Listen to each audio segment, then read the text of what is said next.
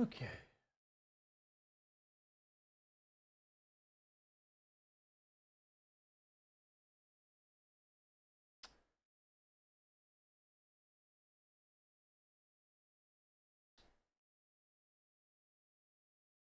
Turn my volume up. Actually, wait, no, I'm reviewing replays, so I do not need to do that.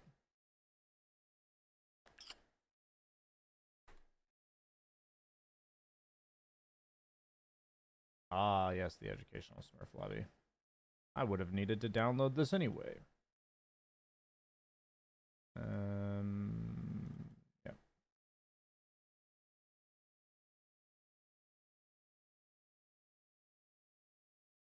Oh yeah, the practice lobbies that got canceled. Okay. I have my is my sound working? It is. Okay.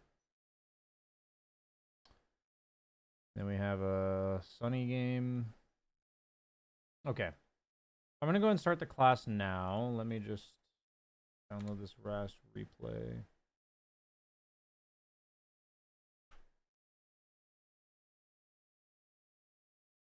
I'm gonna start the recording for the class. Okay. Welcome everybody for the class. I wanted to start today's class. This is also a bit of an experiment, but I am hard cutting it off at like 35 minutes. So meaning at 18 minutes from now, it will be hard cut off, and we will be starting the replays if we haven't already.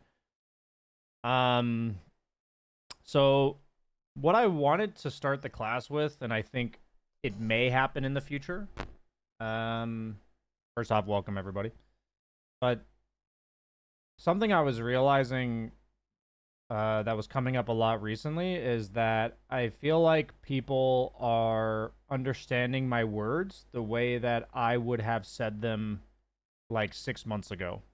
And there's nothing like wrong with that, but what I'm realizing is that if I'm making rapid changes in my perspective and my mindset, and I don't give you guys what I believe to be like the root of how I see things, it's not that I need you guys to see things that way too, but I think if you don't have this context, you won't be able to fully understand what I'm saying. So I wanted to spend about 10 minutes today discussing my view on competitiveness. So I think a lot of you guys, like, we'll just kind of jump right into it. I think if I were to ask you guys, do you think I'm a competitive person? I'm curious, what is the answer from you guys, out of curiosity? Scale of 1 to 10. 10 being, like, the most competitive person ever. 1 being, like, couldn't care less. Where would you guys rate me on the competitive scale? 6.5? 9? 8? 8? You've gone down to a 7, so you've, like, noticed a decline in my competitiveness. Okay. 6.9 coming from Twitch chat. Very nice. I feel you're less now than maybe you were in the past. 6 or 7. Okay. I'm curious, when you guys... I do want to ask this before I get into it. When I ask you guys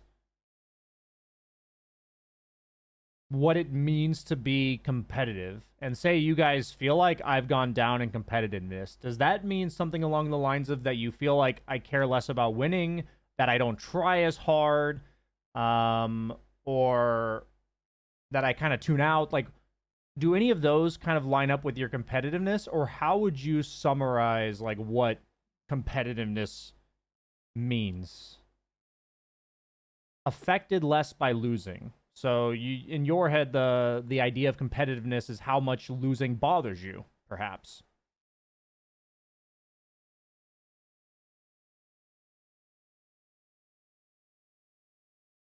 Mostly, yes. So first off, I'd just like to point out that I think the whole idea of competitiveness is a very interesting conversation. And that's partially why I wanted to bring it up today. That is one aspect. The other is that you're no longer a part of a pro team. So yeah, it could be that my aspirations are lower in regards to like my goals with like how high MMR I want to be, because I'm not trying to be pro. The drive to improve at something you do to have the outcome of winning. Interesting. That's a very interesting definition of competitiveness. I think nowadays you are more focused on content creation, casting, and stuff. I feel that you still give 100% and give your best, but you don't take losing as hard and rather getting upset from the loss you learn from it. You're more focused on the longer term and the bigger picture in every coaching and probably matches as well. Okay, I'm getting a lot of cool insights from you guys. So, I'm going to spend the next 14 minutes, maybe less, summarizing my view on competitiveness, okay? Kind of going off of what you guys have said. So, I think what's necessary is for people to understand where I come from. Meaning like a glimpse of my life story here. So, I was raised in a family where my dad hammered into me like win, win, win. Like no matter what you do, you have to win. And it's like I was raised in a society, a wealthier part of the country of America, like of Arizona, or the state of Arizona. Sorry, I was born in a wealthier area, and a lot of it was about status and who could rise to the top. And there was a lot of how can I like big dick this person? Like how can I have more status, more recognition, more clout, more like how can I be more impressive than other people? I was raised in an environment that really hammered that home. And so my foundation for competitiveness stems from a consistent societal pressure to compare myself to other people. And the part of this that I feel really weird saying on stream, and it probably sounds really egotistical, but I'm just going to say it for my perspective. Is when I was all the way up until high school, I was the best at a lot of the things that I was doing. Not everything, but I was consistently the best in my math class. I was varsity football, varsity basketball, won state in track. I was a very successful person at what I was doing, and it was driven by competitiveness. And I had this drive to be better than everyone else around me. And that was like my toxic ego, male ego driving me, and that was what motivated me. And I'm just trying to be clear that was what I think allowed me to push through the hard days, because I also had incredible work ethic. Like I was the guy that would do 2-a-days while getting straight A's, That was me. So I'm trying to say this because my view of competitiveness that was handed to me, like I didn't consciously choose this view, was I engage in a competition. I play a basketball game to prove that I'm better than you. I play a Dota game against you to prove who's better. Like that's the entire idea. That was my my internal thoughts going into these games. And when you asked the question, would you say that you did not engage in activities where you had no chance to be on top? That is precisely the case. That is exactly what happened. Is that my comparison was so prevalent to other people that I had great difficulty trying anything that I was not very good at, or that I did not have. Yeah, I had no idea how to fail. That is a great way to sum it up. I had no idea how to fail. I was never taught nor come to terms with being able to fail. So what happened to me was I went to college, and I went to a pretty good engineering school, and it turns out that I'm not the smartest person in my class anymore. To be quite frank, I was still in the top like 10-15%, but there were clear people who were more successful in class than I was. And I was also on the college track team. And even though I was still a solid track runner, I was not the best track runner. And so for me, this led to severe depression. I was incredibly depressed for about 2 years because I could not cope with being a failure. Because in my eyes, not being the best was being a failure, and I was no longer the best, thus I'm a failure. So that's the history that I have with competitiveness. And even though I managed to like climb out of that depression after about 2 years, I've still carried that sort of drive with me all the way through Dota up until the last few years. Like that was my driving force in Dota, and that's how I saw things. I saw every pub as a way for me to compare myself to other people in my games, and I'm either better than you or you're better than me. And the reason that I'm partially bringing this up is because yesterday even the idea of how I talked about gaining MMR in our class, it was mentioned that in order to gain MMR, you have to be better than everybody else in your lobby. And it was so funny to me because I thought that just struck me so wrong. Like, I was like, that is just, whoa, what a strong way to view, like, what a polarizing way to view gaining MMR. Like, I thought that was, in my head, that struck me, but then I realized, I'm like, 5 years ago, I would have probably said the exact same thing. So then it was like, whoa. But now I'm realizing that there's probably a pretty huge discrepancy in the way that my community thinks I view competitiveness and how I used to view competitiveness compared to what I view it as now.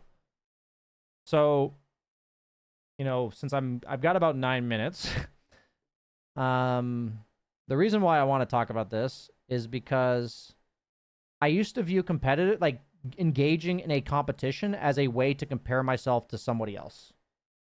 When I now view competition as a way to challenge myself in order to improve. Like, if I want to get better at any sport, any activity, any game, any competition, it benefits me to play against people of approximately equal skill because they will challenge me. I will have to overcome some challenge in order to win the game.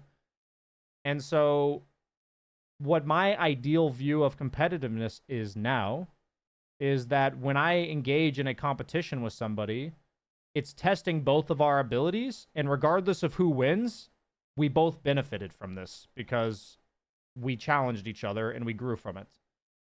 And in the past, if I lost to you, I would literally have like a massive ego attack, and I'd be like, wow, this person's better than me, I'm a failure, something along those lines.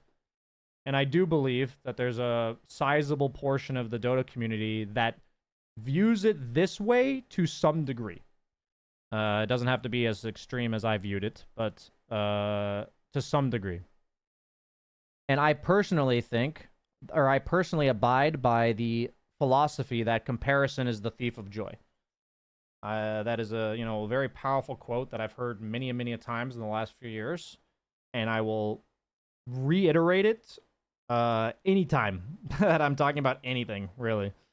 So even hearing be better than your counterpart on the enemy team, I think personally that's not a helpful way to view it either.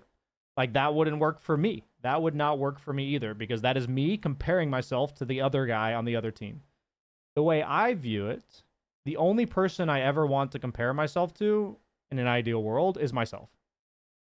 And if I go into every game thinking I will do one thing more than I normally do, then I will gain MMR over time. I simply will. Maybe I won't win this individual game, but if I'm slightly better than I was the previous game, or I added a skill, even a small one, then I will gain MMR over time. The way I kind of look at it in the gym as like an analogy is that if I was previously able to only do 9 reps, at the moment that I know I would normally stop, if I go one more rep, if I were to do that all the time, where normally where I would stop, I do one more rep, I will improve gradually. So say last week I was only doing 9. If for this week I had it in me to improve, if I did 10 for the next month, eventually 10 would become the new norm.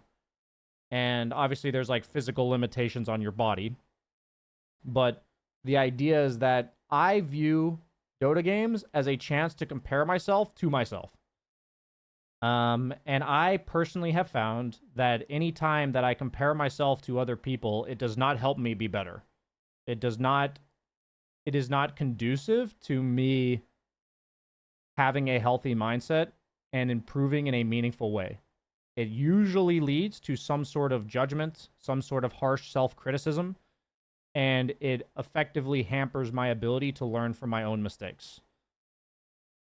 That is the takeaway that I've had over the last 6 months or so. And my experience thus far is that I'm way happier on average. I'm way more at peace when I lose. I sometimes feel like I'm actually having to convince my chat that I enjoyed the game that I lost. Like, if you guys were there for that Luna game where I beamed the Earthshaker and it like went onto the anti-mage with the level 30 talent and stunned me, and I lost that game. And I was like, wow, that was a crazy fun game. And all my viewers were like, dude, you fucking lost and you threw the game. Like, what do you mean it was fun? For me, that was like, it's funny. I find myself in these situations where if it was a hard fought game, that means it was really fun. Like, that's how I, really gauge the degree of fun for me, is just how stimulating was that game, how challenging was that game. And I know I can't control that per se. But I think a lot of people, myself included in the past, would gauge their enjoyment of the game on whether or not they win. And I've found that's rooted in almost, at least in my experience, it's rooted in ego, and it's rooted in comparing myself to others, and rooted in the idea that there's a winner and a loser. If I view it as competition is an opportunity to improve, everybody can win at the same time, which I think is, for me, it's a very powerful idea. It's very powerful that there doesn't have to be a winner and a loser, but we can still care a lot about winning. Because, like, I still care a lot about winning, meaning, like, I want to win. But, like, and I will work towards winning, and I will try my best to win. But that's not the deciding factor for whether or not it was worth my time, or that I enjoyed the game, or whatever. It's more like, if I lose, that's just a point of feedback of what I could have done differently next time. But I can also receive points of feedback when I win. Like, I don't have to only learn when I lose, of course. So I wanted to share this with you guys because in my classes and people that I coach, I do see a lot of comparison and judgment of people of ourselves. And I also think it's directly proportional that however much you judge yourself, you will judge others. So in my experience, as I've lowered my judgment of myself, it also shows in how I judge others, and also vice versa. Like, it's a two-way street. If I work on judging other people less, I also judge myself less. And I've learned if I judge myself less, then I learn better. Then I learn faster. So I'm going to bring it up sometimes. I don't want to have like a derailed conversation and like turn your guys' replays into a lesson that I'm forcing upon you. But I am going to draw to your attention when I feel like you're comparing yourself, and hopefully maybe that can help you guys at least maybe gain some awareness if you are doing it, of when you are comparing yourself in a way that's not helping you.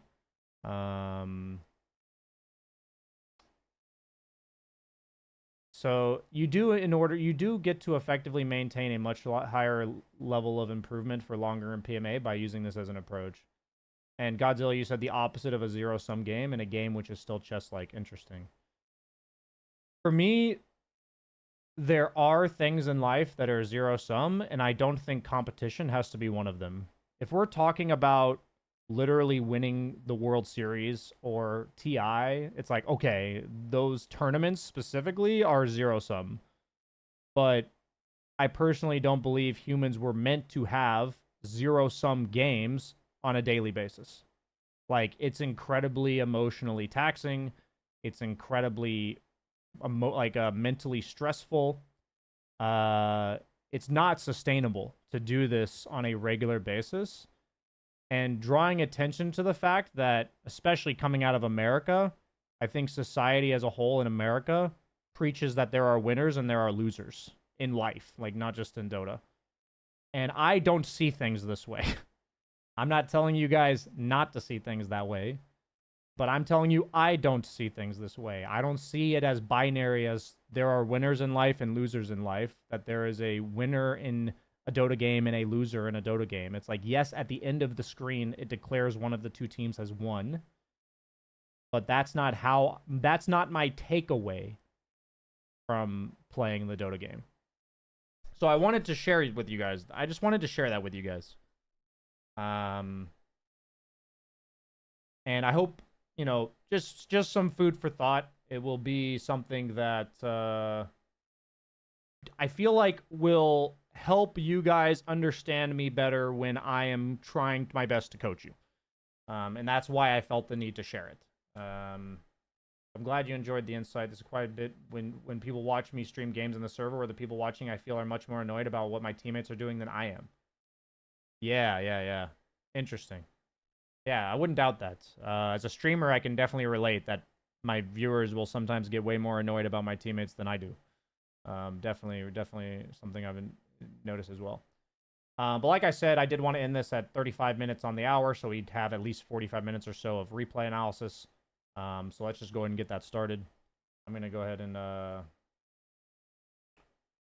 show the Twitch chat class.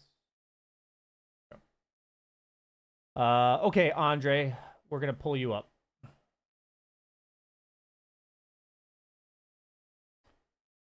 Hey, can you hear me well?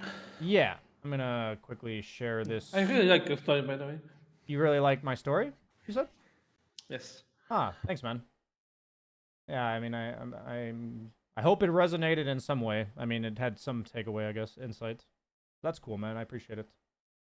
So I pulled up your hero grid that you're asking about. So I'm just reading your notes. You wanted to talk a bit about hero grid, hero matchups, what my hero pool is lacking. I'm mainly focused on carry, but wouldn't mind talking about other ways too. Offlane's my least popular role. Dota plus levels accurate for how much I play. Carry and mid lists are structured as heroes I'm trying to learn, heroes I can play, rest of the pool. Support list is the opposite, with the 3 heroes I play well at the start and the rest in whatever order. Offlane list is whatever, I don't play that. Topics I'd like to discuss. Am I missing some important heroes? Am I missing some important playstyle? Am I underrating or overrating some heroes? Should they be low or higher on the list? Are there any hero playstyles that counter most of my heroes that I should be careful about? I can definitely consider this, yeah. Okay. So I'm gonna pull up your grid now. Would you like to ask me any of those questions in whatever order you'd like to start? Where would you like to start? We can go in the order that I wrote them. Okay, cool. I am hearing myself. Oh, let me fix that. I can mute this. Yeah, this is good now. I'm good now. Okay, yeah, you guys will have to, I think, mute the... I'll have to restart it otherwise. You guys can mute it here. Sorry, I'm a little bit confusing. Oh, if everyone has to mute, then maybe you mute it. I'd have to restart it, and I'm just trying to... sorry, guys. Just this once. Work with me. Sorry about that. Okay. So, the question is, so let's start here. Am I missing some important heroes? So, I guess I want to talk first and foremost about, like, the way you see your hero grid. So when you say heroes you're trying to learn, when you, like, if I look at your grid, does that mean, like, you're trying to learn these 2 first? Yes. And you're trying to, like, learn these 2 first? Yes. 3, but, like, percentage-wise, what percentage of your games are carry? Approximately. Like 60, 70? It has 60, 70? Okay. Yeah. So, like, for the sake of this, let's focus on your carry hero pool, and the way that you're approaching it. So, like, how often do you pick these heroes that you're trying to learn? Like, what's the approach to learning them? I would pick Fusion with, like, I mean, he's 50% of the time banned, but, like, I would pick him with range support, with melee support, with, like, Undying, I don't know, Pudge. Okay, and so if you have a range support, do you pick Troll, or do you then decide who you're going to pick from there? I think I focus more on Fusion this patch, but Troll is also there. I wouldn't force pick Troll if I have a range. But you'll first pick Furion, Yes. even if you haven't not seen your first pick support yet. Fusion, but I would second phase Fusion if I have a. But you wouldn't second phase Troll. Immediate support. Probably not. Okay. So my first and foremost thought is that when I'm looking at my hero grid, like when I'm organizing my hero grid, if I'm learning a new hero, I have to be willing to pick it as early as humanly possible. And there are heroes like Troll that I don't think are first roundable, but I think that if I am learning a hero and I do intend to learn it, I can't possibly wait to last pick it. Like, there's just too low of percentage of games where I want to last pick it, and it's also good for the game. And I find myself in a feedback loop of not playing the hero enough and not actually learning it. Does that kind of make sense how that happens? Yeah, that kind of resonates with Troll. Yeah. What I found this patron Troll. Anti-Mage is my hero that I did that to for like most of my Dota career. I feel like in the last 2 years or so I've gotten better, but for most of my Dota career, I would have Anti-Mage as like, I'm willing to pick him this patch, but it has to be last in a good Anti-Mage game. And so I'd play him like once every 2 months, and I wouldn't ever get better at him. And it's effectively a waste of time if I'm not actually getting better at a hero that I'm not that great at, right? Even if I win the game. Would you agree? Yeah, makes sense. Yes. Yeah. So when I'm looking at my carry hero grid, what I'm trying to do in every I single also don't think Troll is a hard hero in general. I mean, I think every carry requires a lot of nuance to their timings and how to play them. I personally think that, regardless of mechanical simplicity or not. Would you agree or no? Yes. But Okay. yes and no. Like for example, I would say like Troll and Abaddon are like easier heroes than Anti-Mage to play in like a random game. Yeah, so it's interesting, right? You say that, right? Let me just show you guys something. I'm gonna share my Dota here. You can share without sound now. Yeah, I'll share the other one without sound when I do it, right? So we say that, right? And like Anti-Mage historically not been a very good hero for me.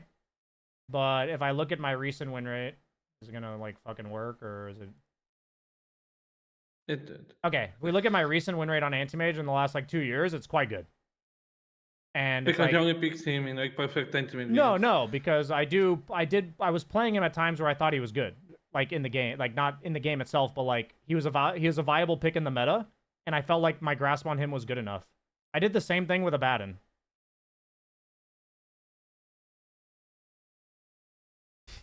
Like Okay.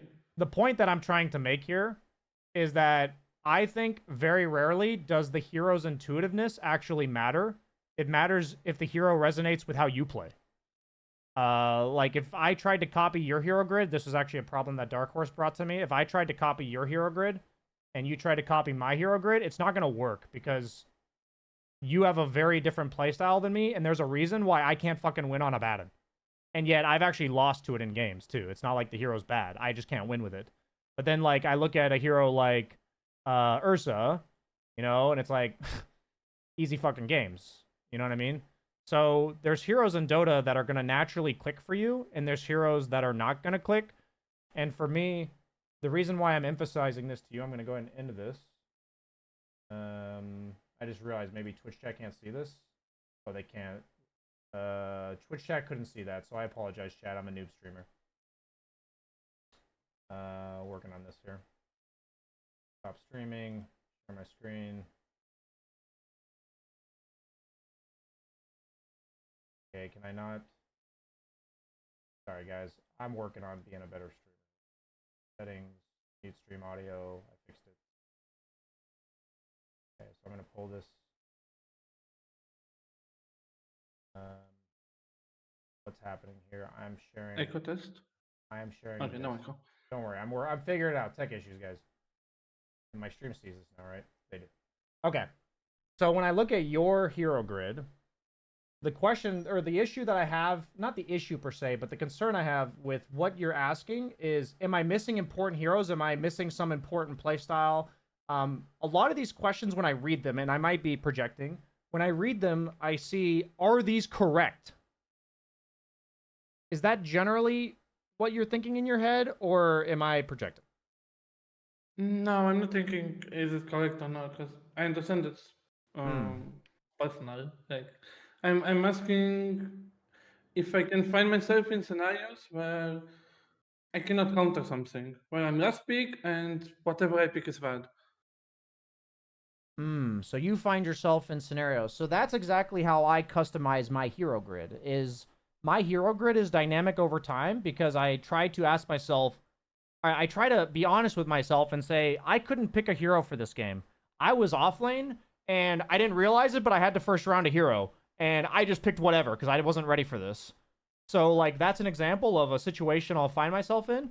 So every patch, I'm like, I've learned that I have to have a hero in the off lane that I'm willing to first round.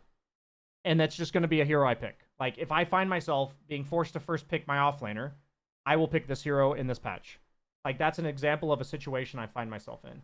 And then another example is, okay, I found myself in a situation where I'm overall last pick as carry, and I don't know what to pick. And then in that case, I'll have, like, a fallback hero. Like, this is my fallback hero that isn't very popular in this meta, or that I just really like playing. And maybe I need a second one because there's games where that hero gets banned. Like, we can get more and more specific about scenarios, but the entire point for me of a hero grid is it's effectively giving me notes of every situation that I could possibly encounter in games. And the only time I adjust my hero grid is when I feel like there's a situation I did not account for. And that happens still. Like, you can't really control that. It's going to happen. It's actually like... Okay, I agree. Yeah? But, I don't know how can I adjust to this. Like, how can I adjust to like scenarios where I don't know what to pick? Well, the way that I can help you with this is that you show me a game that you said that. Makes sense. That's how I would help you, because what I can do is, rather than but the problem is, if you guys bring me that type of stuff, I don't want it to be the focus on here's the answer to your question. The focus would be on, this is how I would logic through this scenario. And then hopefully I can help you guys self-regulate your hero grids. Does that make sense? Or no? Yes, it does. It does. Okay. So I do feel like what's happened from my meta updates, as well as just like hero guides and stuff like this, and me having a hero grid, is not. It's not like everybody's doing this egregiously, but there's some degree of reliance on what I'm showing you guys. Like, for example, a lot of my people who watch my content regularly, you guys have, like, look at this. You have literally the exact same 4 heroes in your grid. Like, you can't actually see my grid, but Troll, Jug, Ursa, and PL are all in my first 4, right? And for me, I have those in that exact order for a very specific reason. Because I have Jug next to Ursa and Troll intentionally, like right next to both of them, because I think Jug's a really strong hero, but he's bad against these two. So if I'm considering picking Jug, I need to see if those heroes are available. So I don't want to pick them in that case. And then PL's the next hero on there because he's really good against Ursa and Troll. Like, that's why he's the next hero on my grid. Oh, that makes a lot of sense. So that is... it's coincidental that it's that I have the same. I didn't copy you. I just have Troll there because it's something that I learned, and then I think Ursa my best hero this patch, and I also think Jug is good. Yeah, that I makes didn't sense. put them together for... Yeah, so it was a bit of coincidence the same there. reason that you did. Okay, Yeah. Gotcha. Yeah. So... And then also PL is like one of my most played heroes, so it's there. Okay. So, I guess... It's complete coincidence. So when I think about, like, crucial heroes in your games, like, if I'm looking at your questions, like, am I missing important heroes? Am I missing some important playstyle? For me, for instance, like, there's playstyles of heroes like Drow, for instance, that I just think suck right now. Like, they're just bad heroes. So... I know, I can't pick Drow at all. So my point is, I want to pick Drow. I'm not necessarily concerned myself of, like, a playstyle in my hero grid that's missing. Like, I'm not nearly as much concerned about that. It's more like, for me, I'm like, what is the meta of carry right now?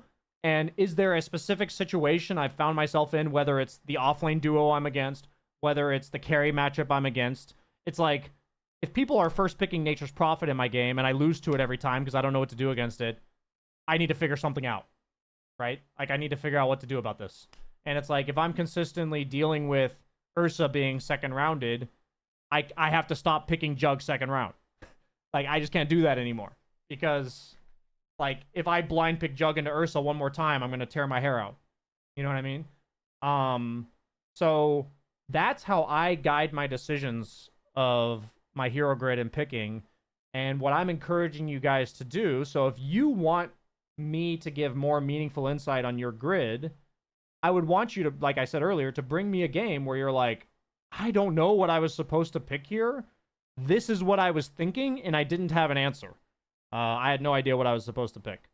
And I can talk to you about, I would ask you questions that I think you should ask yourself to help yourself in that exact in like any scenario that's similar to that one. That's like the long-term improvement that I would want to help you with in your hero grid. Does that Are you kind of following me there? Yeah, that's something I can do Okay, in the future. great. So, like in general, I think your hero grid is like relatively accurate to the meta. Like I don't think there's anything egregiously wrong there. Um, when it comes to like what hero should I look forward to learning, it's like I always recommend meta. I think you know that, and I do think like Ursa or Troll and Furion are good examples to learn right now.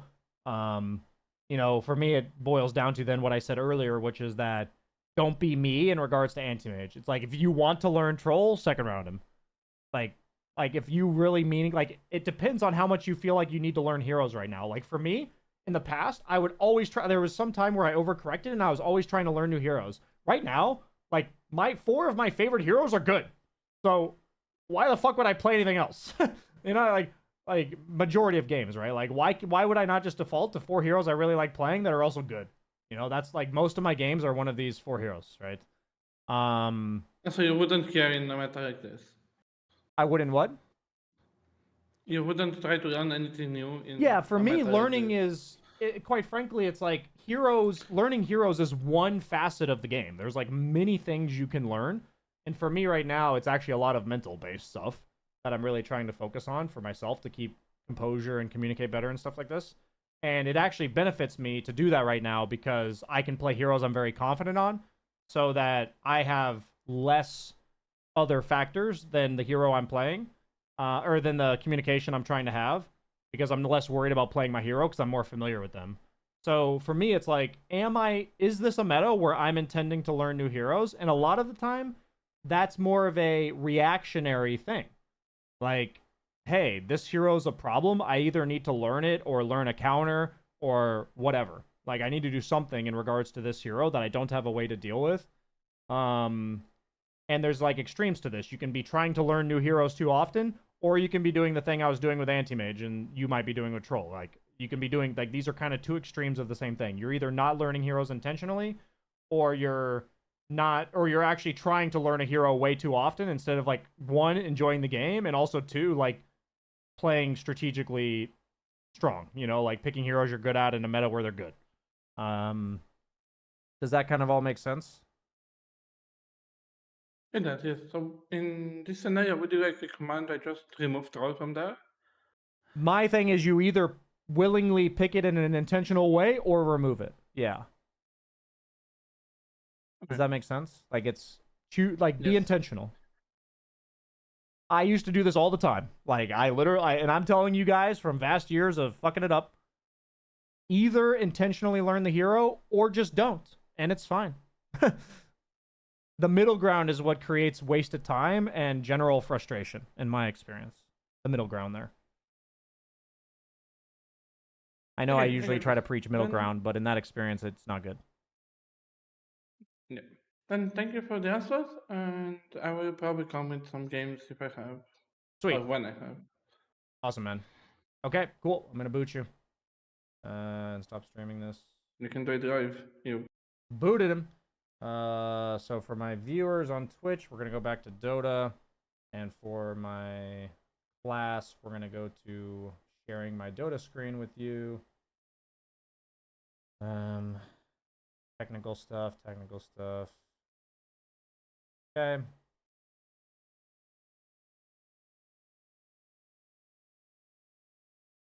Yeah, it's kind of interesting, right? The middle ground is kind of where ego lies. I agree with this sentiment. The middle ground is prioritizing short-term winning and not long-term benefits. Let's go ahead and invite. Oh, Green Man left. I don't see him in here. So never mind, we'll skip to the next one.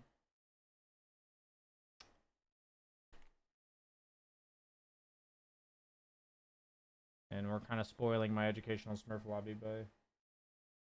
It's funny how Anti-Mage is a popular example for this. Yeah, he is. There's definitely merit, like there's definitely a reason for this, What exactly that is a mystery. Or at least, it could be delved into, but not right now. That's pretty funny, Andre. Okay. What's up, Sonny? You're playing Troll Warlord here. You're party queuing with an old friend. You're interested in skimming through laning phase to see how well we focused on pole camp as you suggested. Oh, yes, I remember this. If we have time, I'd like to touch on how the mid or late parts of the game progressed. My team was owning and opening up a lot of space, but the random teammates were being very toxic, flaming that I wasn't forcing more at high ground. Can we look at how I use the Aegis? Sure, man. Any other thoughts? Quick question: do you like the facet choice? Against Legion Axe, I like that facet choice, yeah. That's what I've been doing since you opened my mind to that. Yeah, I would Otherwise, do I so. go the red facet. There's Yeah, I think Taunt Heroes, it's very good. Taunt Blade Mail Heroes, which there's two of them. Yeah.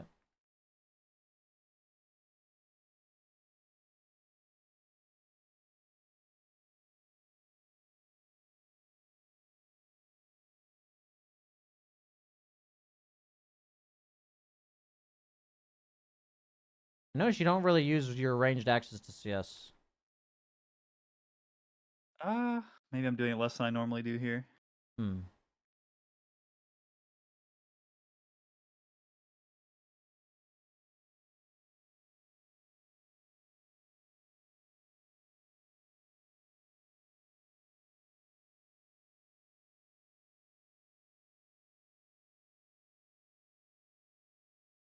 So your friend was what, pulling during that time? I think so. Yeah, okay, he was pulling and then you get initiated onto. I didn't expect them to just hard commit through the creeps there, but they did. Yeah, they're melee guys. I think these are like And Legion Legion, yeah. benefits from having creeps and Ogre's like super tanky. But I think your teammate is wait, what was his pull? Did he like half pull or what happened here? Oh, he like missed it because okay, I see. He got like distracted. Yeah, he got distracted because I was getting going on. Yeah. I guess. It's really important that you know your role in it is to preserve your life when he's going for pulls, and that his role is to get the pull off. And it's okay if you guys mess up, but the other person needs to not like overcorrect the other person messing up, if that makes sense. Yeah.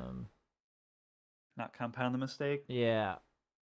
Just encourage you both to not have the party queue buddy syndrome shit, and more so focus more on like what your role in this is, because in knowing you two aren't gonna like flame each other for like you're not gonna say to him, why didn't you help me, or something like this, you know. Mm-hmm.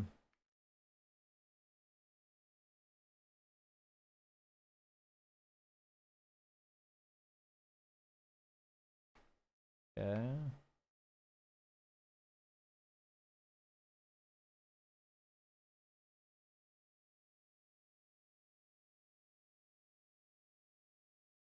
Okay, it's like a all-out brawl. Okay. He actually pulls the. Hmm.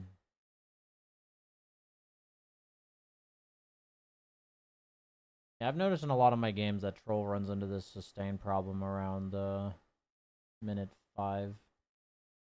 I do think raindrops are like amazing against Legion Commander on any mana using carry, so I would probably have bought those more earlier. Mm-hmm.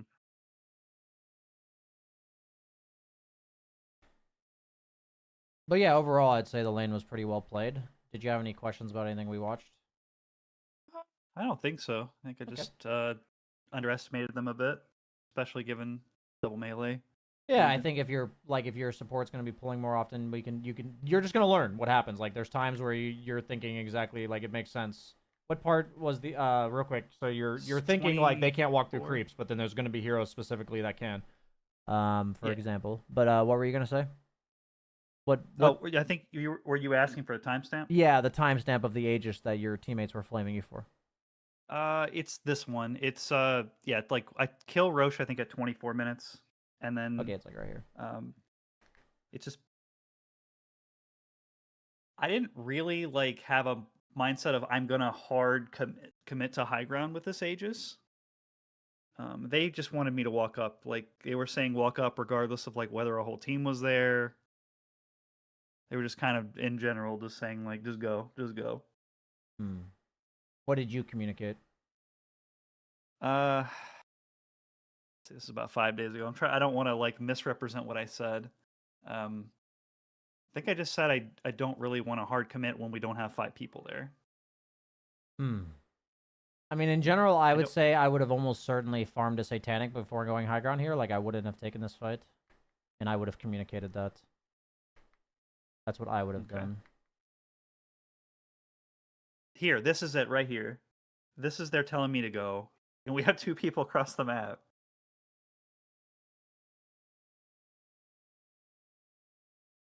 Yeah, I don't see And, any like, reason for you to do this. tentatively, like, I kind of like want to use the Aegis, but then I don't know. It's so forced. We end up killing them, but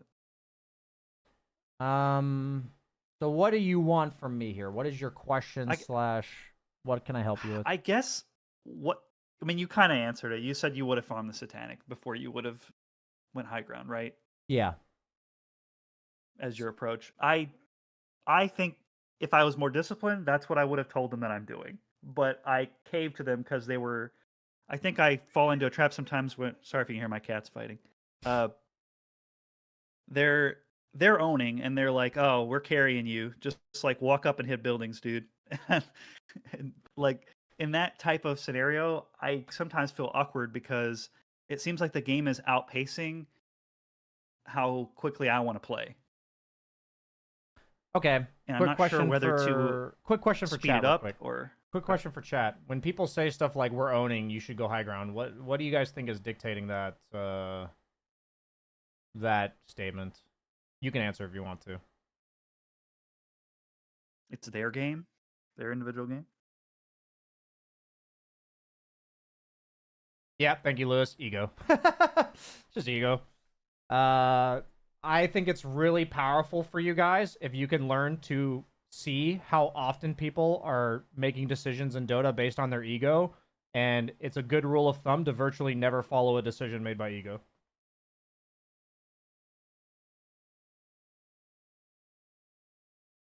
That is my assessment of this. My experience is very rarely do my teammates know my hero better than I do. Very rarely. Because even I if agree with that. I'm 3K and they're 3K, the odds of them knowing Troll Warlord specifically better than I do when they're not playing my role, they haven't played the game in my shoes for the last 25 minutes. It happens sometimes, don't get me wrong. And it is important to have some humility in regards to like not thinking I'm always right and they're always wrong or whatever. But in my experience, anybody who tries to tell me how to play my hero, my question I have to ask myself is, does this match up with my plan? And most of the time, our plan is like a vibe. It's not always specific, like, get this item, go do this. It's more like, I feel like I'm strong enough to fight. I feel like I'm strong enough to go high ground. I feel like I'm willing to go with my team. You know what I'm saying? It's not necessarily like a straight, do this. It's like, I feel like I have this capability. Do you know what I mean? Yes. So if somebody tells me what to do, there are times where I would not have thought to do that, but it matches what my vibe of the game was. That happens to me. I'm sure maybe you guys can relate to that. That happens sometimes. And you're like, okay, sure, let's go. You know?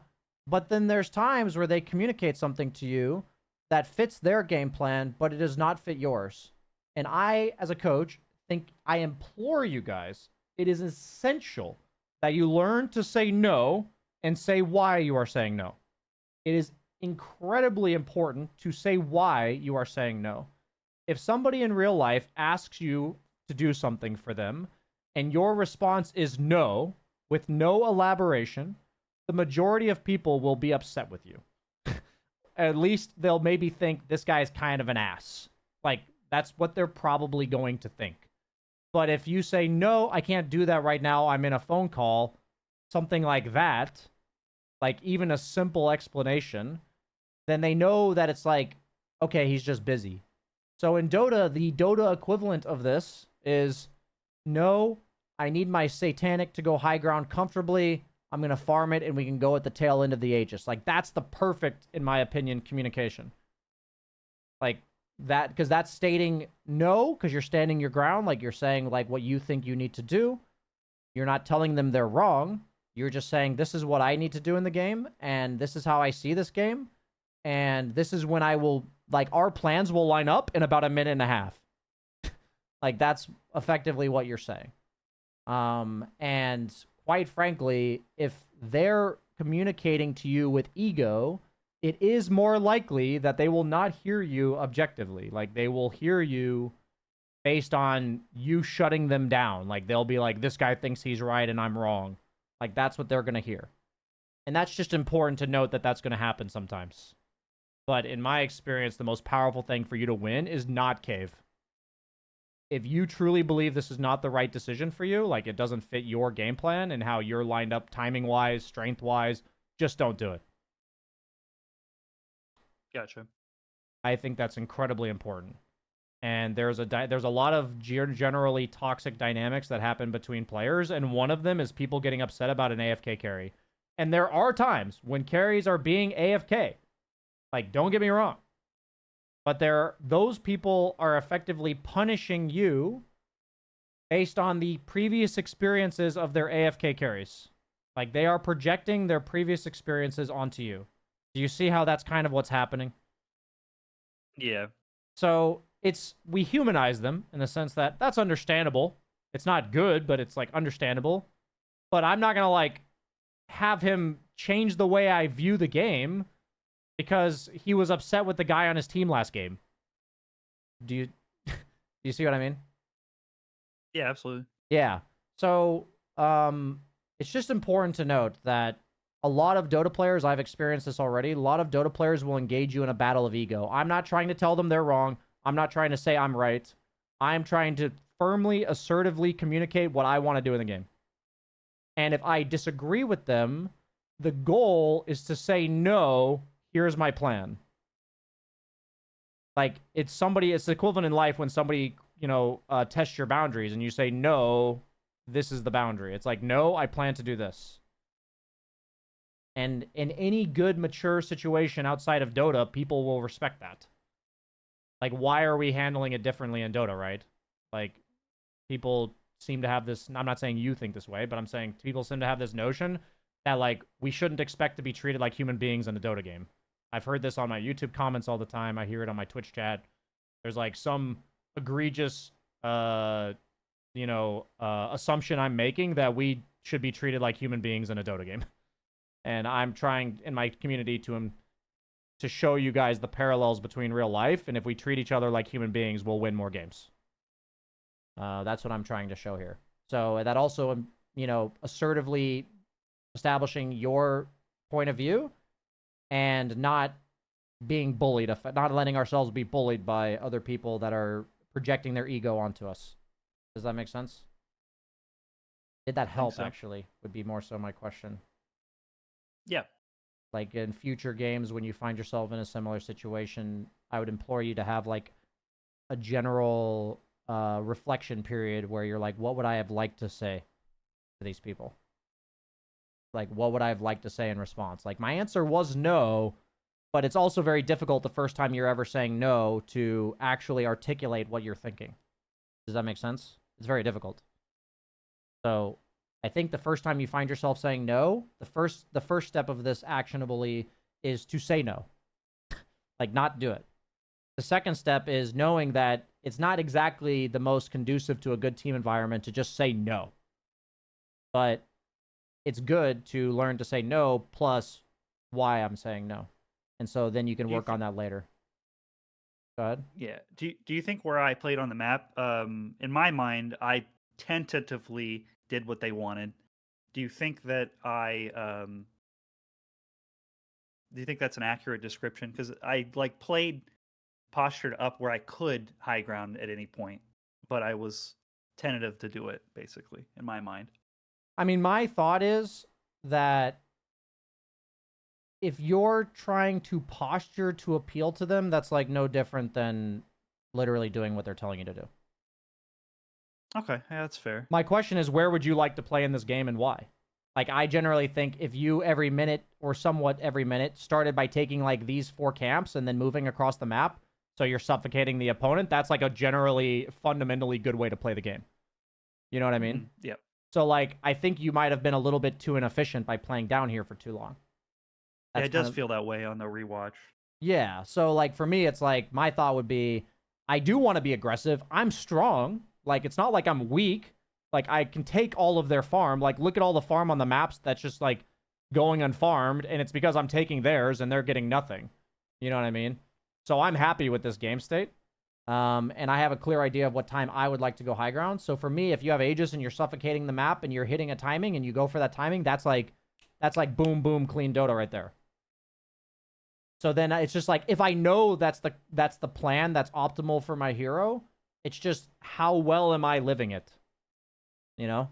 Mm-hmm. And the part that comes with your teammates is communicating that plan so that you can be as good of a teammate as possible, where you're not just saying no to them, but you're also helping them understand your plan. It's very difficult. I'm not trying to make it sound like it's simple. But it's something that can be slowly worked towards. And I think the first step is, what was your plan? How closely were you following it? Because the last thing we want is for you to know the plan and not do it. That's like the last thing we want, right? Right. That's like a lot of wasted knowledge. For Does sure. that make sense? Yep. Sweet, man. I got you. Awesome. I'm gonna boot you. See you. Okay. We got a Ollie Stair game here.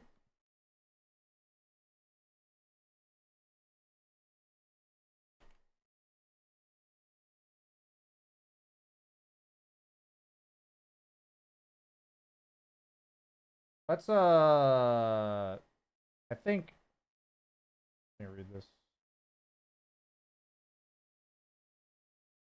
Yori, I've made it abundantly clear that the way that I look at the game is not through right and wrong. So if you come into the class chat saying if they're right, yes, if they're wrong, no, and like somebody's right, somebody's wrong, like you're just directly going against everything I'm trying to preach. And you don't need to agree with me, but you can be aware that that does go against everything I preach, and you cannot talk about it in my chat. That's the boundary I'm gonna draw. I don't need you to agree with me, but you need to respect how I do things.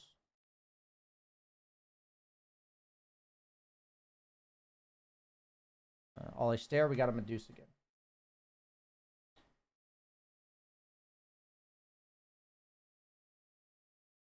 Where's Ollie Stair? There you are.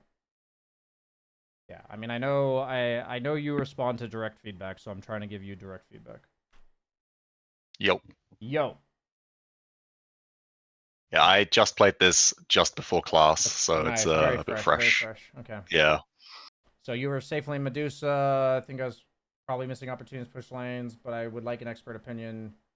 So are we looking like more at the mid game then? Like 15, 20 Yeah, minutes? I want to look at like, I don't often get games that go this long, so I'd like to look at like the late mid game. Oh, late mid game, like late 40? game. Yeah. Okay. Like sort of 40 minutes onwards ish. Yeah.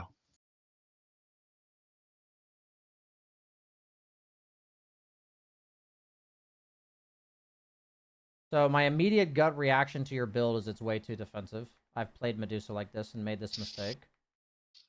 Yep. Like, I think Lincolns and Scotty are almost never going to be in your inventory together. It's just, like, too much not damage. Like, the biggest problem with Dusa as the game goes later is that the lanes get split and you just get ignored. That's, like, the biggest problem that this hero runs into. So, in my experience, there needs to be either a Disperser or a Swift Blink in your build, which it looks like you are, like, realizing this. So then, let's see.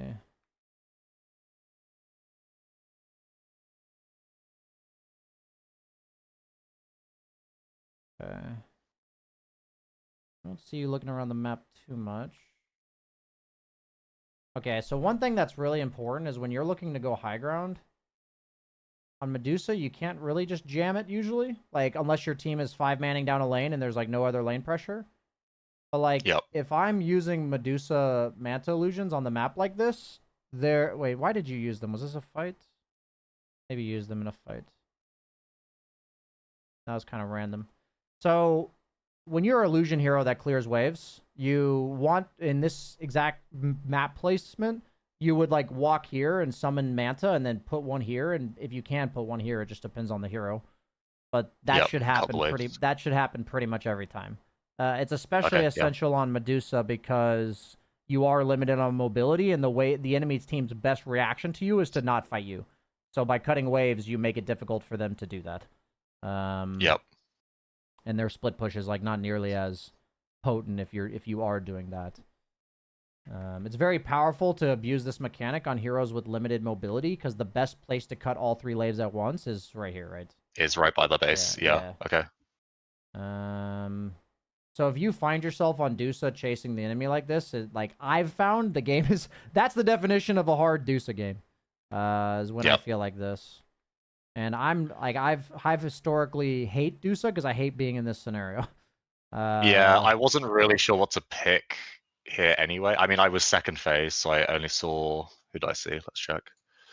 I saw Techies and Mirana. And I had Dark Willow offlane and Alchemist pos 4. So I was looking at like maybe some sort of like lifesteal or something, but the issue was that I needed something that could frontline and also do like either lockdown or damage. Yeah, I guess my thought is that what heroes did you say you saw first? It was So we had the Dark Willow and the Alchemist, and it's Yeah. Dark Willow offlane with Alch 4. I see. And then it's Techies and Mirana. My immediate thought is your hero needs to be an Ags hero that does something in the game somewhat early. Like, I see these 2 heroes, and I'm just like, they're not gonna fucking do anything. Like, in the game, like, they don't initiate, there's no hard lockdown, Alchemist support's just gonna farm creeps. Willow's a hero that is a follow-up, not a setup. Yeah. Right? So, like, what can happen is if we, like, the way I remember Blitz talking about competitive drafting that I think can, to some degree, be applied to pubs, is that when they see a problem in the draft on Team Liquid, they will respond to it as quickly as possible. And that's usually in the form of, like, what did the enemy just pick? What threat does that hero pose? Next hero needs to address that, right? But in pubs, the way I look at it is that what are my first 2 heroes severely lacking? My hero almost always needs to compensate that somehow. Mm-hmm. And if I don't do that, then I might get a, like, Pugna mid last pick. Yep. Do you know what I mean? Like, it's just you're leaving that potential to happen. So this is an example where, you know, we talked about Andre's hero grid earlier. The example here is that we can learn, like, okay, if I'm second picking a carry, I need one of them to be active. Yeah. Like, this is just a problem you might run into. Again, it almost certainly you will run into this problem again. So, like, every meta, you'll want one carry that's going to be active, right? Yeah, I wonder if I could have picked like some sort of Lesh or something here, even. You can consider it. I mean, it's like, you can go non-traditional. The point is, if you have a really good idea of why you picked the hero, it's almost certainly going to be better than anything else you pick. Do you understand? Yeah. Yeah. Even if it's not the perfect pick for, like, the meta or synergy with your draft exactly, if you know what your hero's supposed to do in the game or, like, what void it's supposed to fill, you will have way more impact in the game. 100%. Yeah, I think my idea this game was that, like, we didn't really have wave clear outside of Alchemist pressing Q on the wave with those first 2, and then I was like, I don't really know who else can soak up that map pressure, because interestingly they have quite a lot of wave enough, clear. I probably would pick Monkey in this game. Okay. Because he's a hero that heavily benefits from Ags, and he's, like, pretty strong in lane and sets shit up. Yep. Okay. I think, like, in this exact scenario, that's, like, what I think is the perfect pick. Like, according to what your teammates picked. It's an aggressive hero with Ags. Like, there are other heroes like Slark or Sven. Like, Sven is a stun, but he's not really aggressive with Ags. I think Slark would be a good alternative. Weaker in lane, but more aggressive. Another option, if you feel like the stun is missing, but you don't necessarily, like, maybe you look at the enemy lineup and you're like, it's okay if I pick for the late game. You could go like Faceless Void. Yeah, I didn't really like Faceless here. I'm a big Faceless enjoyer, but I wasn't completely happy with it. Yeah, I'm just mentioning options of, like, you know, given, like, there's we've narrowed it down where there's going to be games you want to pick an active hero, and you can like vary it up or act you need a hero with catch 100%. Like you do need that, but it like do we need it to be an active hero? Can it be a late game version of this? Can it be, what is it? And so like maybe you pick DK. Like DK is a decent carry for this, pretty strong laner, has a stun, sets himself up. You know what I mean? Like these I'm just giving examples. Benefits from the Ags. Pretty good Ags builder. So that for me, all these situations we're talking about when we talk about hero picks, it's infinitely less likely you'll end up in this 50-minute shit show if we're more intentional about our pick. It's not that it'll never happen, but it's much less likely. Yeah, that makes sense. Cool. Any final questions about this or anything else you wanted to say? The other thing I wanted to talk about was, so I know we touched on items and you said that like no Lincolns and Skadi together, but because I got given the first Ags of the game, when I didn't really want it, I basically ended up rushing into Skadi and then realizing that I probably wanted Lincolns. Should I have just ignored the fact that I got given the Ags? Yeah, I mean, for me, I would have almost considered, based on the heroes you're against, strongly considering going like the Mjolnir build because you're getting fed an Ags. Like that's even worth considering. I probably would have gone like Mjolnir, Skadi, Kaya Sanj into like Disperser or MKB, something like that. I think Butterfly in this game, unless you're building it after Manta, I don't think Butterfly on Deuce is very good. Yeah, I agree. It's like a huge timing. Otherwise, like you'd rather just have other items late game, I think. Yeah, I think I got it like 6th item and then realized that I didn't really want Butterfly, in my experience with Dusa, it's like Manta butter or like no butter. Yep. That's my experience with her. But I also hate this hero, so. Yeah, I don't tend to enjoy playing it that much. Dark Horse is a sick fuck. He loves playing this hero. But yeah. I didn't even see I honestly didn't even see the chat. I just literally said that without looking at the chat, and he had said I love this hero in the chat. Did you ever go blink on Dusa? Yeah, you can go blink on Dusa. It's not necessarily to initiate. It's more like to counter initiate quicker or to follow up one of your teammates. That's more common. Yeah, like I think my final item build is like Disperser, Swift Blink, Lincoln, Skadi, and then 2 Divines. Like, yeah. So I was like, I need to blink in and be tanky and do damage, and no one else is doing. Yeah, when you end up with these like laundry list of problems as a carry, a lot of times it comes down to you picked a not so great hero with your lineup, to be honest. Yeah. Because we want our hero to naturally plug up some of the holes in the boat. Then we don't end up with 4 holes in the boat that we can't solve with items. Does that make sense? Yeah, 100%. Yeah. Okay, cool. Are we good then? Yeah, we're good. Thank you. Sweet. Booted. Okay. Let's go play or no play. We'll do play or no play and then Yori and we'll be done.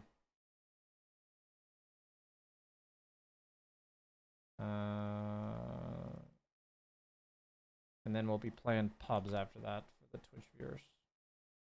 I farmed okay. Laning was clowny. Could definitely hold wave close to tower, but despite the same, I farmed well and landed. I couldn't pick. I was the most farmed hero in the game till the end. What could I have done to win this game? I'll emphasize this time and time again, guys. I think the question of what you can do to win a game is incredibly detrimental of a question. Because there are simply sometimes games that you could not win.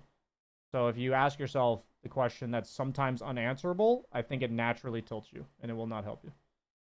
I would always replace that with, what could I have done better this game? I think it's really important that you do that.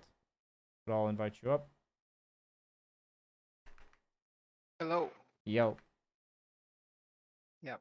So you want me to look mainly at the laning stage and like late game, or what would you like me to look at? Sure. We can look at laning stage. No.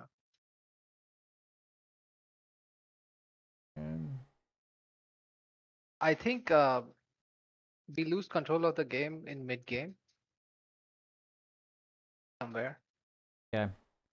So generally speaking, to help you get the most out of this replay, I don't like telling people too much at once. I think this is a huge point that you need to take away from this game, and so I'll skip to later in the game after I get this through, because it'll guide your laning phase, and I My goal would be to never see it again, but obviously that's not how it works, right? It's like, but I'm saying like you can have this be the sole focus. So I talk to people about a lot of these versions of like breathing in the Dota game. These are just things that you naturally think about, like they just exist in your mind. But we have to train them, unlike breathing, which just naturally happens. So one of these things is having a keen sense of how many creeps in the lane will die in like the next 5 seconds. Like, just generally speaking, if I ask myself this question and I know the answer to it at every given moment of the game, and I'm thinking this in the lane, it will dictate when I leave the lane to go do other things. Like, pull, be aggressive on enemy heroes, go trade, stuff like this. You know what I mean? Right. So, in this case, an example of a time where creeps die really fast is when I have 2 range creeps. So the last thing I'll ever do is have 2 range creeps on my side and go try to hit somebody. Like, I won't leave this area. Because then I'm going to miss a bunch of creeps. So the idea of asking myself how many creeps are going to die in the next 5 seconds tells me if I were to leave this area, how many creeps am I going to miss in the next 5 seconds? So that will help guide me to knowing when I'm free to leave. Whether it's to go harass, go pull, to trade, to... It's like, they're usually, if it's a good trade, you're willing to miss like 1 or 2 creeps, you know? But then it helps you calculate stuff where right now, in order to hit this guy 3 times, you missed 2 CS, 3 CS. I was scared if he was going to get hooked and all that, you know, if he dies. So, I mean, my question here is, should I play for myself or play for my laning partner as well? What should I prioritize? Dota is a team game where 5 individuals need to play their own hero optimally. Okay, got it. Does that answer your question or no? Yes, got it. Sweet. Makes sense. So the quick caveat to what, or like the quick parallel to what we heard earlier, is when your teammates suggest a play, is it within your hero's capabilities to do it? Yes or no? Then you do it. And the equivalent in this stage is, I totally encourage helping your support if you're not going to miss farm. You know what I mean? Because your goal right now is to farm. And quite frankly, if a support's doing that and expecting your help, that's just a lack of awareness of the state of the game, and that's fine. We're not going to, like, be upset with him for it. We're just not going to help him. Do you know what I mean? Yeah. So it is good for support players watching this that if you understand that your carry player needs to be disciplined based on farm, you can time your aggression based on how the creeps look. That's actually a really important part of supporting. But it's equally important for carry players that we don't get baited. That we stick to what our hero needs to do. In my experience, if I tell them to be careful, if they don't understand why, it's not good. There's a really fine balance of telling people what I can and can't do and telling them what they shouldn't do. It's a very fickle thing, and I generally lean away from telling people what they shouldn't do. That's just a rule of thumb that I follow. In general, if I tell somebody that they shouldn't do something and they don't understand why they're not supposed to do it, it actually makes situations worse.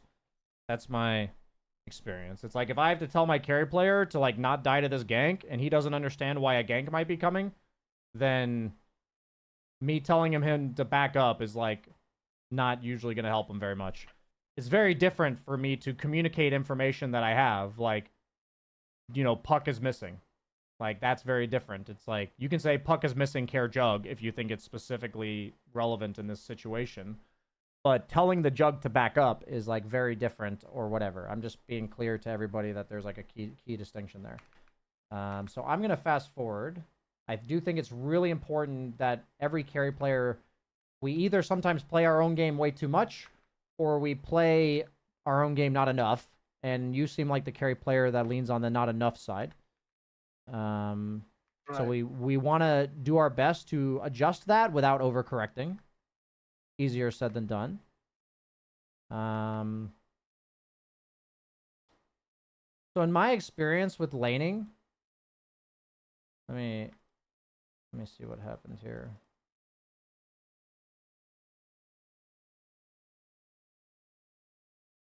So what you can learn from Dota games is when you're farming in the mid game, what happens when me and this guy walk up to creeps? Who kill threats who? He does because he's level 6 and he's got Yes. ult. He's So in melee range. Yeah. the key to mid game farming, guys, is you don't walk up to creep waves that a guy that could threaten the kill on you also can walk up to. You don't have to know exactly where he is, but if he's not proving to be somewhere else, you can't walk up to this creep wave. So the approach here would be to farm the Ancients and let them push it in, and if they're not pushing it in and you still don't see Pudge, you can never walk up here. Does that make sense? Got it.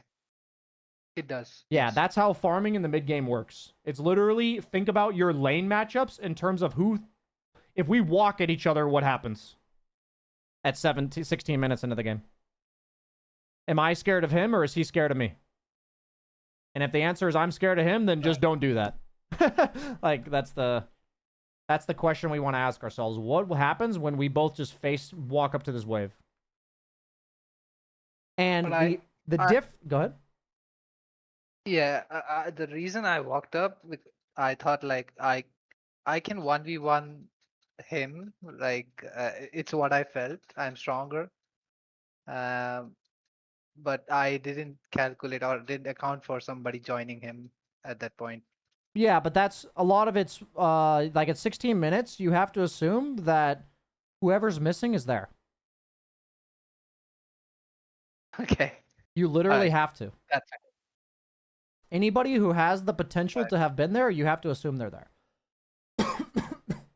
If you don't, Yeah, then you will makes just sense. randomly die in ways that are quote unquote predictable. That's why being like aggressive on the map and forcing TPs is like so important because that means that somebody can't be somewhere because they TP'd to the other lane.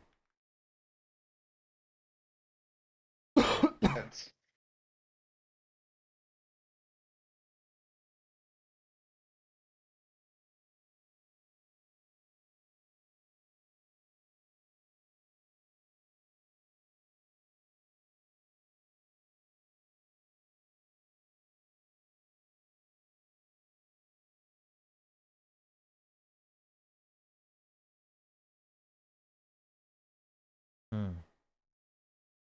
Why blink?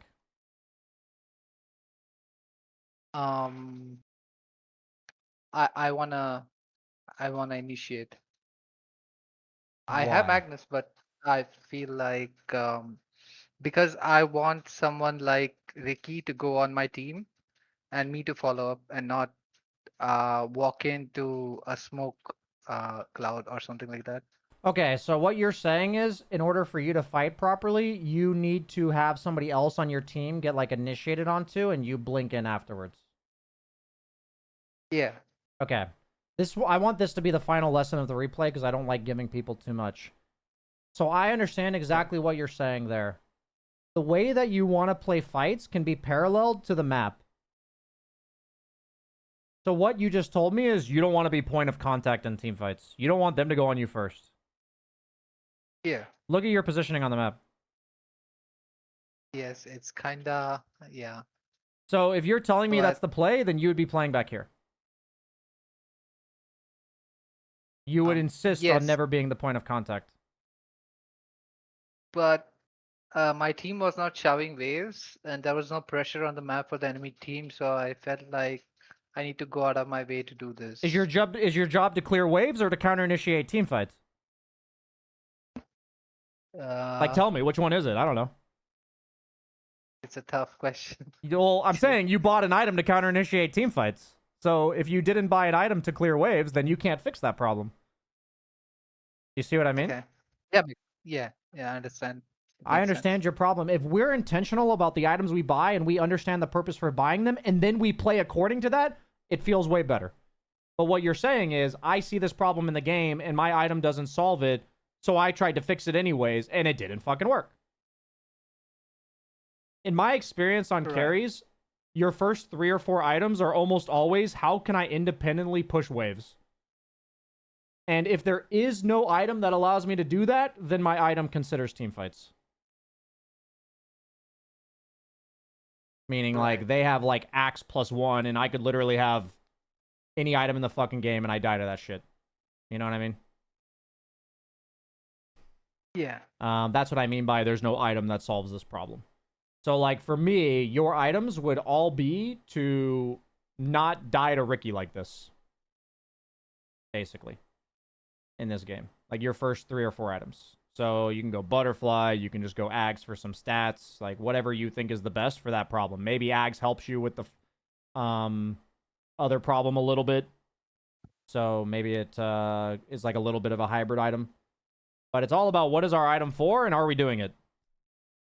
So I'd argue that your argument makes a lot of sense, but it's not, the blink's the wrong item right now. Like, that item needs to be later. Does that make sense? Yeah. So what would be your item progression for this game? In given this this lineup? particular game, I would probably go like Butterfly, BKB, Abyssal, I think is what I would probably go. Okay. And maybe last item Swift Blink. Yeah, probably last item Swift Blink. Maybe Basher Blink. But I think Abyssal's like Right. really good here over Nullifier. Like, Nullifier doesn't really do much against their heroes. I need BKB. They have Ricky Disruptor. That's like pretty unplayable without BKB. So if I'm going to be in BKB, my other 2 items need to be a stun and as much damage as possible. That's like what I'm thinking. So depending on the game, it's either a Nullifier or a Basher. And Butterfly is by far the highest DPS item on Jug, so that's what I would go. Okay. Yeah. Yeah, that makes sense. Sweet. Are we good? Can I boot Alright. you? Yes. Yes. Thank you Booted. so much. I cut him off from saying thank you. That's toxic. No problem, dude. I appreciate your attitude. I'll invite you up. Yori, looks like we're looking at the landing stage of your Lich. The boot has indeed spoken. What's up, Coach? Yo. So you're talking about learning Lich as a 4. I need an alt to Sky because Warlock definitely doesn't work. So why do you feel like Warlock doesn't work as a 4? What's your experience with that? I thought that was obvious. You disagree? No, I'm asking you because I need to know why you think that's not the case so that I can understand how to help you pick a 4 hero. I think his skills are ineffective against carries because fatal bonds can be purged by popular carries like Jug and Lifestealer, and they can walk out of upheaval in the same way. And Shadow Word is you need in order to actually be putting damage on them with Shadow Word and not just healing, you have to have time to walk next to them, and you don't have that much time when you're in the off lane. I see. Because the wave is closer to the tower. So I just think his skills are less effective against carries, and yeah. Okay, so I can see the argument exactly that the carry that Warlock specifically, his spells are worse against carries. Like, that makes sense. So I like to have I've talked about this randomly sometimes, but I have like a very clear in my head distinction between what 4s and 5s do. And so for me, 5s predominantly play lanes between here and here, like this like small area here. And their job is to kind of like fend off aggression of the opponent so they can make space for their carry. Are you kind of like, do you agree with me on that so far? And also to hit the support so that you can control the camps. Yeah, but it's effectively, you're a zone controller. That's usually what a 5 is, meaning you sit in a small area and you push people out of it. Does that make sense? Like, you're a hero that's like hard to walk into. Like, Lich is hard to walk into, Warlock's hard to walk into, Treant's hard to walk into. Like, when you think about most 5s, they're usually kind of slow. They have some slows themselves. They have a way to dissuade you from walking into them. Does that kind of make sense? Which would mean that a 4 is good because they're good at walking into you. Yes. Exactly. So then I asked my question of, I actually think Warlock's a horrible 4 because he doesn't like walking into people. Like, just in the, like, all the reasons you said, it's not like I'm saying those are false. But I'm saying that But those just were fundamentally. they're very Warlock specific. While I think the whole Okay. idea of if a hero doesn't like walking into people, they're probably not a good 4. The other thing is Okay. they might be follow-up damage to a stun. That's also a lot of like really long damage, like long-range damage force. Like Skywrath Mage is a good example. Hoodwink, Willow. The thing about these heroes, though, if you compare Hoodwink, Willow, and Skywrath Mage to like Warlock Lich, not just in the sense of walking at people, is these heroes are either high move speed or have an ability that keeps them alive. So if they do walk deeper into the map, they don't just die. Do you see what I mean? Like Hoodwink has Scurry, Willow has her W, Skywrath Mage is like 330 base movement speed. Okay. So like they feel much more comfortable walking aggressively, not only in lane but just on the map. And often, So fours. yeah, go ahead. Sorry to interrupt you. No, you're good. So fours are good because they're good at walking into enemy fives, and fives are good because they don't care about the 4 walking into them. They generally dissuade walking into them, yes. Now, the idea is that heroes that hard counter the other heroes, like say Tusk likes walking into people, supports that are hard to walk into that specifically counter Tusk, like an example would be maybe in lane, Undying would be really annoying. You know what I mean? It's like, do I really want to tag team and hit an Undying? Like, that kind of sucks. But, like, Tusk is great against, like, backlining 5s that if they walk even slightly out of position, he'll shard them and they'll die. You know, like, example, like AAs and Liches and stuff. It's, like, kind of annoying to play these heroes. Maybe Lich is a little bit better because of Ice Armor, but I think you kind of get the idea is, like, there's this dynamic of hero skills will naturally counter each other in the way that a 5 will make a 4 that wants to walk in have a tough time, and vice versa. Does that kind of make sense about like the rock paper scissors of 4 versus 5? It's not. Yeah, so you're kind of you're about to say, I think, that Lich is not that good of a 4 either because he's not good at walking into people. He needs to hold an area. He's better at holding an area than he is. He's not that good at taking an area. Yes, exactly. Like Frost Blast is very good defensively, but it's very short range, and if they're running away from you, you're only going to be able to get 1 or 2 extra hits, and he's slow. Yes. So he's not that efficient at chasing, but he's very good at holding an area defensively. Exactly. That is exactly what I would get at, yes. So okay, so you think Lich is also not a good 4? Yeah, so that's an exact like the way that like when I say I think it's not a good 4, it's that when we can break down the fundamentals of so first off, no, I do not think he's a good 4.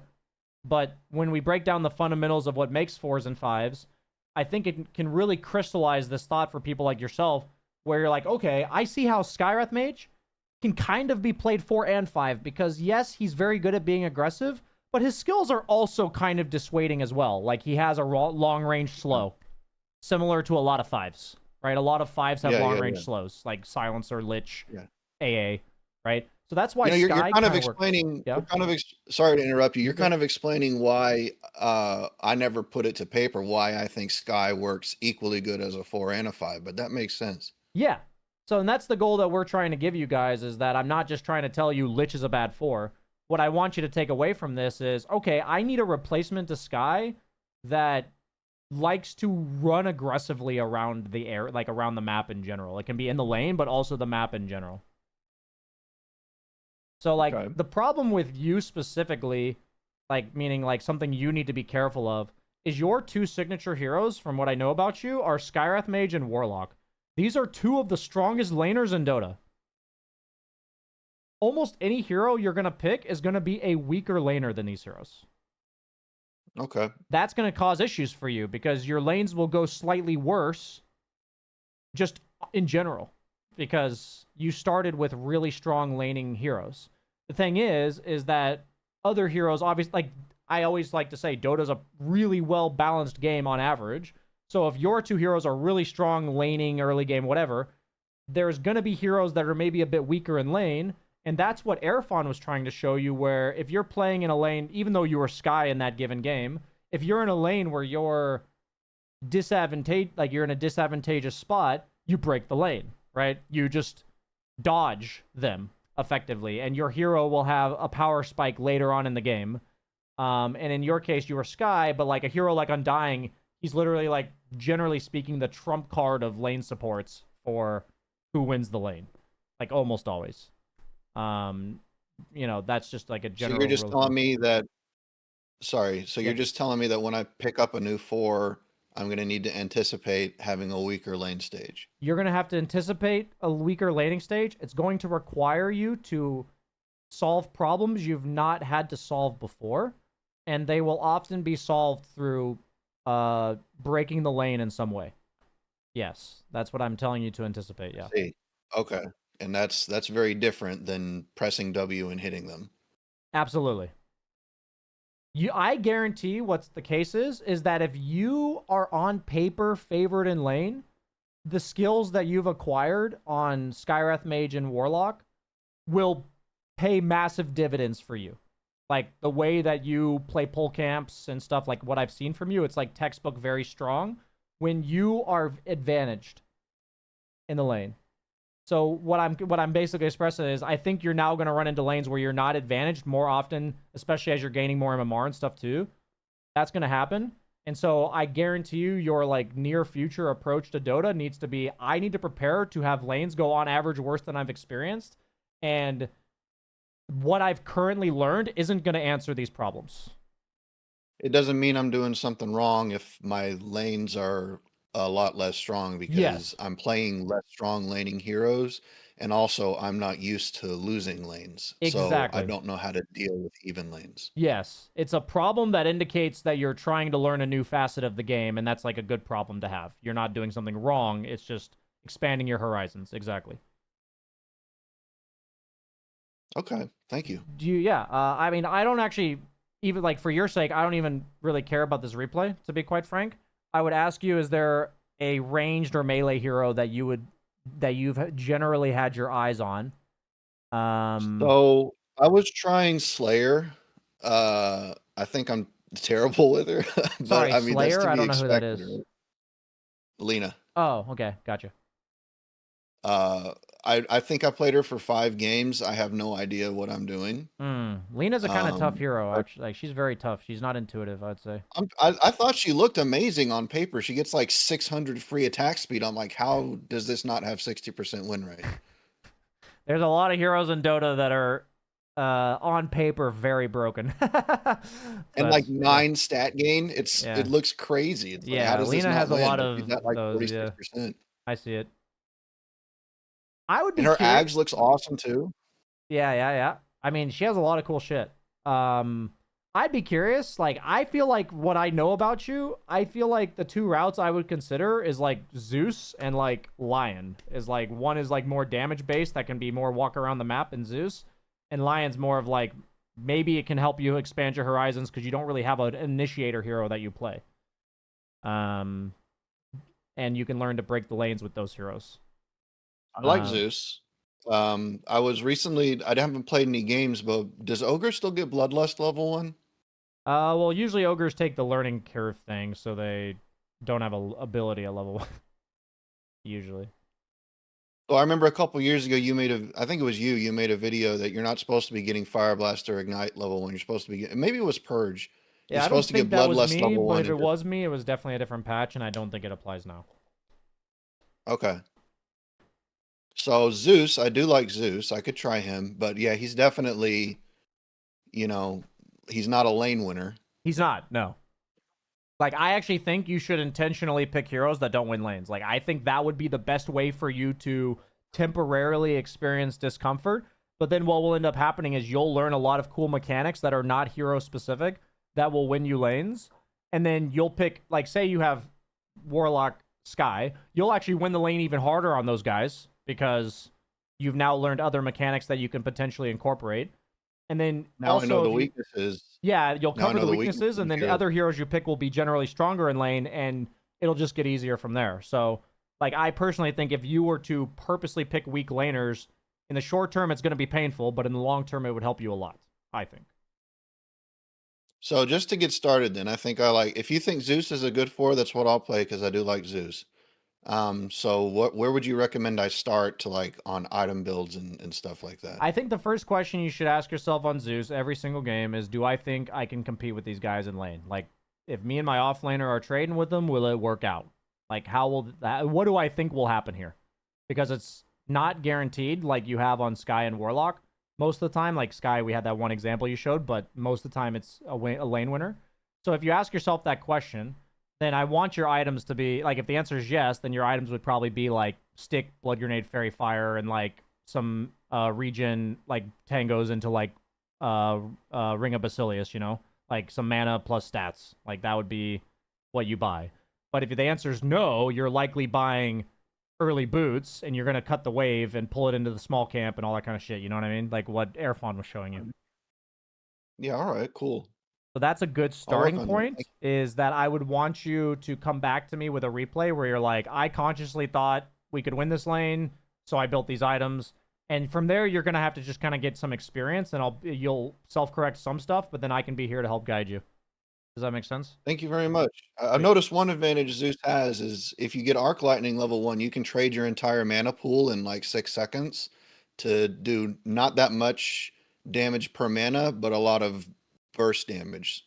So you can do a whole lot of damage at level 1 in a short amount of time. Yeah, you just have to be careful that you don't blow your load effectively and then be useless for a bit. So there's games where maybe your offlaner can help you get a kill level 1, and you get that kill and you ferry out a couple mangoes or something.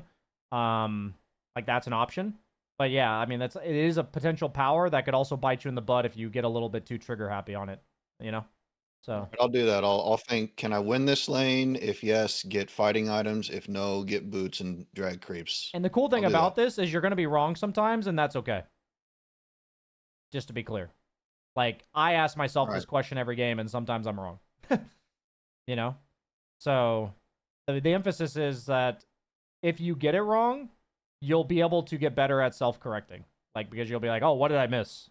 Like, what happened in this matchup? Because you'll be, like, the thing that you've been kind of able to ignore most of the time is hero matchups, because your heroes were just really good in lane. Like, you had an idea of what's good against Warlock and stuff, and you notice, like, a lot of carries have good spells against him and stuff. Like, you have that knowledge, but you didn't really have to consider, like,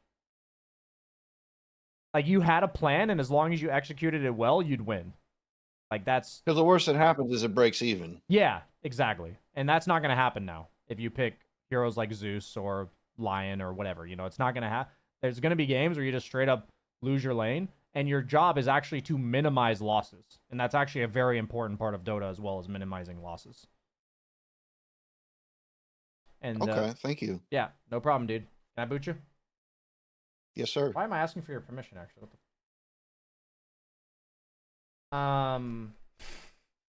Why'd I ask for his permission, guys? What kind of alpha move or beta move is that? But okay, guys. Class went a little bit long today, but I also took time to talk about something else. I am going to wrap up there because I do want to play some pubs on stream and stuff. So, and we're a little bit over time. This is going to be the new time for classes on Mondays. It just synergizes better with my schedule. And I'll see you guys next week for Sunday class if you're there, or otherwise Monday. Thanks for joining. Go ahead and end the recording there and go talk to my Twitch chat. Parachad TV, thanks for the 16 months.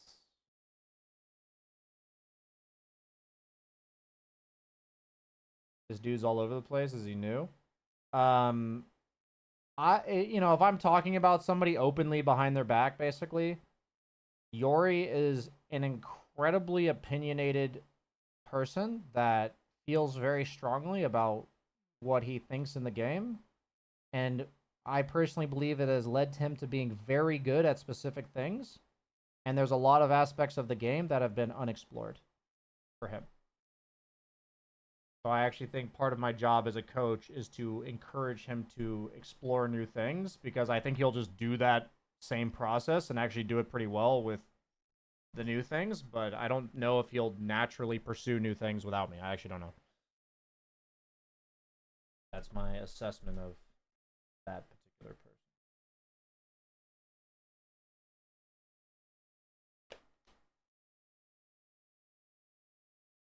When are we getting the hair care tutorial? The hair care tutorial? I've actually considered doing something like this because I've had random people ask me about my skincare as well as my hair. And, like, you know, maybe we can do like a subscriber goal. BSJ does a hair care, skincare video. Yeah, for sure, Quadlids. I'll be right back, guys, and then we're going to queue.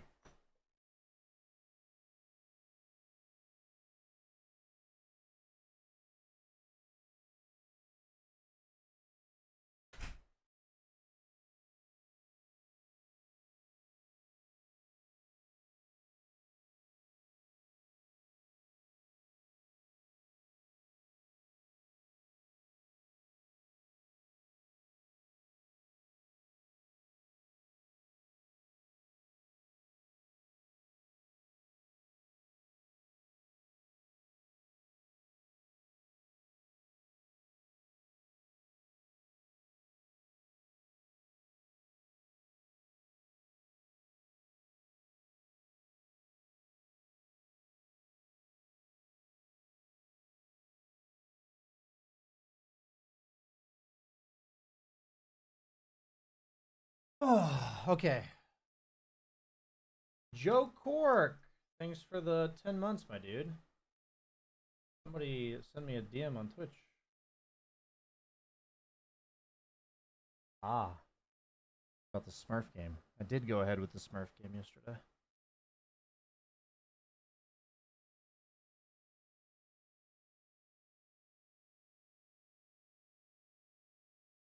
Okay, schedule these nuts. Indeed, indeed. Okay, so I actually wanted to prep something on stream. Meaning like it's something. So if anybody didn't know, I was doing a little carry experiment where I was proposing people to roll with me, and I'm still gonna do that. But the core of the experiment is over. Like I'm still going to offer people roles, and I actually need to prepare for when people don't work with me because I actually have a plan for that. And I need to actually save that. But I'm now moving on to a new experiment, basically.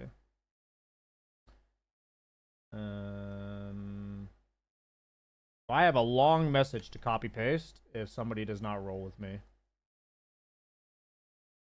I have a very long message to copy paste them.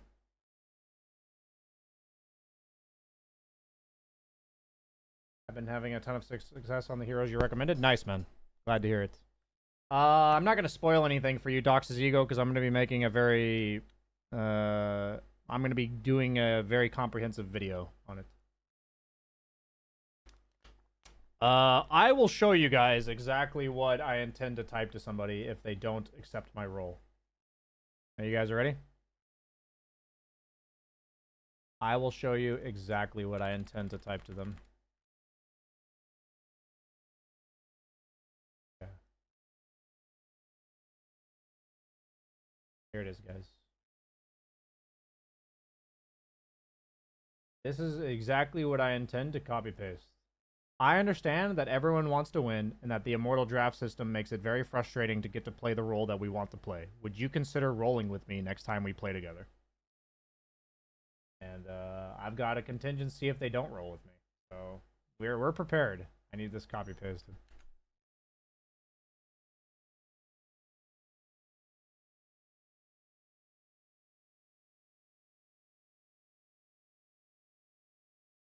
Sounds fair. It is trying to be as respectful and encouraging of cooperation as I possibly feel like I can be.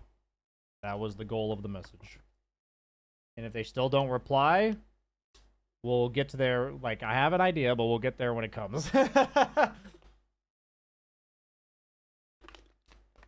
We'll get there when it comes.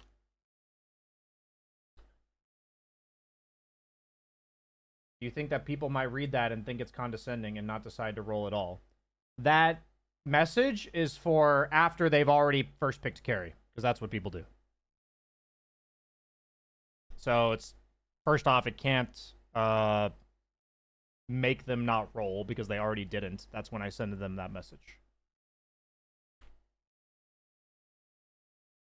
What about it is harsh, out of curiosity?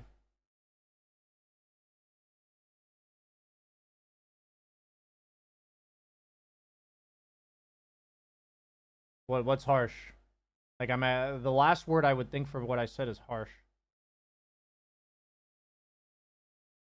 Okay, so the quick thing is that if it happens and the person doesn't respond to me in a way that is indicating that they will roll with me next time, then I will be taking note of their name. That is the course of action. But I actually need to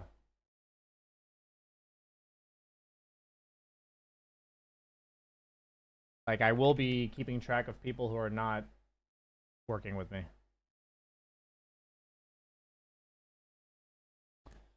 Okay, so the new experiment. So here's what happened yesterday. I played a game off stream because I wanted to warm up for my educational Smurf games. And I was playing 3 Veno, and I had a 4 Nyx, who was a core player, meaning he doesn't play very much support.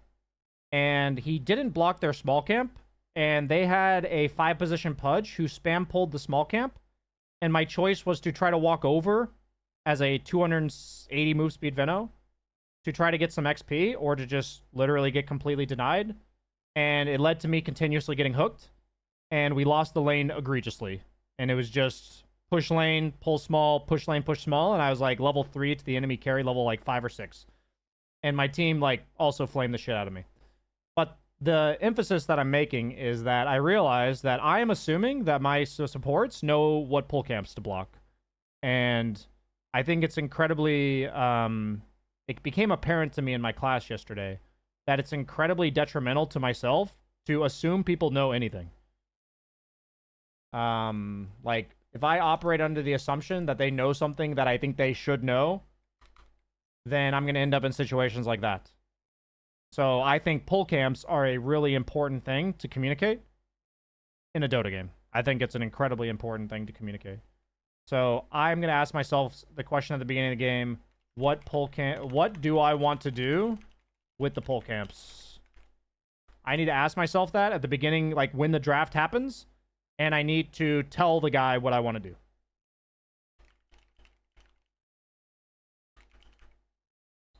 Meaning I want to block small camp, I want to block large, I want to leave large open, I want to make sure we have the large camp, stuff like this.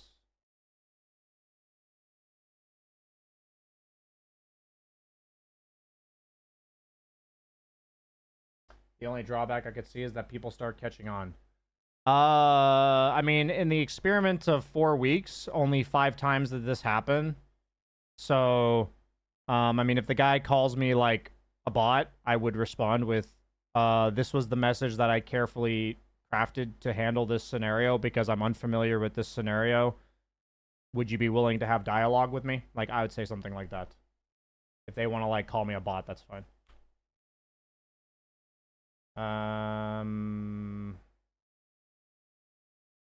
And the message will never be sent more than once to an individual person, so.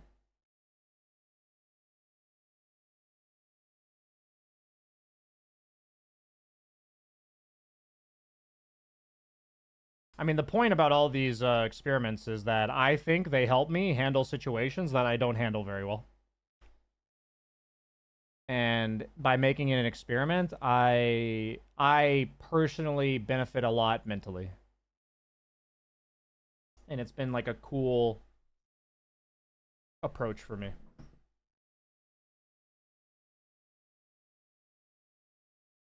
gonna quickly CS trainer. I know I keep saying we're gonna like quickly do something, but I do have a routine here.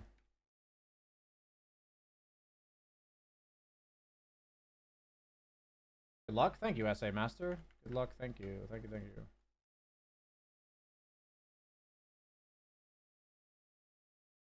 Dude, I'm actually so glad I'm warming up.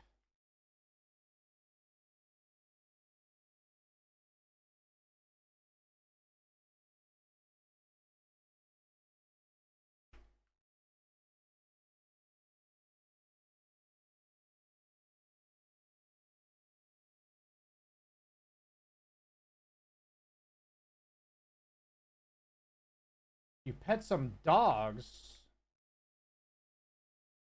By the way, I actually did consider that after the game as well, Booter. So I completely agree with you. Are there gonna be like creeps or whatever?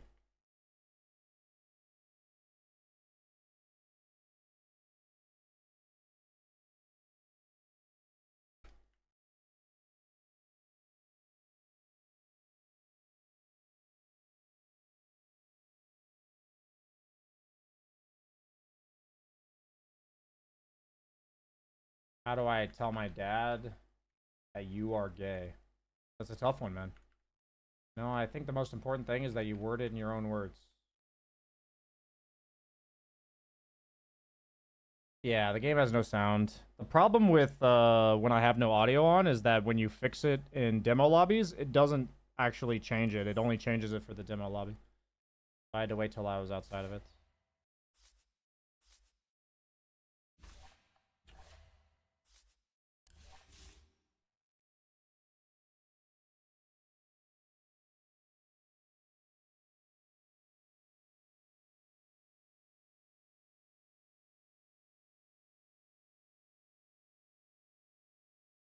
What if my carry farms for the whole 20 minutes and ends up feeding 3 times? How to not tilt?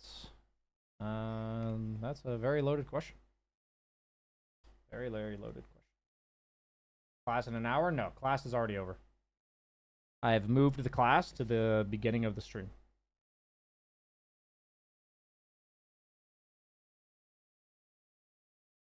So if you'd like to watch it, it's from the very beginning of the stream.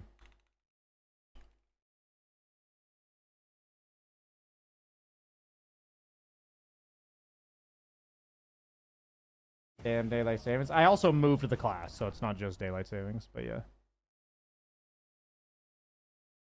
Like, I also moved the time of the class.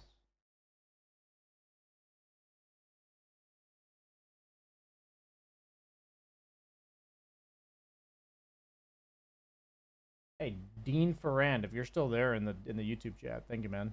Very kind words there. Very, very kind words, sir.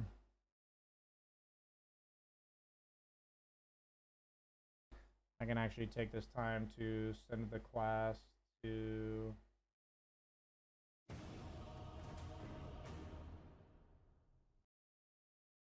Where is my class recording? Right here? It was November 3rd.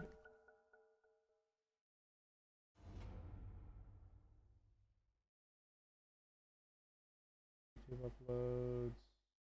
Classes. November 3rd. Where'd I put it?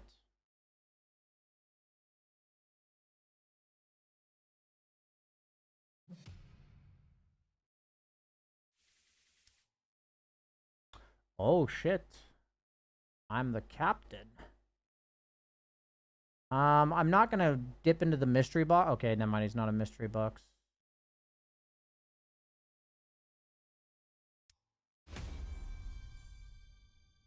I am gonna, there's a limited amount of supports here, so, I mean, ideally this guy doesn't take these 2 guys. Nice. We got... I might get stuck with this guy, though. I'll offer him to roll. We need a mid laner.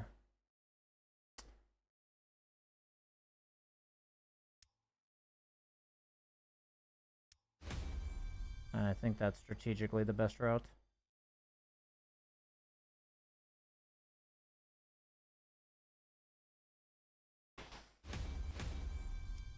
Oh, that worked out.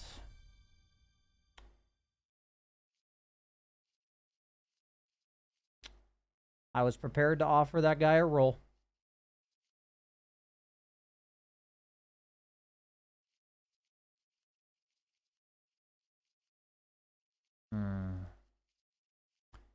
Venomancer.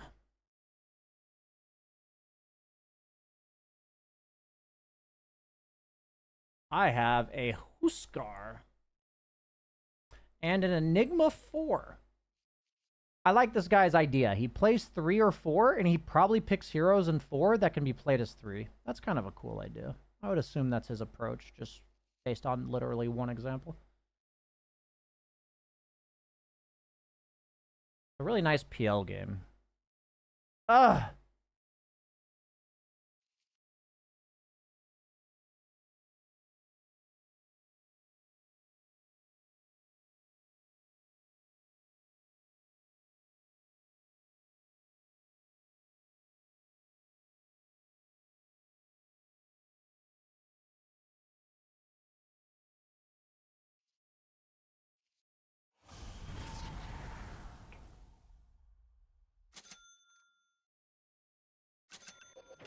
We're trying this shit again, boys.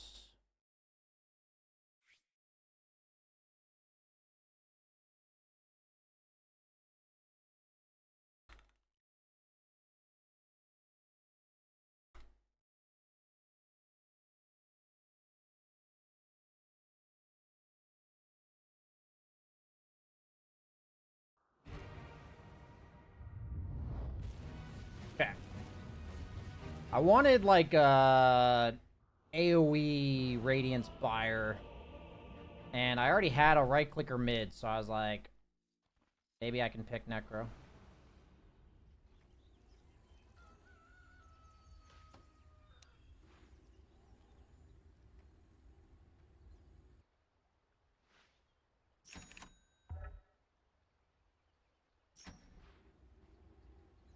It's not the size of the Either this or Null Talisman. I'm not sure which one I want to buy.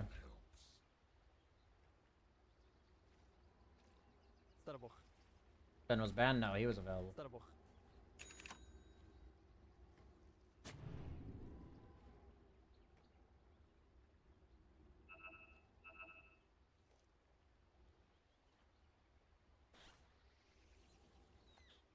well worth another life squandered.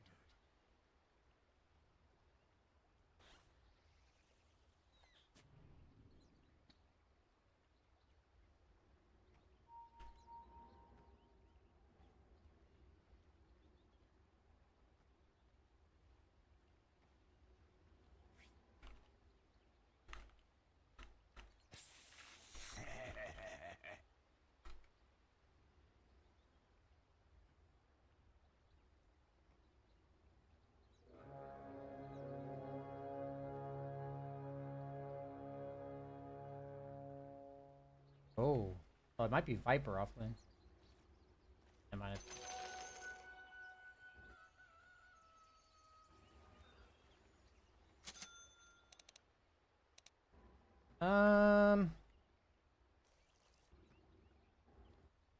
Also, the one problem when you pick Necro Carry is if BKB is really good for the opponent, and they had PL who doesn't buy BKB, and we also have Slardar Enigma, and even like Huskar is pretty good against BKB, so like it didn't seem like a problem for us.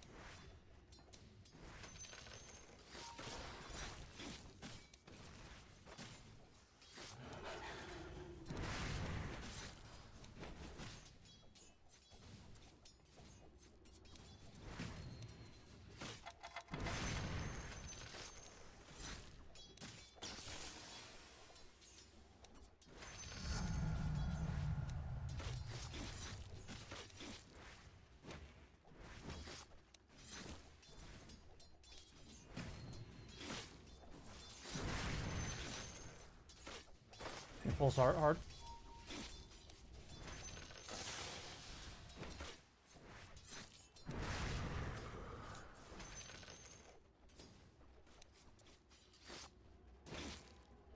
Good.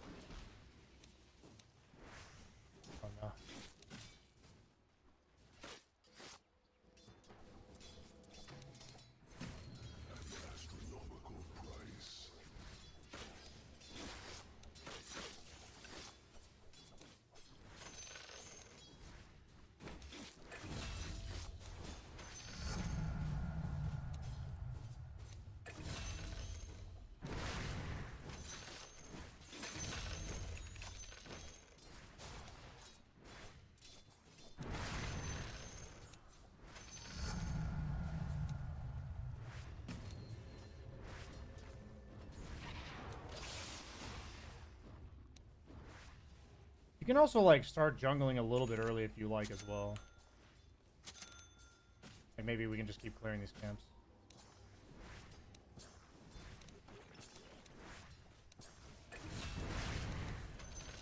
I ride my bots and I come on top.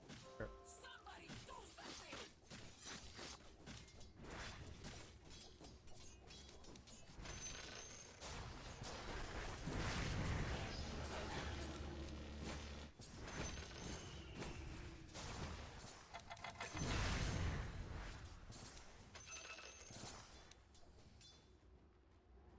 Sad Beastmaster.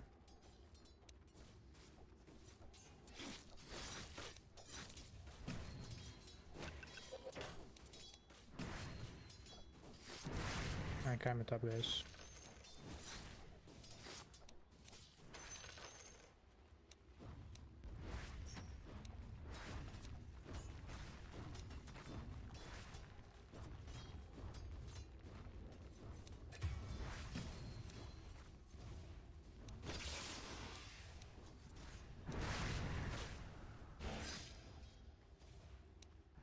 His shaman's like way higher level than the Beastmaster.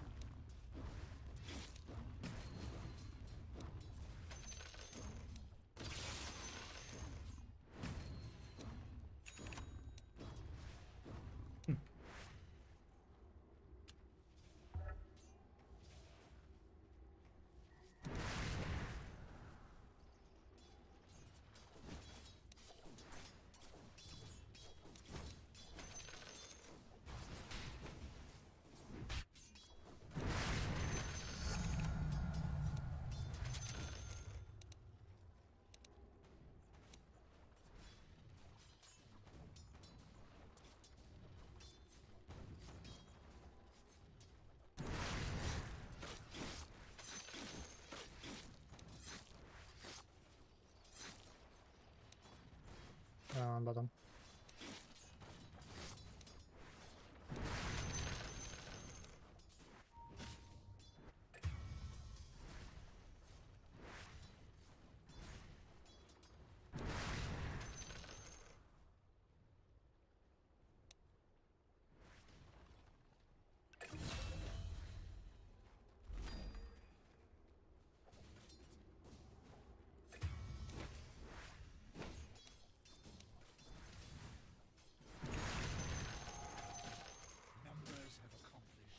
Can we get test experience thrown on the bottom lane? Yeah, we can.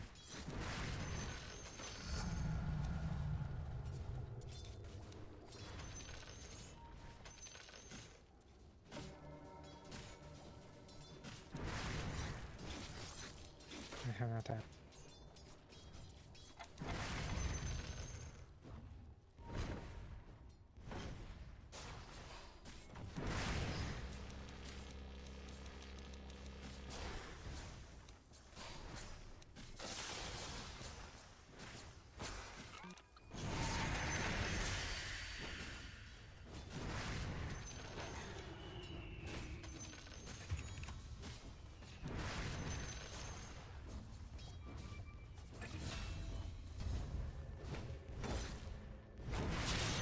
I have no mana.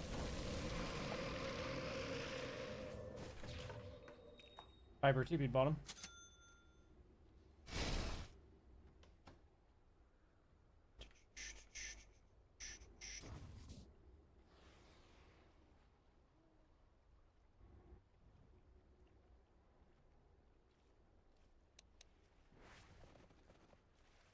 I should do that. Thank you.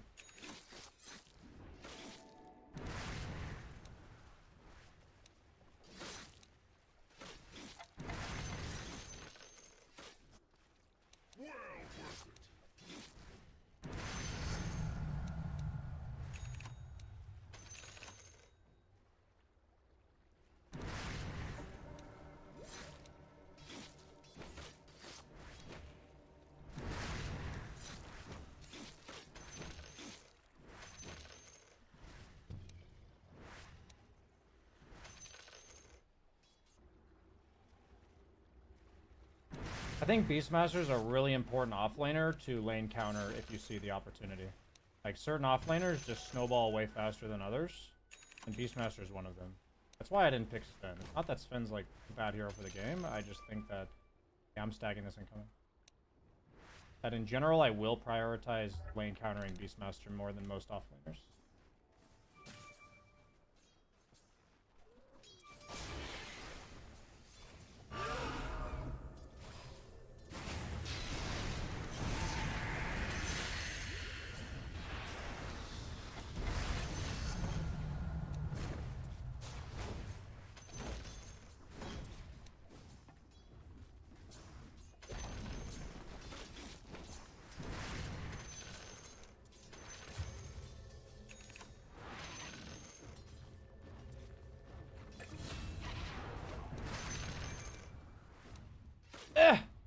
Attack speed is so fucking slow, dude. That fucking hurts. You guys think I can kill this? I'm not.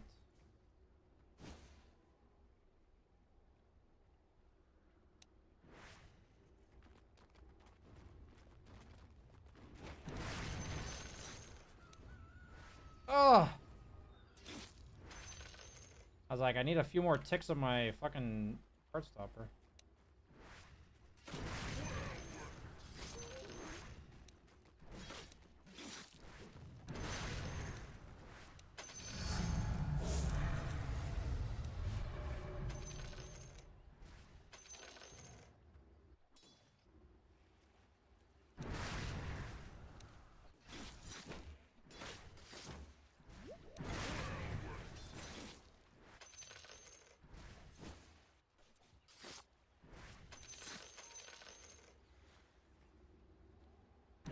I'm gonna have Radiance very soon.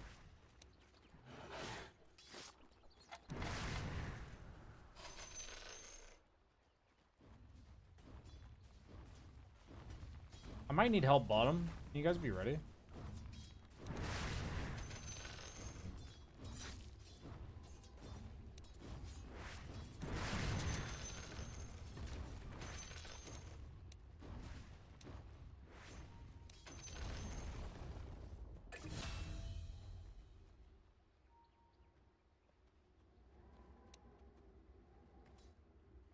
I think he thinks he can kill me, so... No! No! Oh my god, I fed my courier, guys. I don't have Radiance. Oh no.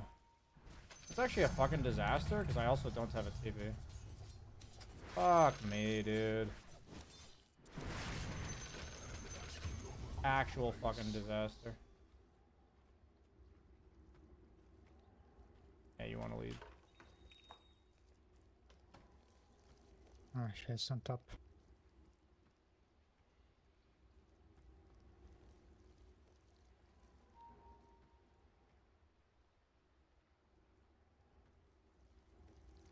I'm down to do this fucking walk of shame here.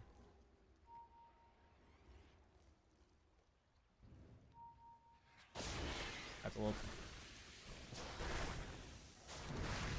Haste, haste. Haste.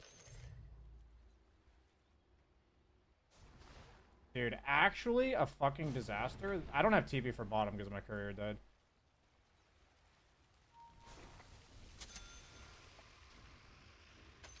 Actual fucking disaster. This has been like the biggest waste of a minute of my life. Yes, my courier's dead.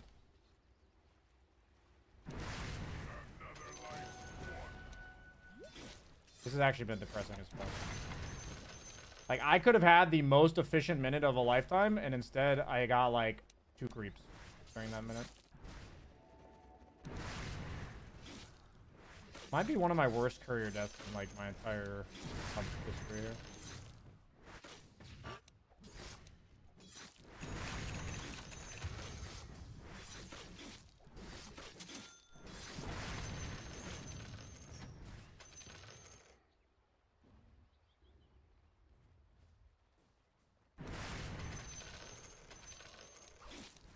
I have Radiance coming on courier.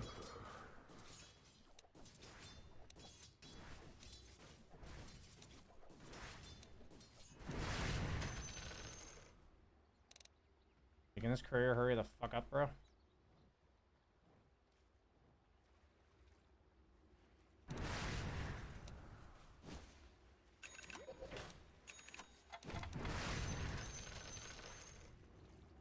We can run at PL for sure.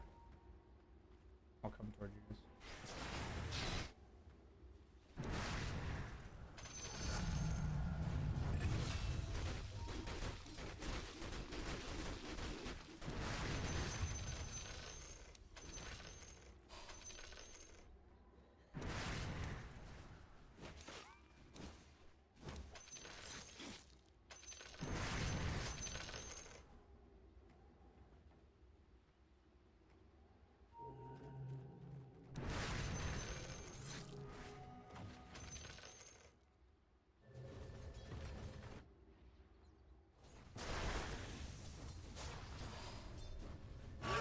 Guys, look on top.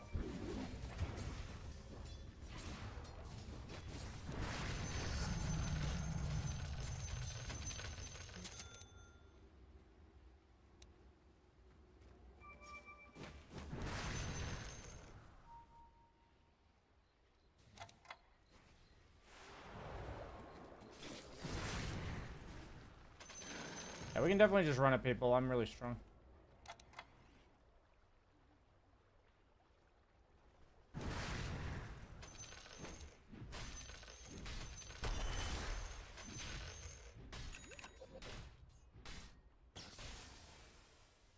We can go Roche with Huskar as well.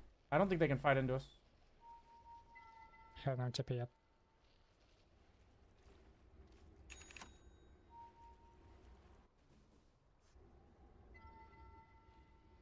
I'm down to go in if Huskar comes.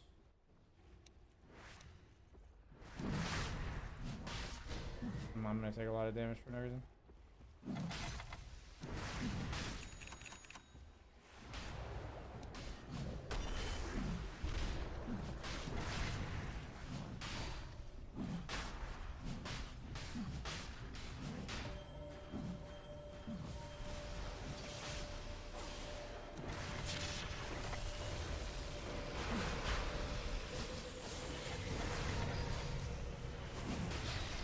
We're kind of zoned by the ward. Oh, they have a fucking pipe? On who? Because Beastmaster has a pipe. Okay, I'm back. Keeping it to bottom.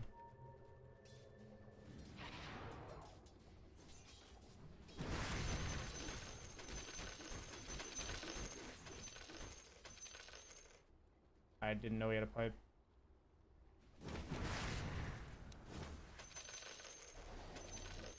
I didn't think they could fight us, but with a pipe they can definitely fight us.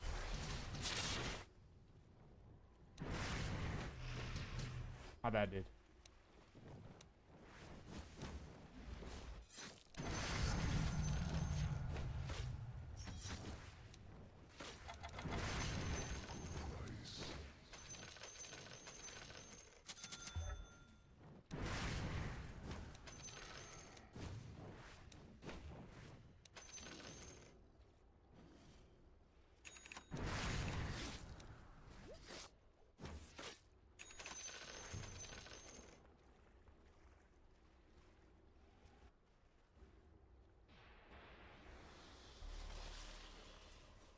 How did this Beastmaster suddenly get so much farm?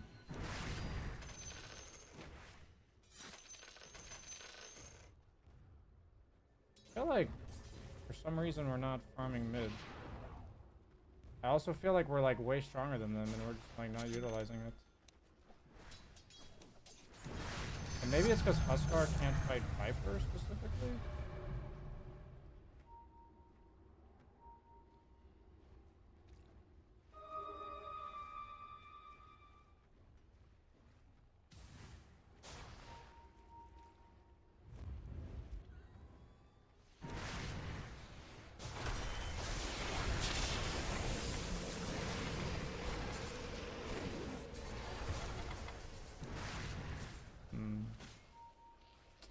You're really not able to fight them? Like, can they do this? We have Enigma? I'm confused.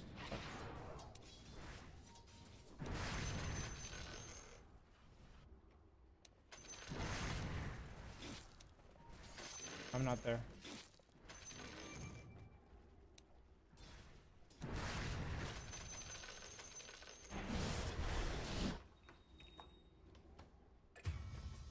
I think that's like pretty fucking ludicrous that we're fighting that.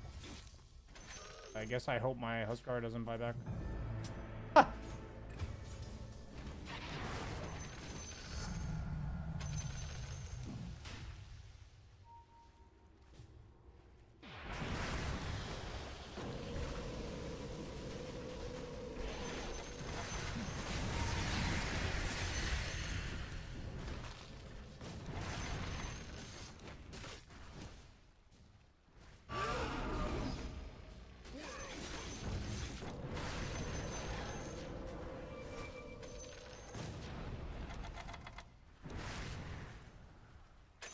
I guess I do hope he buys back.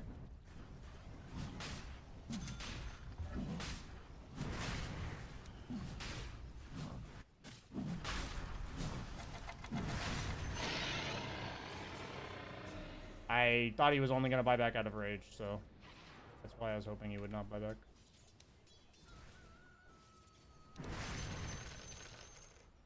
That worked out.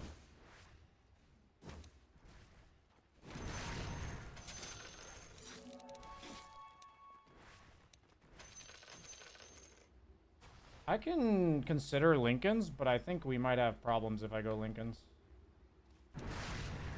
Meaning, like, we won't be able to kill anybody.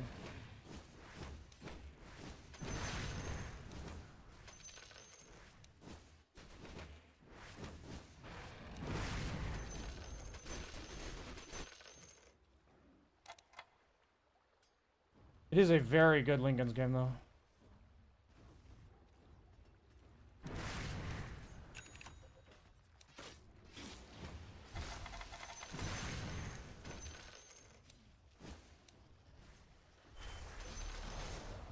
Coming. Coming.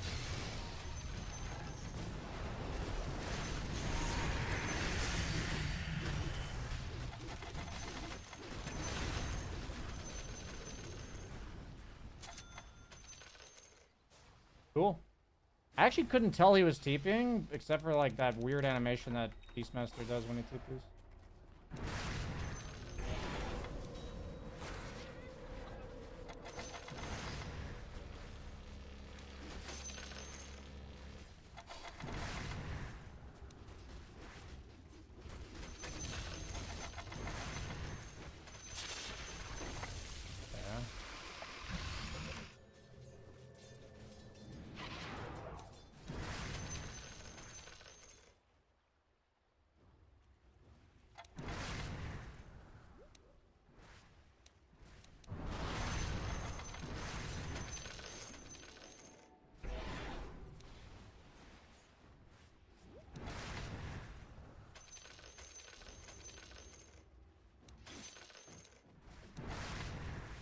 I think I need to go Shivas.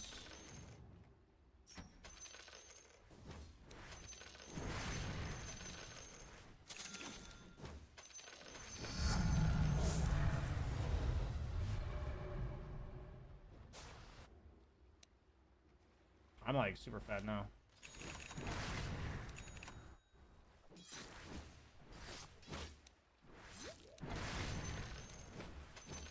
I really like Mantic and Shaman as well. Because your illusions can just click him while he's running you.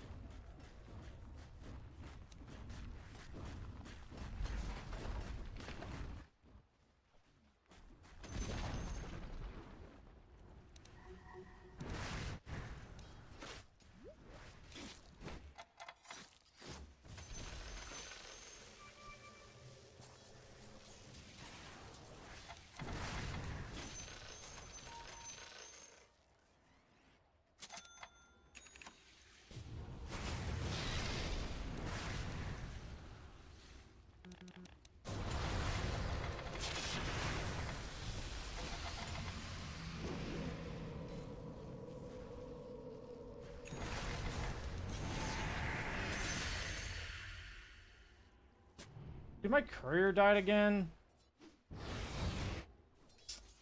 TP in 5.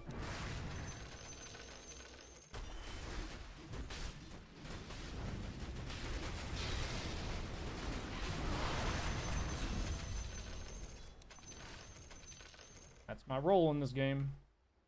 Counter that guy. Sadly, late game, it's not that much of a counter. Like 1-to-1, it's like good, but it's not like amazing. It's not like a spin level counter late game.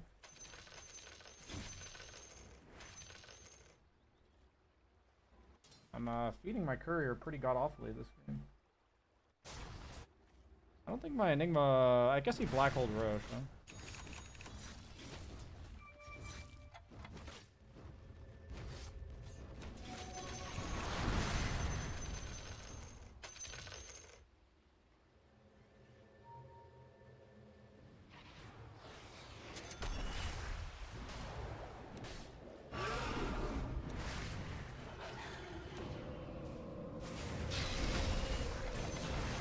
Needed to be this many heroes. But...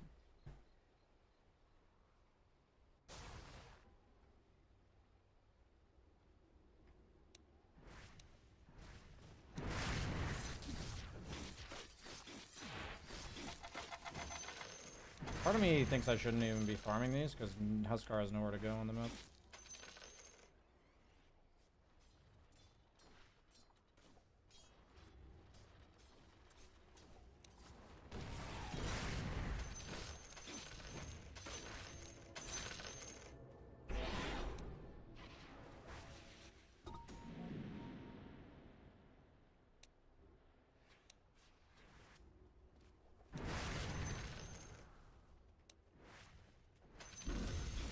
My girlfriend's like shaking some fucking bells downstairs or something.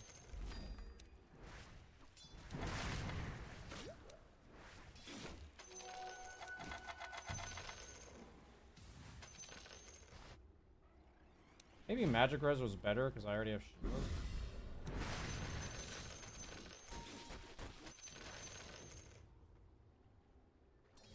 I'm TPing top.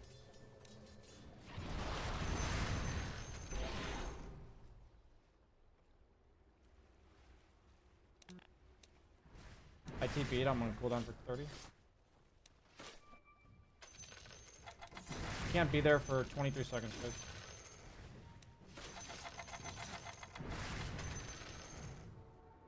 I have Shiva's coming on courier in 7 seconds as well.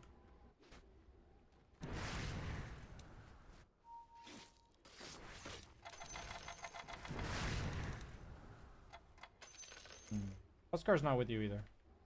Careful, guys.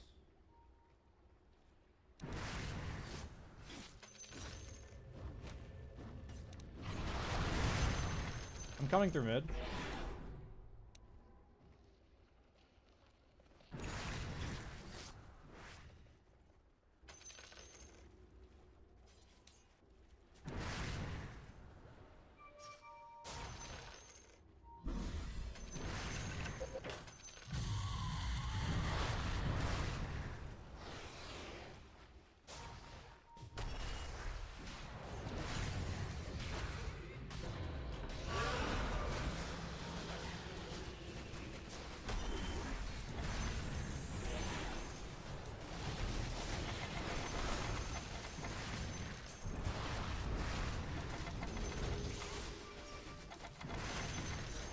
Huskar is dead.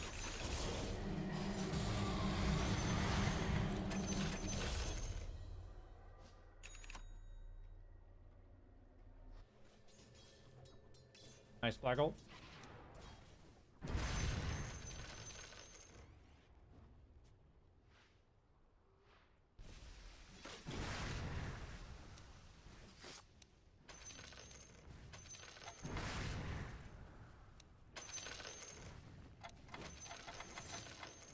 They don't have any anti-heals, so it might be a really good Ags card game.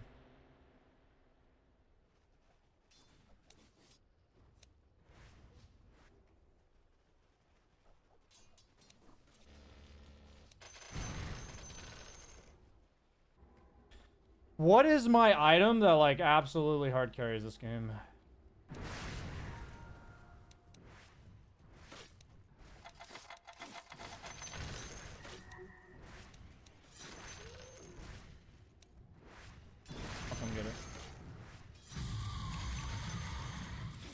I actually think it is Lincoln, to be honest. I think a stat item that lets me just walk in.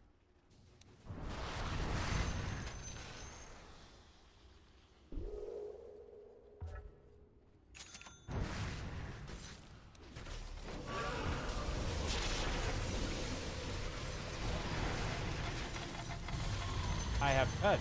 They have a nullifier. Not bad. Did not know they had that.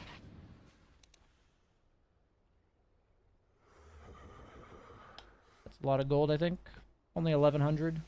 1,200. It's actually 2,200. Guys, please, can we take Tormentor? My Huskar seems really tilted. Like, just the way he's been playing the last, Let's do it. I'm not Then sure, let's though. I'm not go. actually sure. It's not an normal. I mean, he communicated in not the most, helpful way, I'd say. Earlier. Russian soon. Yeah, I'm down to fight. I must fight for it.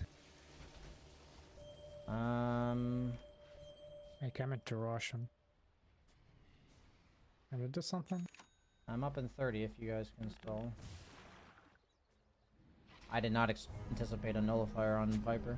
No, we can't. Okay.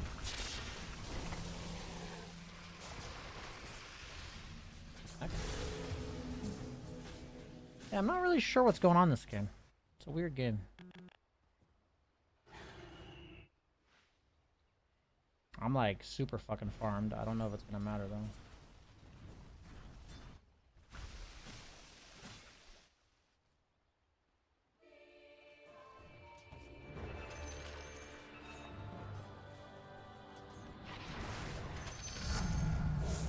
Yeah, there's TP cancel, I guess.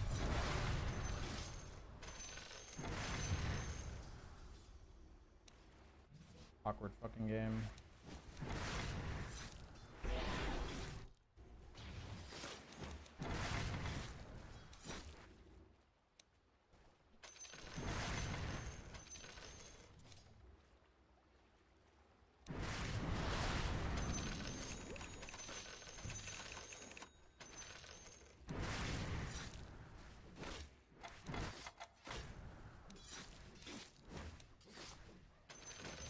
I think my most powerful item is actually bots 2. I have bots 2 slaughter. So I'll be able to TP2.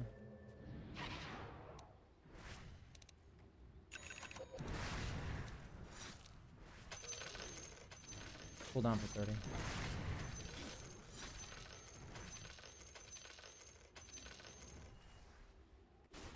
Yeah.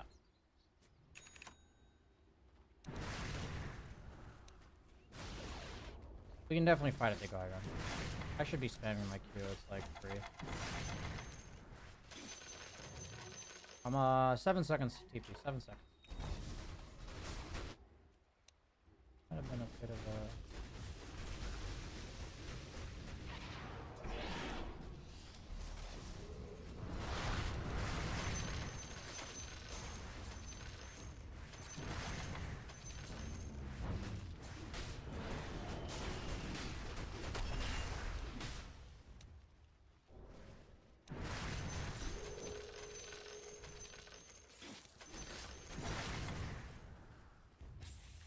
Am I name my because it?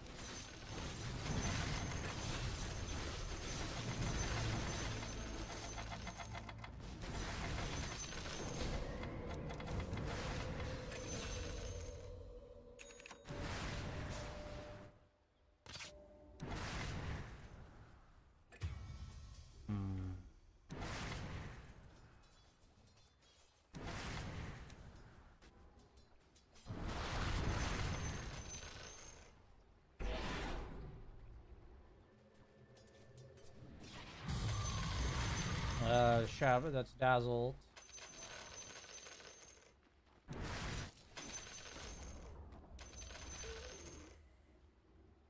TP in 25. I have no TP for 25. 20 seconds.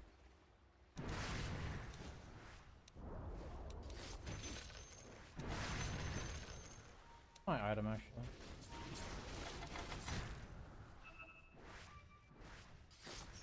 I think it's Axe Heart.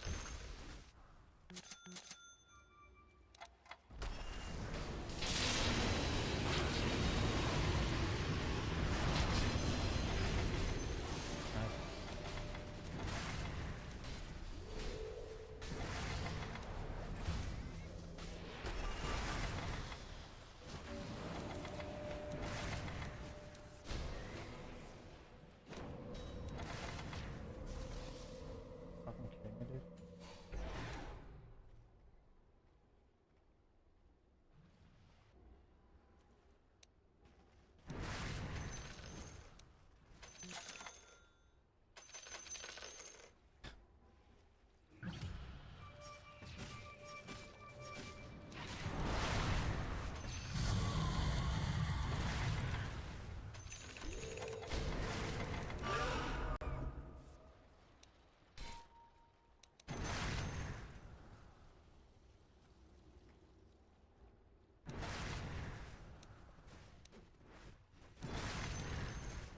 I'm gonna go Heart of Trask, I think, last item.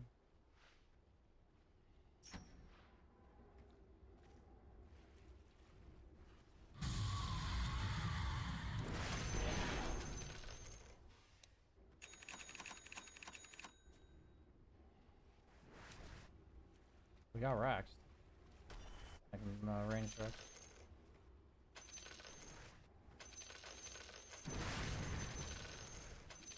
Ooh.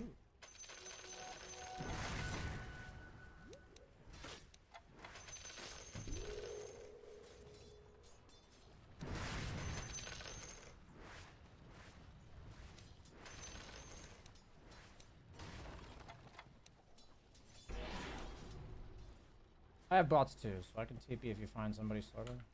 They might just all be together.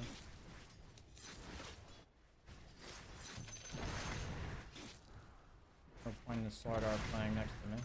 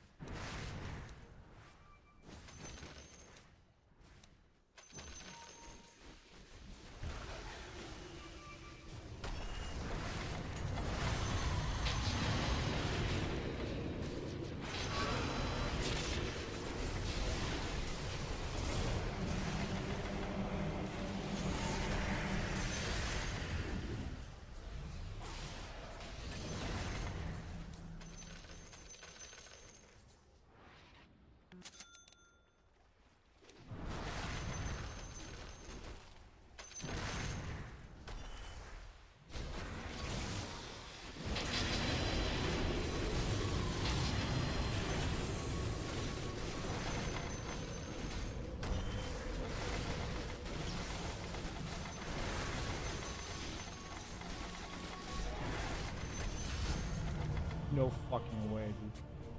I have buyback.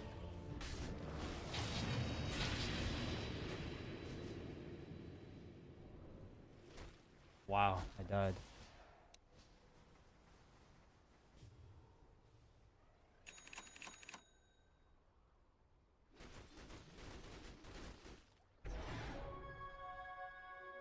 Shocking that the enemy doesn't have a Mage Slayer or a Scotty. He has a Scotty now.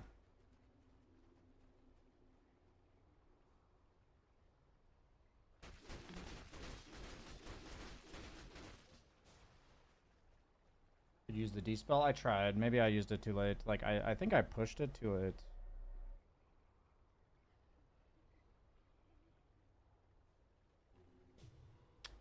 I mean, I also need the Ags plus.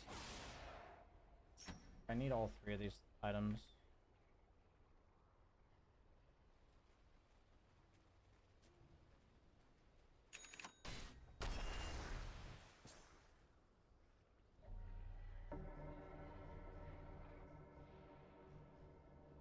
I didn't really like, honestly, I didn't consider Dazzle against my Necro ulti when I picked the hero. Like, I obviously know Dazzle's very good against Necro, but I did not consider it.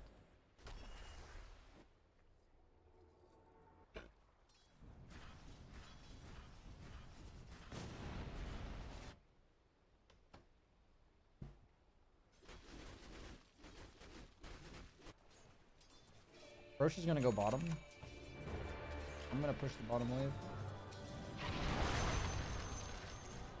Careful top, guys. Bottom is Roche. Can we play bottom?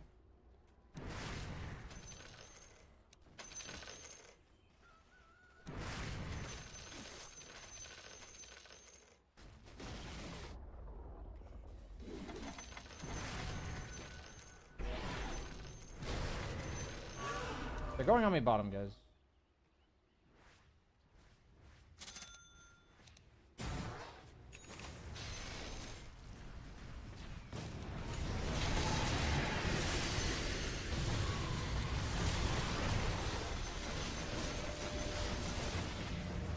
I mean, we're just literally not playing the game.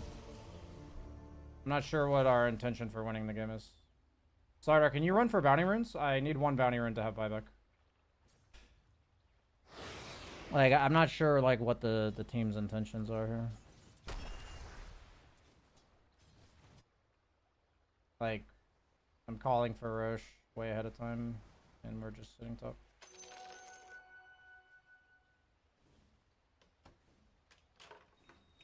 We're, like, separated at minute 41. I buy back in 20 gold. I'd prefer not to buy back.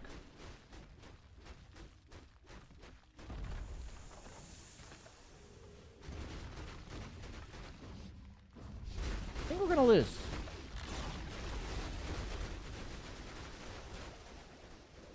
If they go for GG, I'll buy back.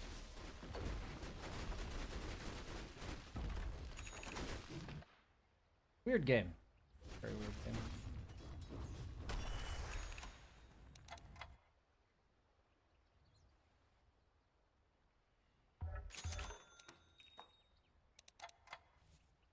I have bots too, and I'm up in 20. I think we should take a fight. Are we gonna fight? I'm up in 10 if we can stall it all, guys. No Beastmaster there. Can you guys run in? Like, I just need someone to run in.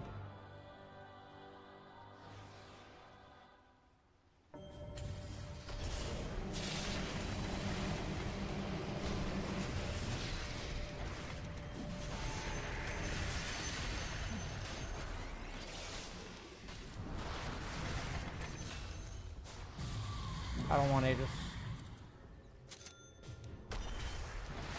Can you take on Huskar? Take it. I'll take it.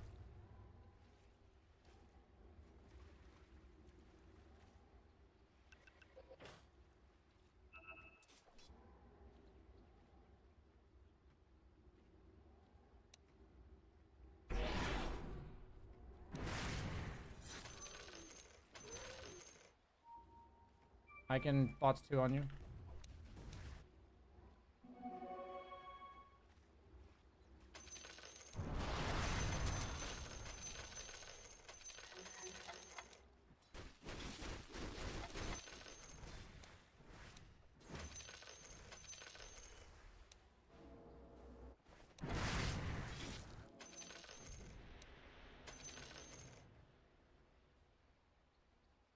Like, I'm just looking at the minimap and I'm...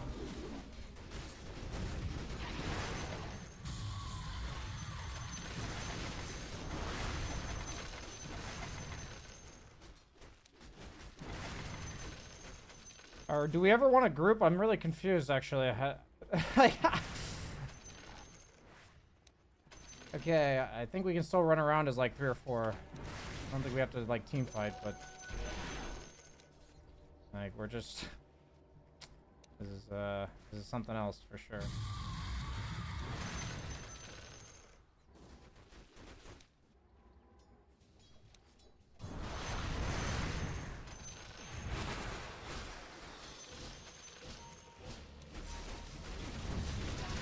5 Aegis.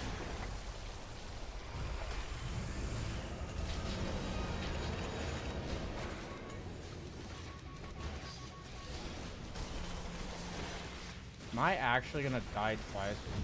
Okay. I shouldn't have ran in. I'm pretty tilted this game, I'll be honest with you. This game's been something else. Very jam.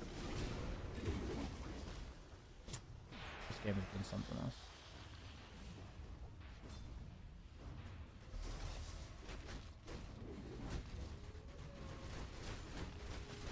Very frustrating. You guys currently will be dust.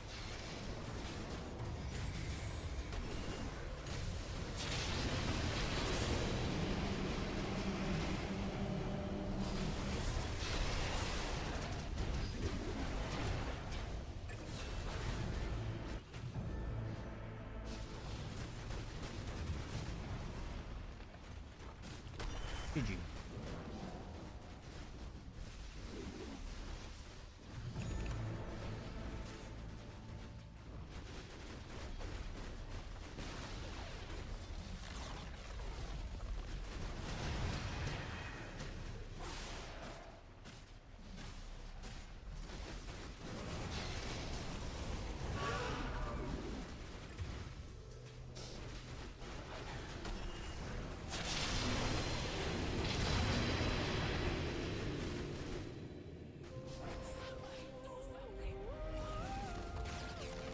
That was a weird game.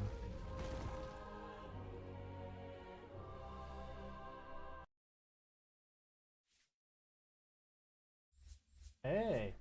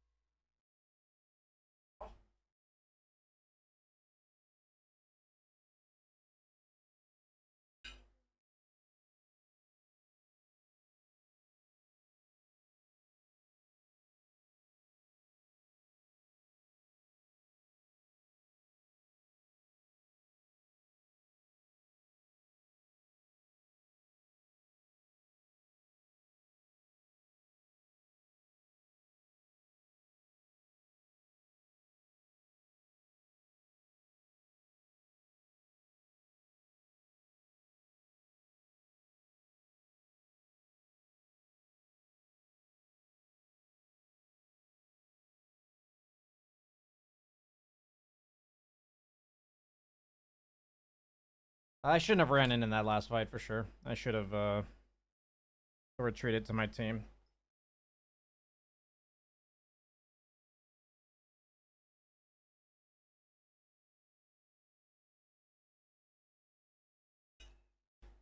I feel like I kind of turned my brain off that game, which is not good.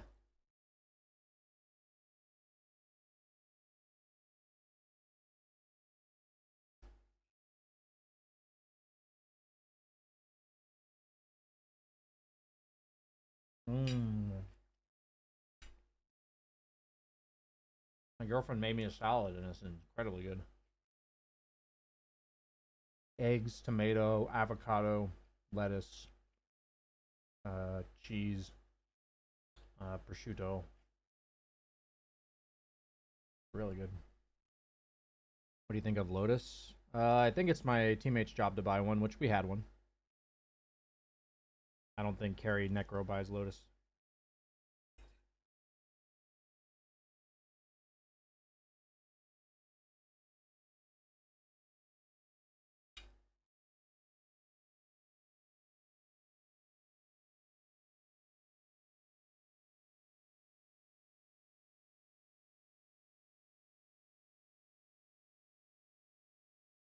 Can you explain the itemization for Necro 1? I'm still trying to kind of figure it out, but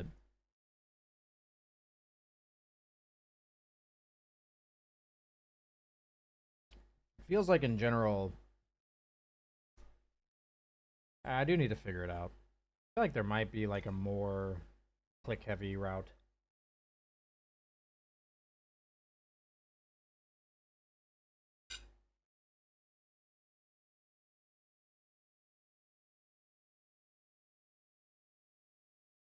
Is there a hero you don't mind losing to? What do you mean exactly?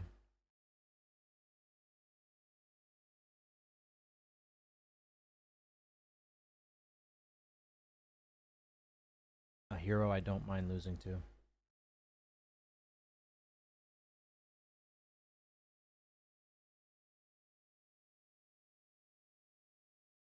This is how Dota takes a toll on your mental.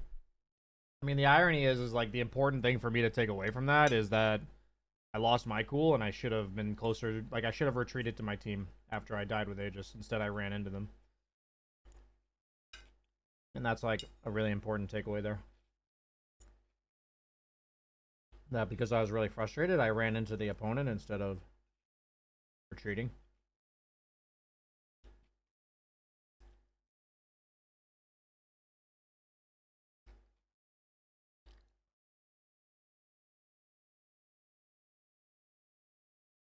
I mean, in the game itself, I was really confused why my team was never grouping.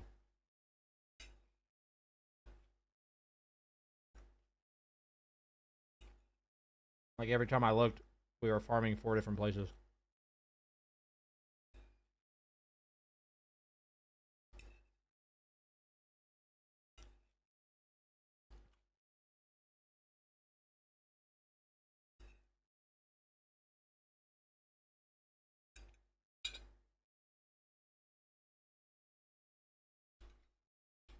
Do you think BKB would have helped you?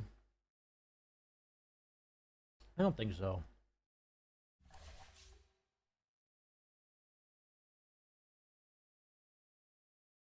Like, you see a good invoker on the enemy team and you gotta applaud the skill. Oh, I see. Like, is there a hero where I'm like, respect, bro. Pretty sick play. I mean, I think I don't really have that, I guess, attached to a hero. There's just like some games where somebody on the enemy team like really fucking owns you. And I try to always pay some respect to that. Wow, I am more game.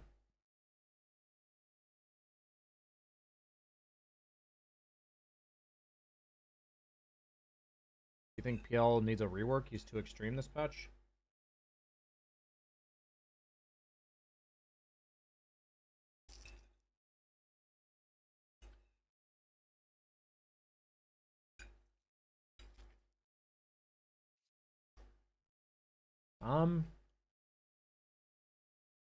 I think PL's fine.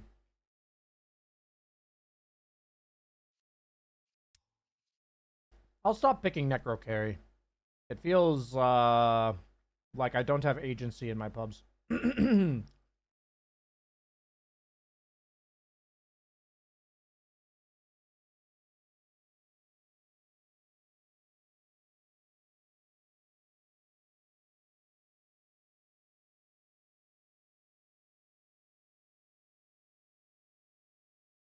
Like, I feel like I don't control or dictate the game past laning stage, and that feels pretty bad.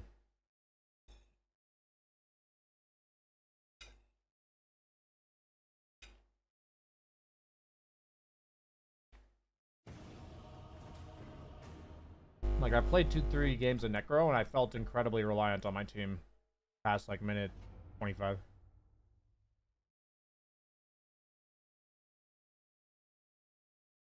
And that's, like, a pretty shitty feeling to have on a carry when you're, like, free farming.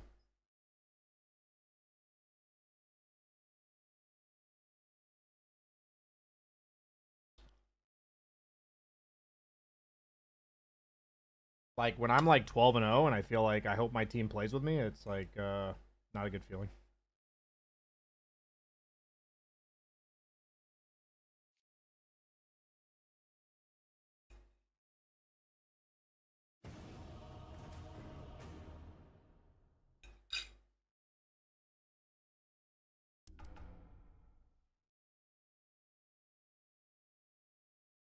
Please don't pick anti-mage. I mean, with all due respect, I'm not gonna not pick a hero because you're scarred by it.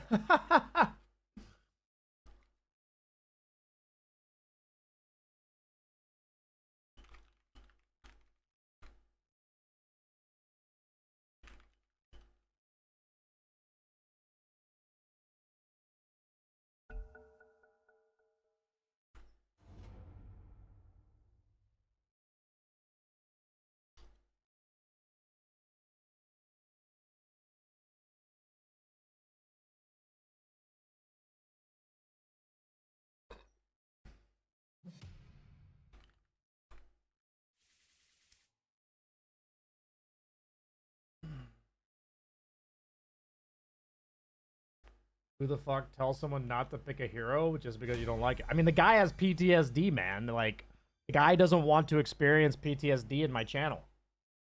I understand where he's coming from, but he also has to know I'm not going to listen to it, you know?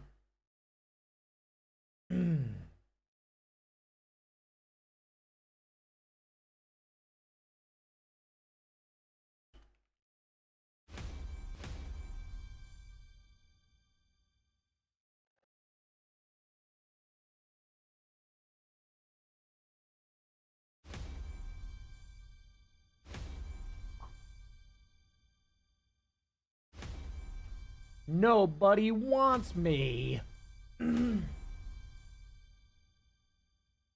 Cap J, thanks for the 39 months, dude. Looks like we're going to have Monkeys Forever try to snipe us in our next game.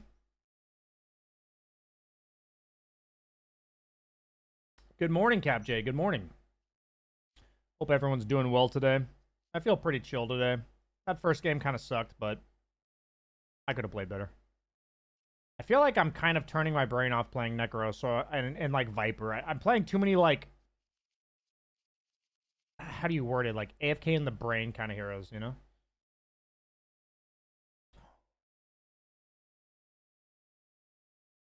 Snapfire Pango.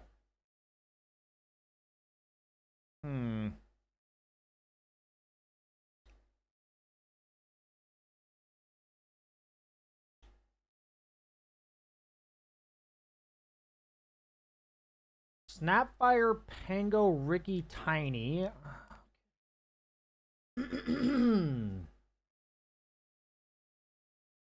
Seems like a nice Alchemist game.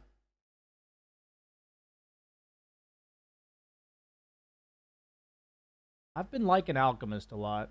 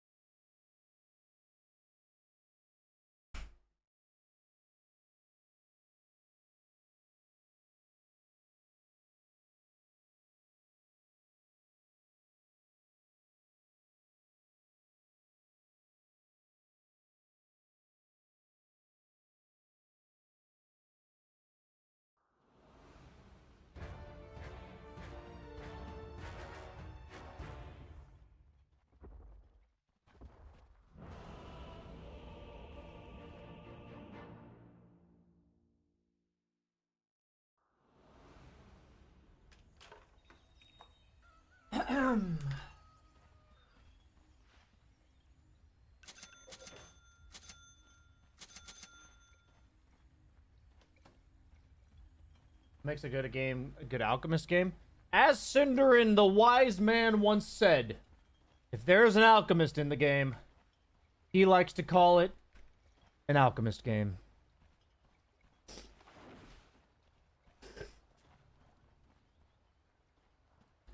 If you watched that tournament that was from, then you're a real OG. I should find that fucking clip, dude. You know, when there's an Alchemist game, I like to call it an Alchemist game. Oh, fuck, man. What a funny ass quote, dude. I like Alchemist when you need, like, a tank and an initiator at the same time.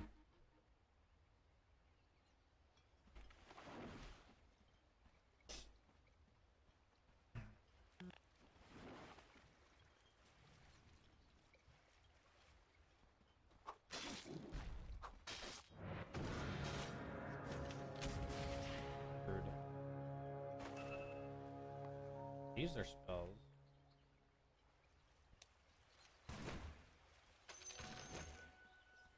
Only got one bounty.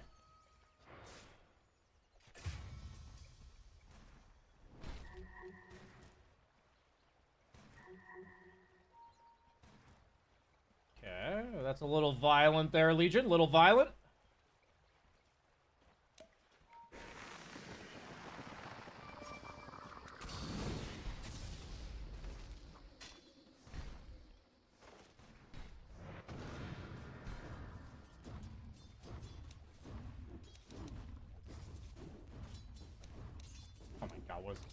pathing, dude.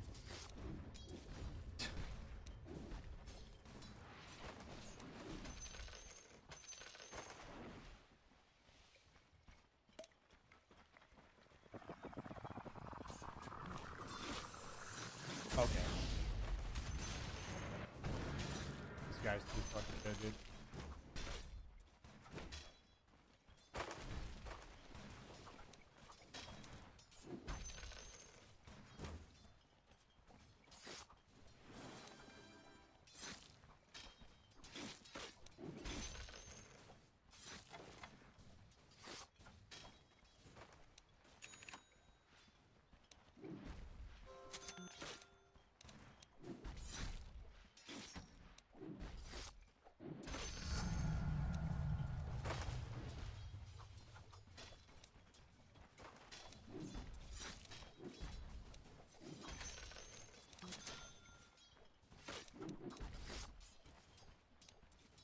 I need my ogre to get level 2. You can be aggressive.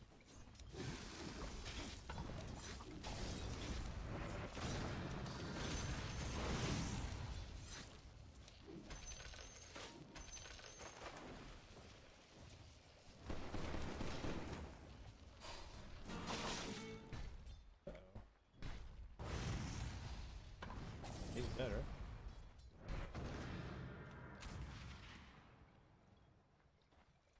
We really need the small camp. You can get it.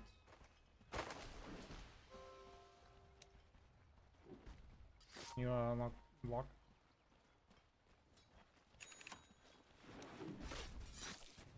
I should have said before the game. Forgot to do that. This is a fucking disaster, guys.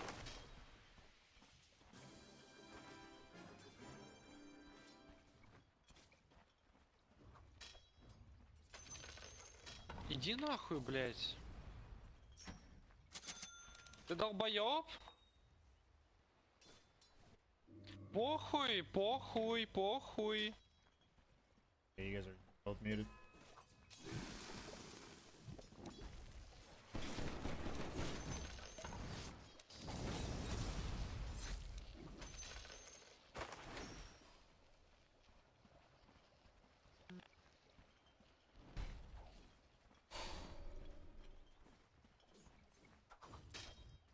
Snap's gonna pull large now.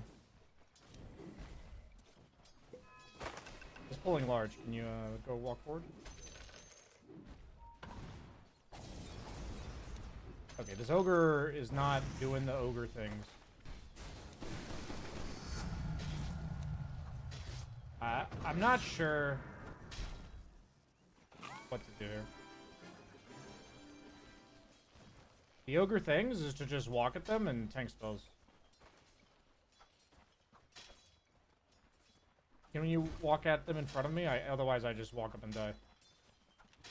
Thank you.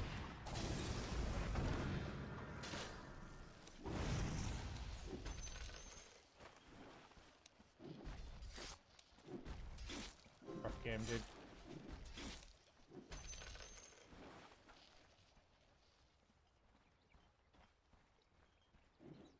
How did that not aggro them? Okay, honestly, I'm just good. I'm in a jungle. I can't really lane, to be honest.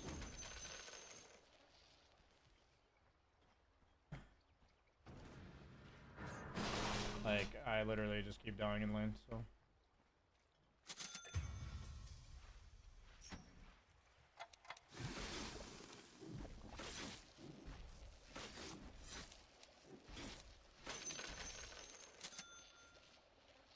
Okay, if lane's coming back to tower, then I will go back.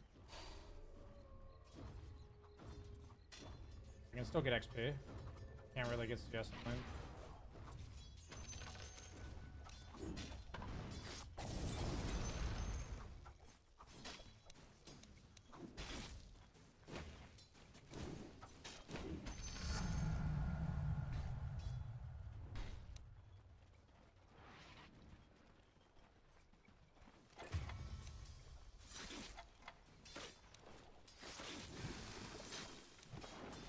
Dude, how...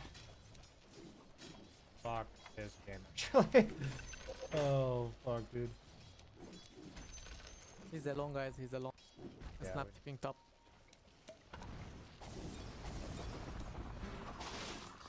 Plant another fucking tree or what?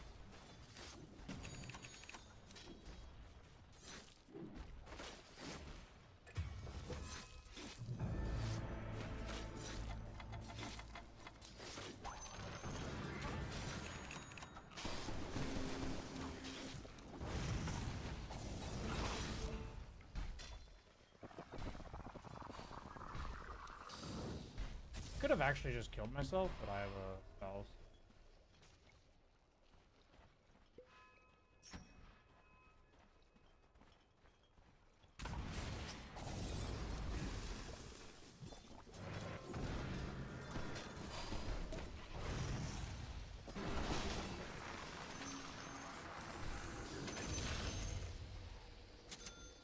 Interesting game. Crying at the start. What is this player?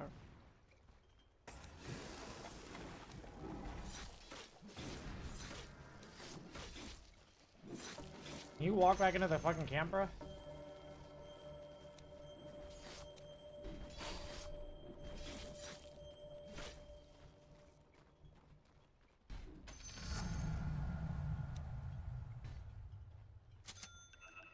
Tiny coming top. Tiny top, tiny top, tiny top.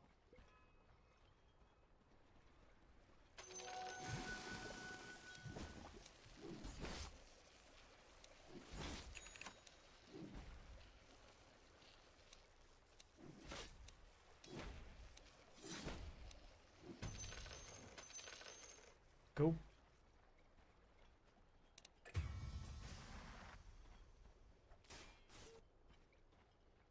I'm gonna stack this camp with acid spray.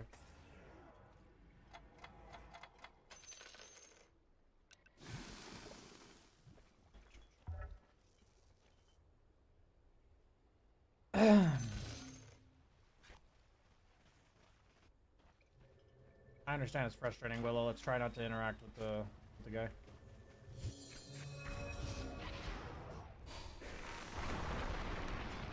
I'm channeling stun.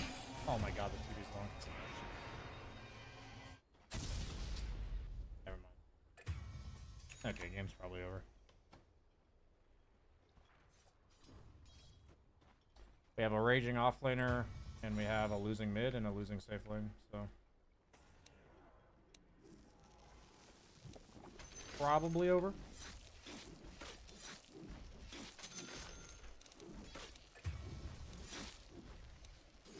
Rough games. Rough games. Not too much can be done about it.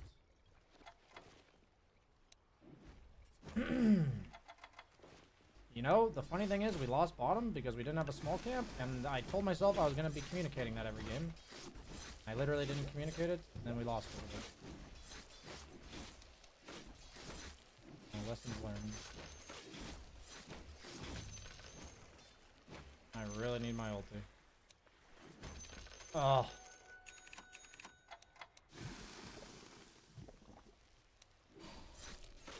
Fucking brutal, man. This is actually, like, fucking brutal.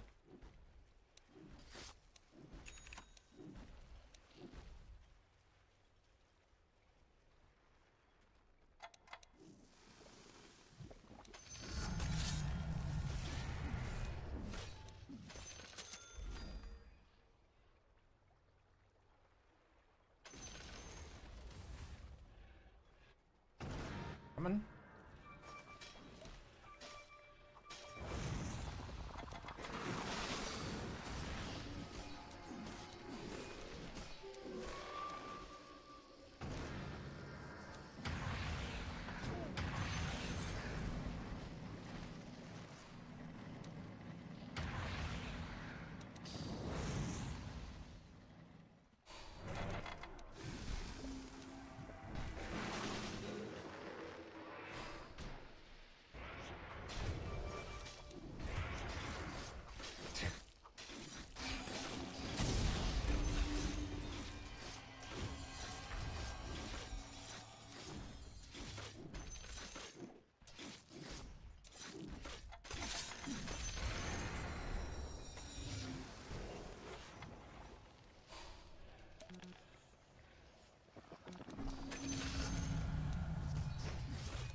game.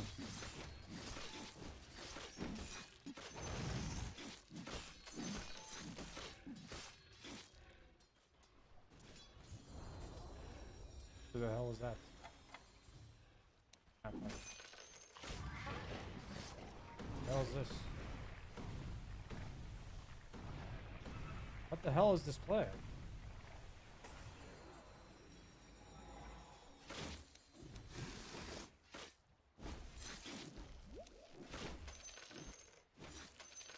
My Legion going Midas or something? Okay, he's actually going items. Cool. Happy with that.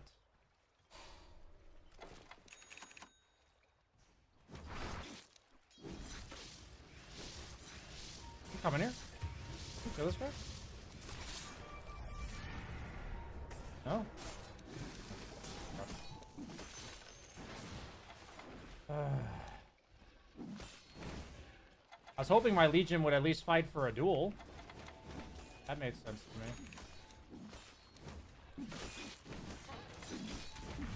No snap arrows.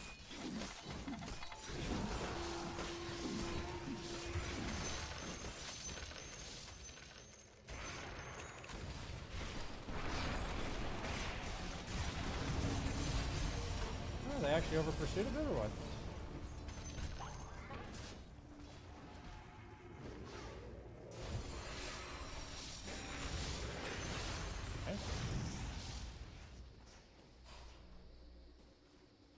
My bad for, like, thinking my Legion would duel the guy.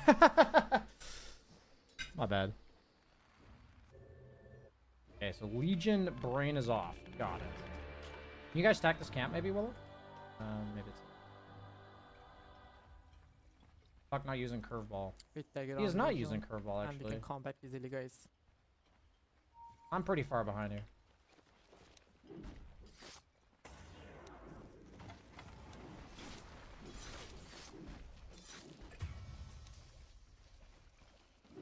This is a horrible ass spray placement.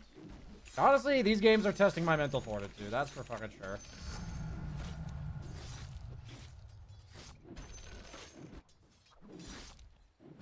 Yeah, that guy's pretty unfuckable, I think.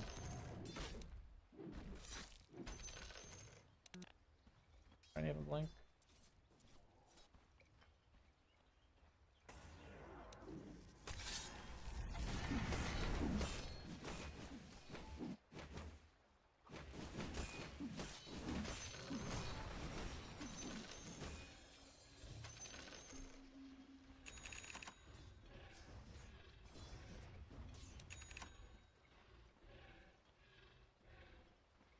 Dagger on Tiny.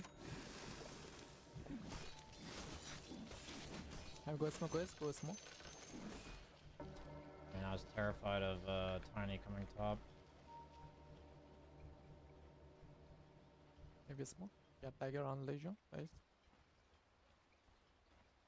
Go smoke. Kill Jack. Try to kill Jack. There's gonna be a Ricky right there.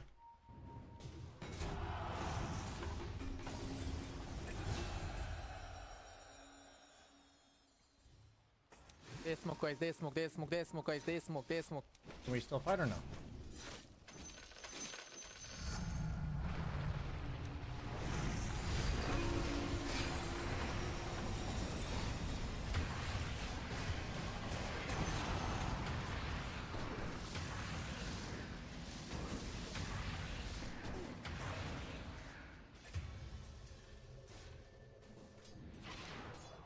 Not bad. Not bad. It's fine.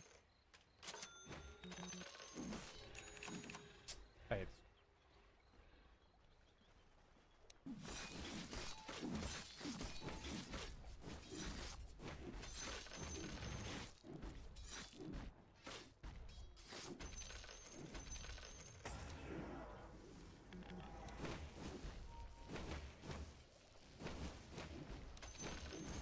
that catapult's like, you don't want that CS, right? Like, I can just take that real quick. I'm like, sure.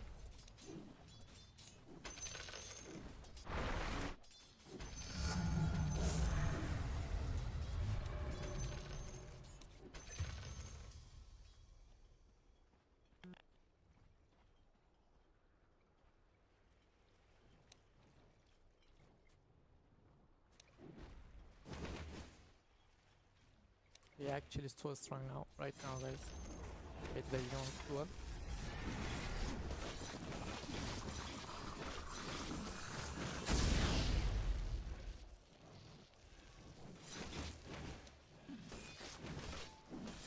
That jug's only a little bit ahead of me. If he comes over here, I'm just dead, but I really don't think I can afford to give him anything.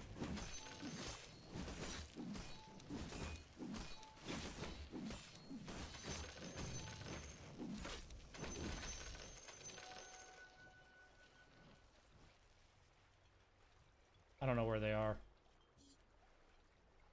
And I'll die solo to Jug, so I'm not gonna do that.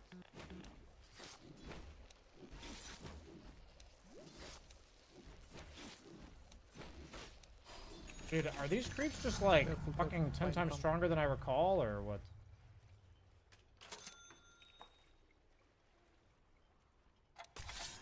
We'll take Tangle here, top position. Right, no good. I have Radiance if we want to fight now. Yeah, farm your dagger, bro. No need to come. I don't think I'm going dagger. I'm too far behind to go dagger.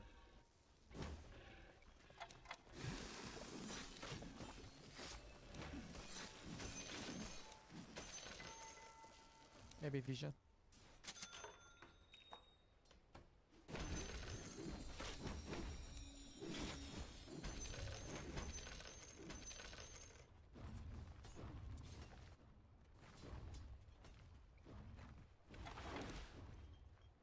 Guys.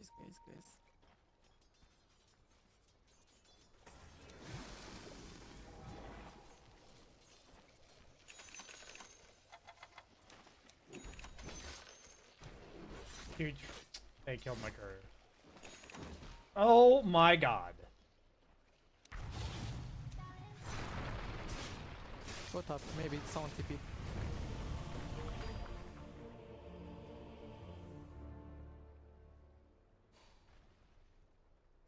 Oh my god.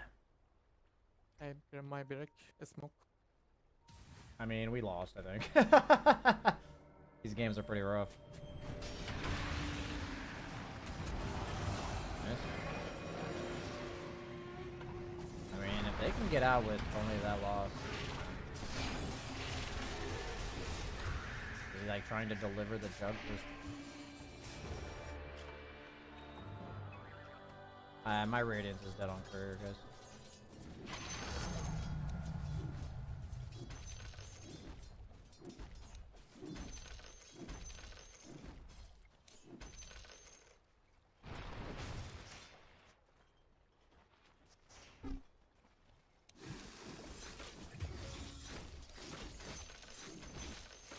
This might be one of the most depressing 2 series of games I've played.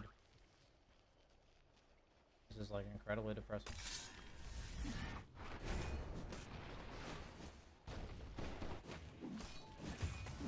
Yep, I have Radiance almost. Wait for me, guys. Don't go, please. Wait for me. Legion a little bit. You have chance, guys, but they're off so good, but it's fine. I think I need to run right. I don't fucking know though. I feel like I'm dead actually. I hope they're not already here. That would really suck.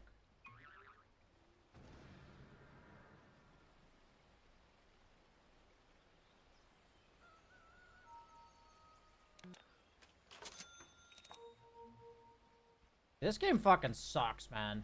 I'm down to fight. I ain't gonna get better.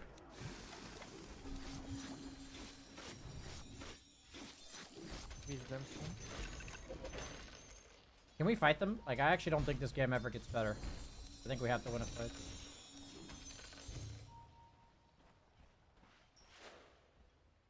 Oh, we don't have a smoke. That sucks. I'm walking forward.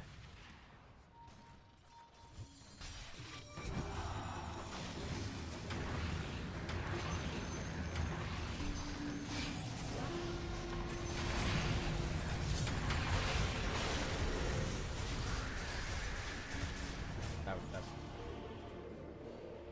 Yeah, GG. These games suck.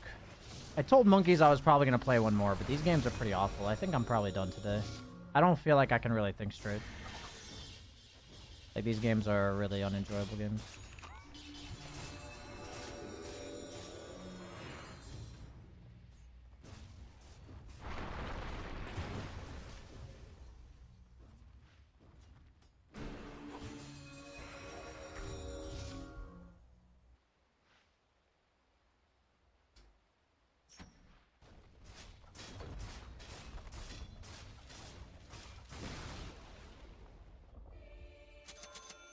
Like, just really unenjoyable games.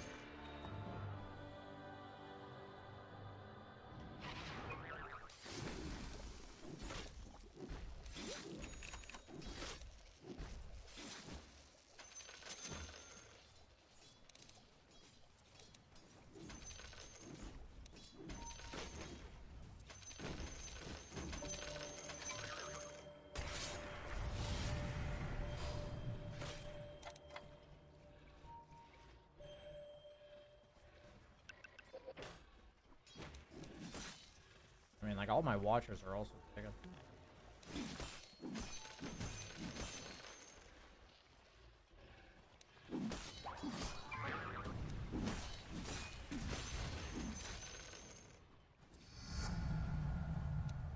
think I actually had to go Manta because of Omni Slash.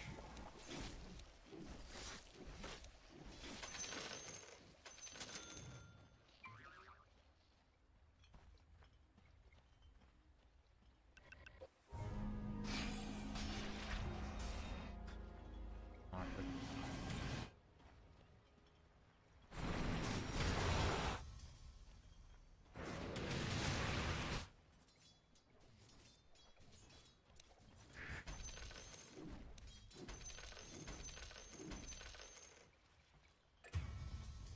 No, I'm just gonna try to take this mid tower. I think I can.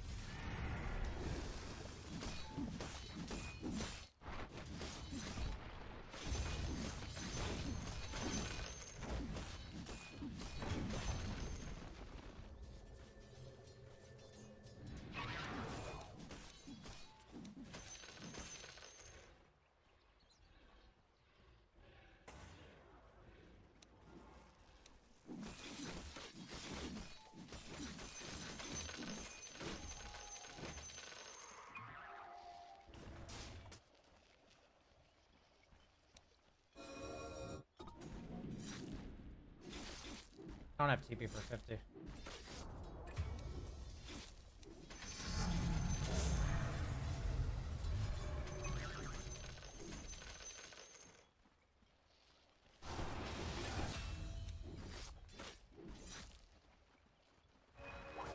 Honestly, I'll go hit the building.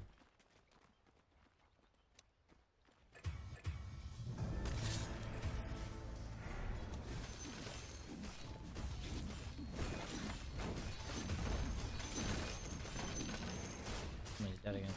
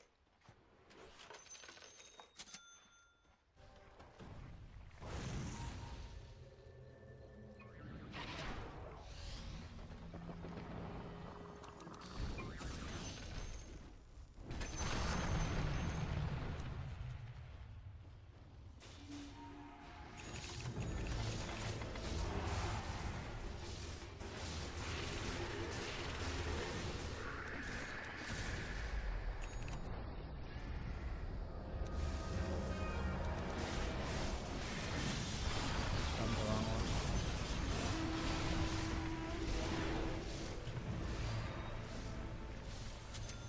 He stunned the wrong one, guys.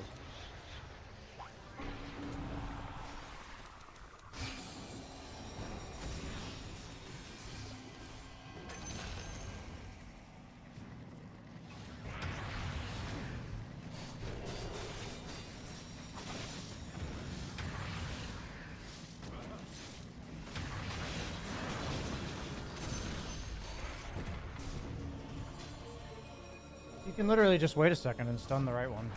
We'll see which one it is in like a second. That sucks.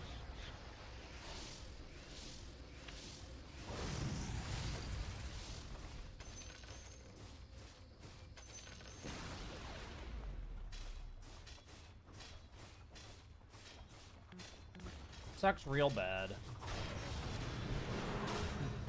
Should I play one more with my boy monkeys?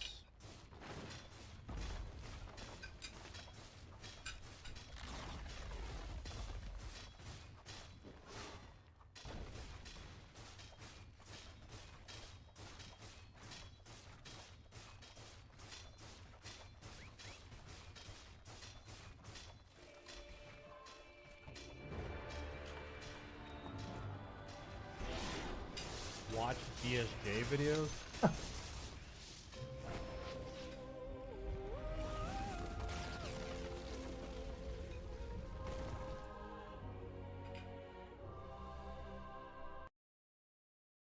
I think a lot of things went wrong in the lane.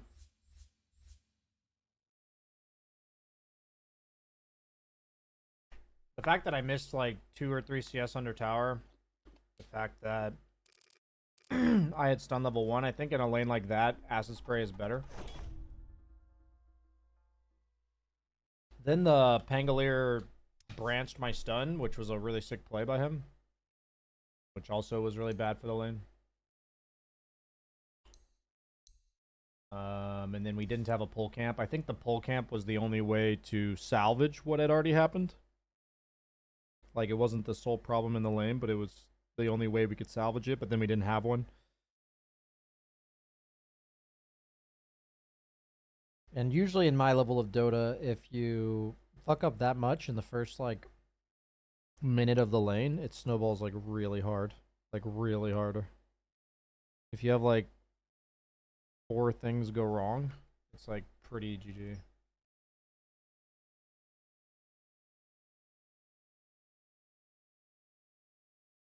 Okay. I wait 1 min for the guys I just got done playing with.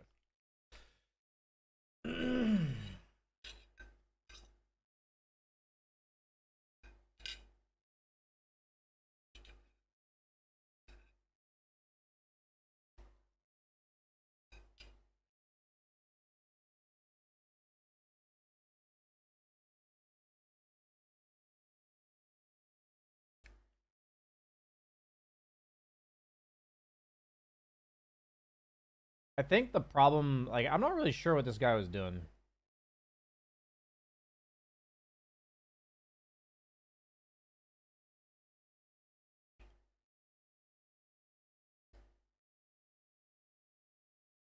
Is this, like,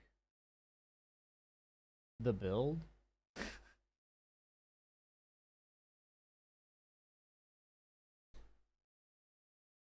Maybe it is. Doesn't look like it, though. This doesn't look like the build.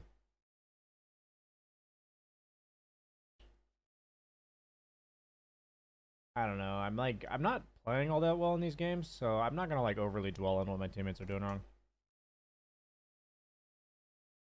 I mean, I shouldn't really dwell on what they're doing wrong anyway. But, like, because I'm playing poorly, I'm gonna be more prone to dwelling on what they're doing, so.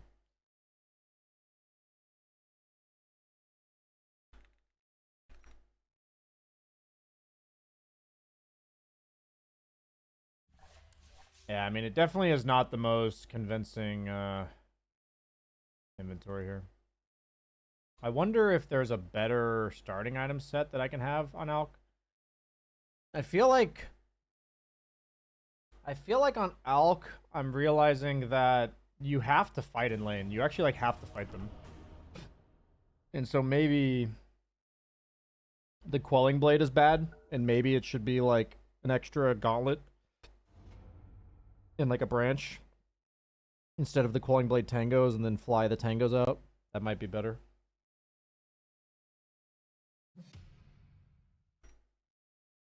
I didn't get monkeys in my game. How did I queue at the same time as monkeys and not get him in my game? Like, these are literally... He's, like, rank 1,000 or something. Is, like, monkeys been just, like, Okay, has he shot up like 9,000 MMR? He's ranked 960. Holy shit, he's triple digits.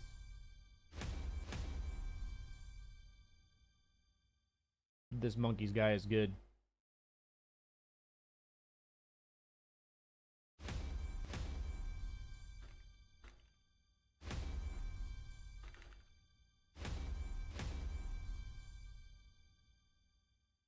I get to play carry twice. 3 times, I mean.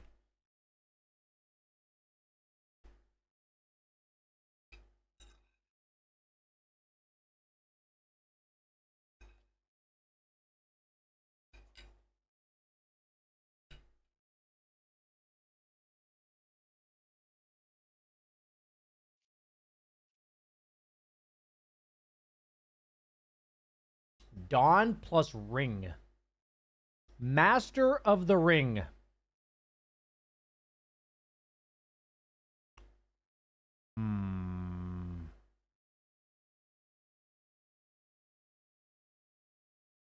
I have a DK off. I was thinking about picking Ursa. Ursa plus Axe.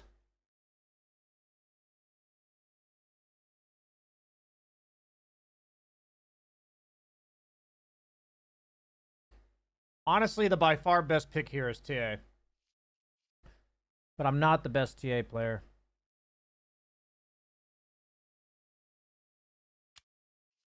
Down to try Razor, actually. I've been wanting to play this hero.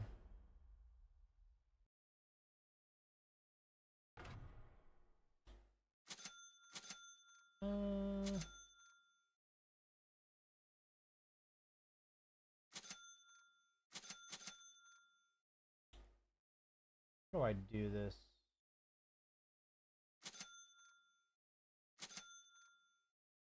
It's like, maybe like this. I can't buy because I lost gold. Where's Judge Jamma? That's just not really the type of content that I want to do anymore. And I'm sorry that you miss it, buddy. It was a good era. No regrets.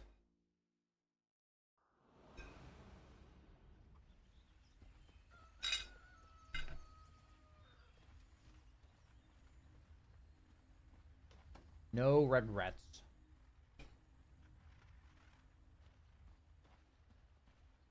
Thought a pretty good draw game. I generally think that stationary ranged right clickers are pretty unplayable against Axe. Like, I don't mind playing ranged right clickers that run in, but ranged right clickers that stand still are pretty rough, I think.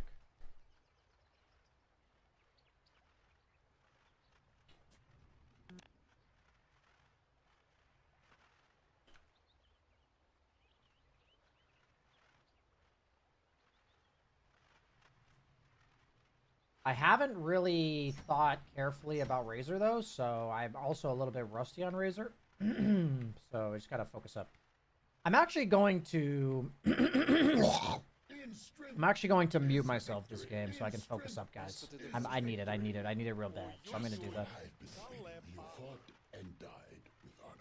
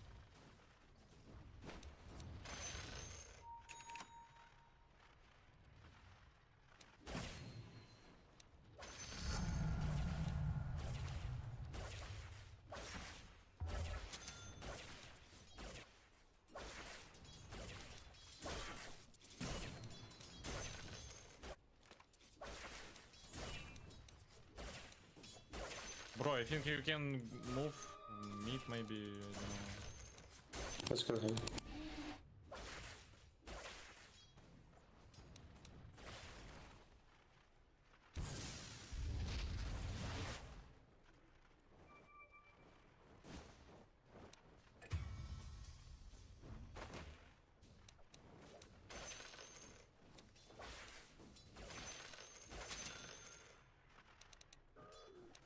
Look at range.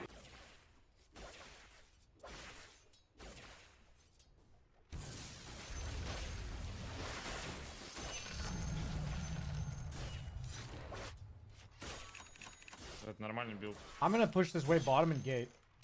I'm pretty strong. Ты же на скрипт пингуешь, правильно?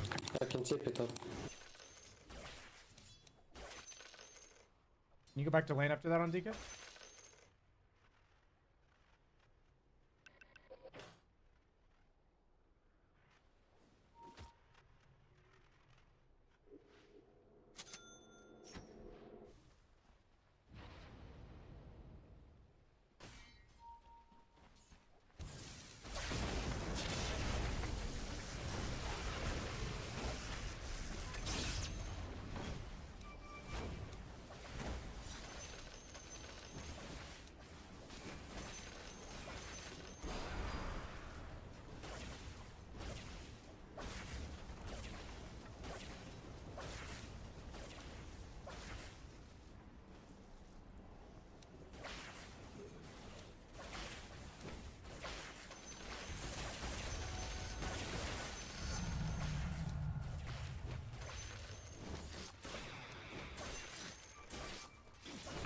I have my votes. Invoker is bottom active.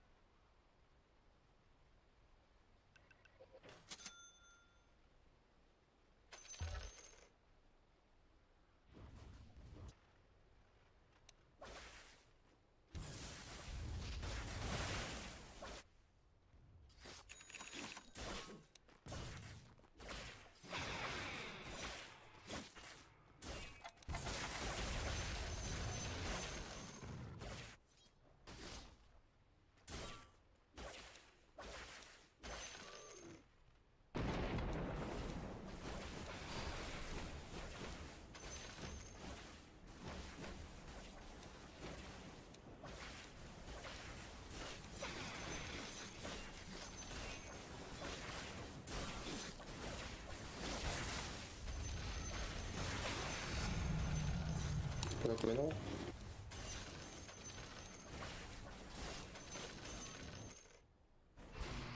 I can't fight right now. Nice. I'm gonna be TPing bottom.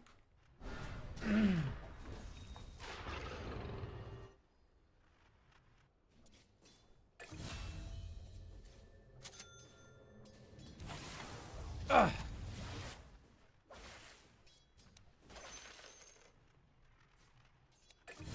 Look right.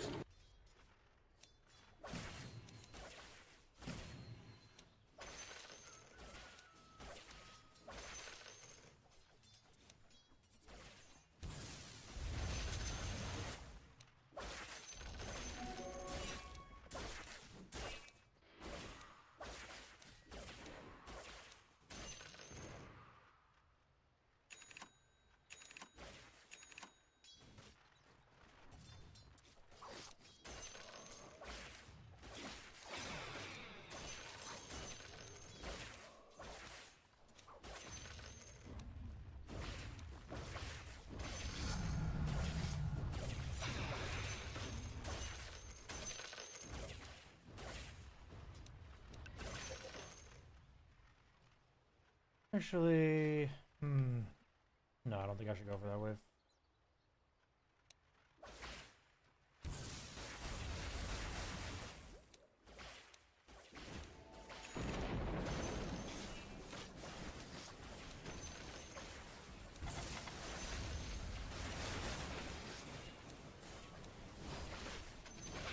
King Arcane Boot.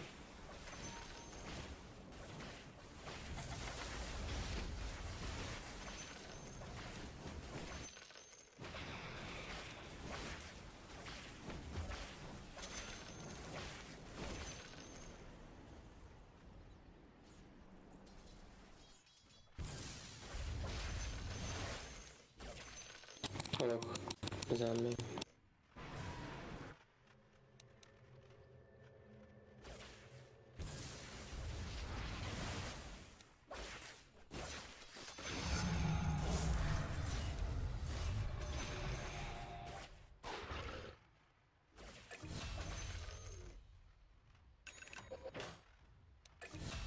Nice.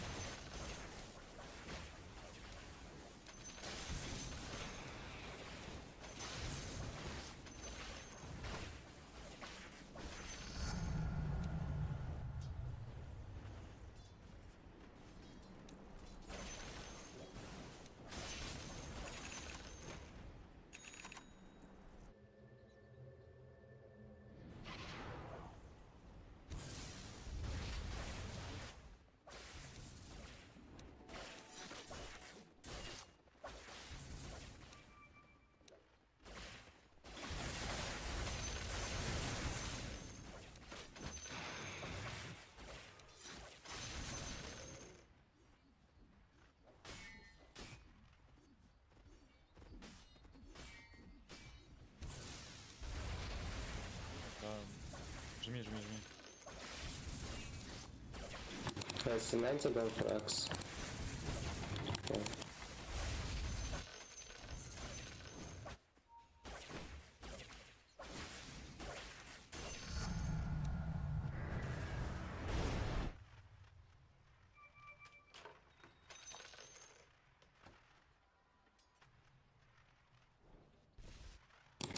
Active.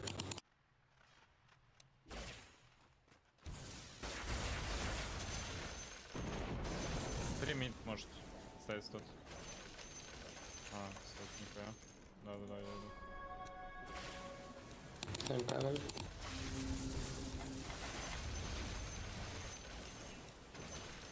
I'm out of the game for like the next minute, guys. I'll be really strong after that.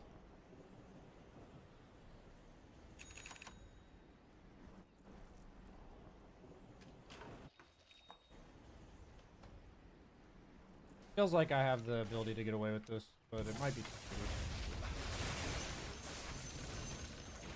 У меня формы нет уже. Я бы поправил.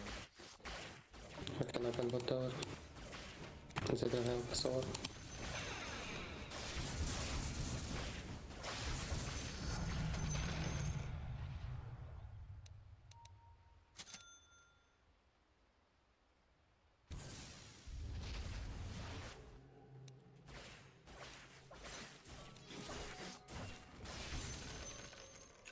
I have to go base and then I'm strong.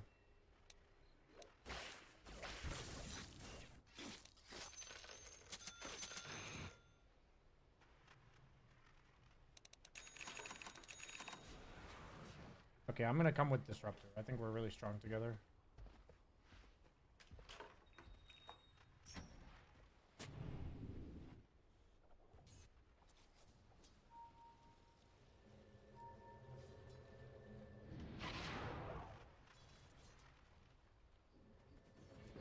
Vision?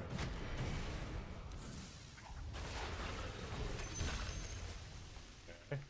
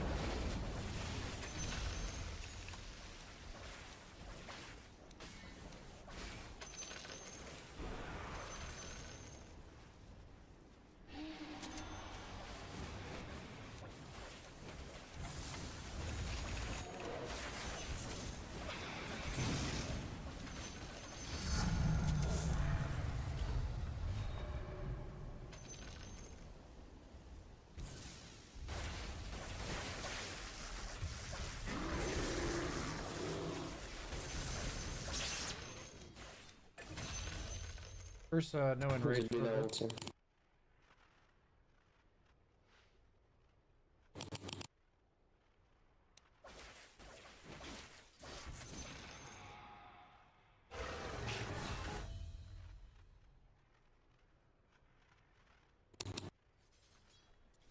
First has no enrage, guys.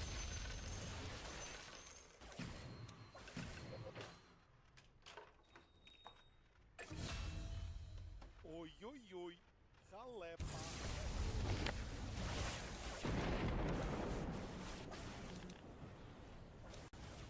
I mean, it's fine if I just bully him away and I don't die.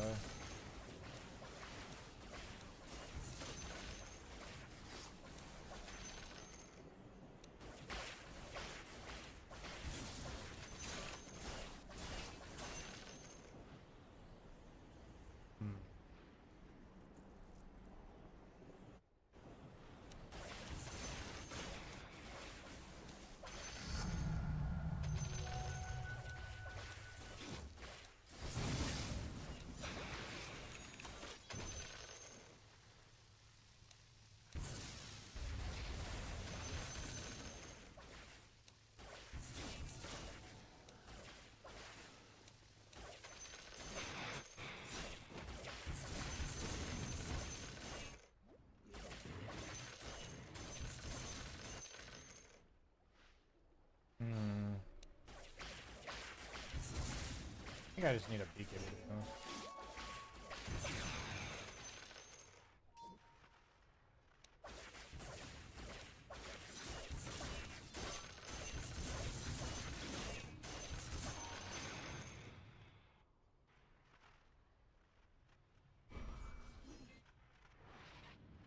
I'm coming, I'm coming.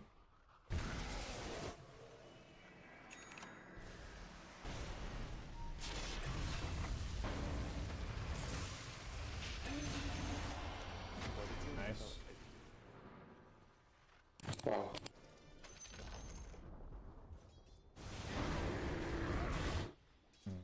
You guys feeding a little bit.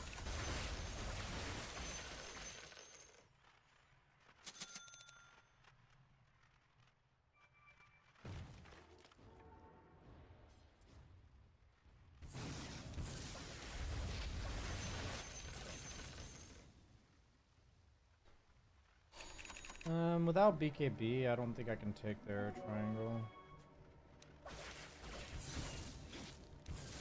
I almost have BKB, guys. I'll be really fucking strong. We can do Tormentor, actually, with my ult. I'm coming through portal. You and I can do it. You can do it, you can do it.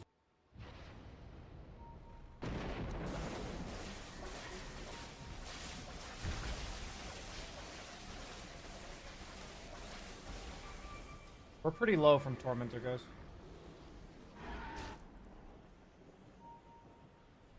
I can't really go on people, guys. I'm really low with no BKB.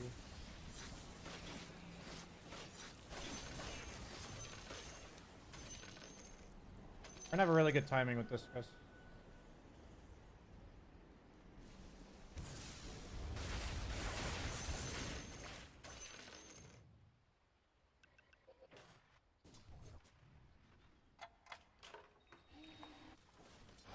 I feel like they might be smoked on me.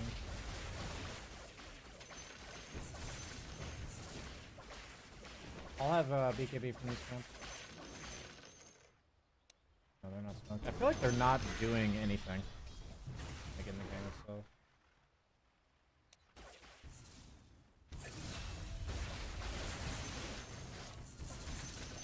Like Yak's got a blink and a blade mail and he's just farming. I'm gonna feel like the way the pace of this game is going, I can be greedy for this extra camp here. 5 seconds.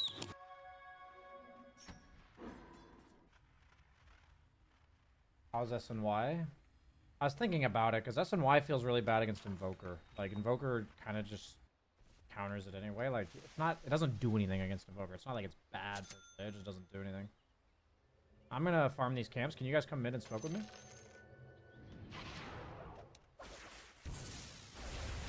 I want to smoke from mid with the support.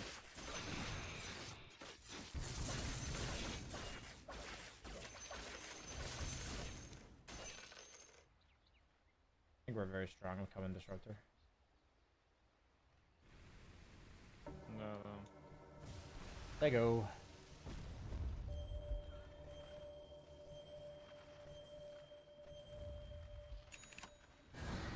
DK is kind of in, huh? We can fight afterwards. We can definitely fight this afterwards.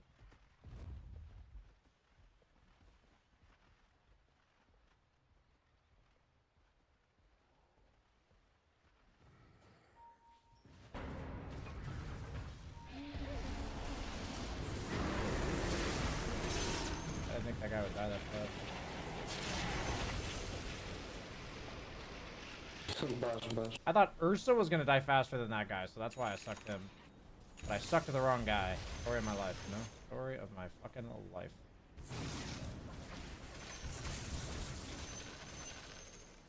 Actually, I can go Satanic first, because Ursa's not very farmed. It's like a nice dispel against Invoker, which it's generally good to buy those, for like cold snap and shit. And it's obviously good against Axe.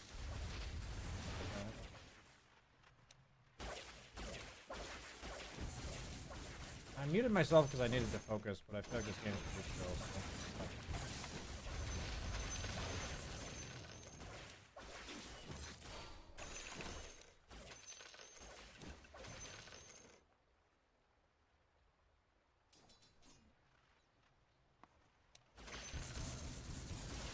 I'll come through mid lane. Actually, just wait for it to go top. I don't think we kill it top. Okay.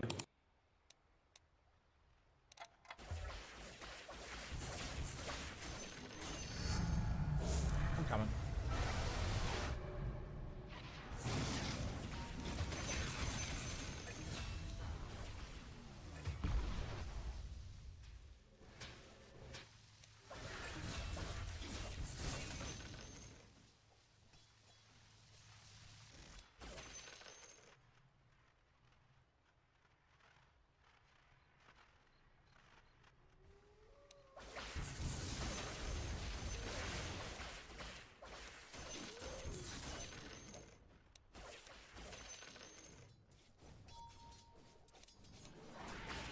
Coming.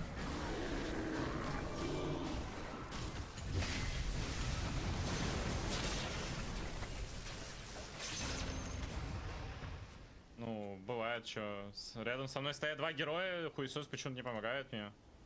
Когда это делает. Какие же ты аутист. Да, какой же аутист, конечно, у тебя же фрикенпайк, тебя же убить, да, могут. Ты бежишь первее меня. Смотри, 3 мяса бегут.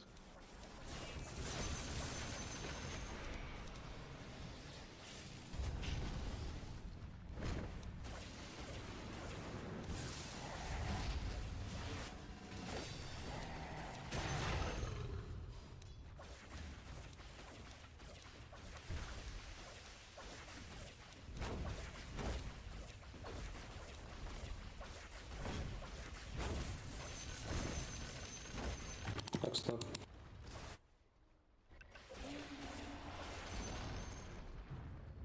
Цепин Фаракс.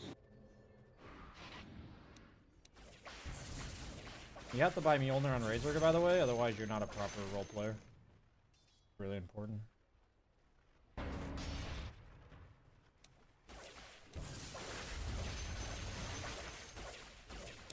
Fuck.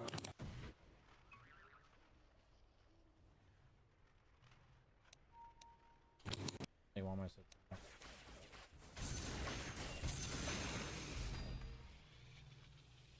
Let's go rush, maybe. Sure.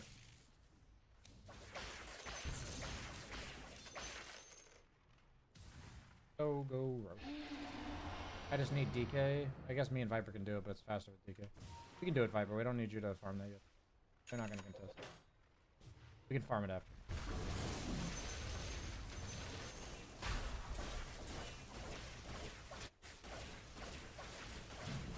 I think I actually dropped the Dragon Lance in favor of the Falcon Blade because I need mana.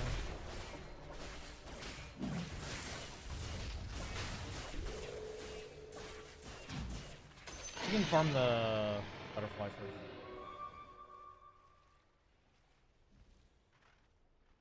We can try to steal their XP.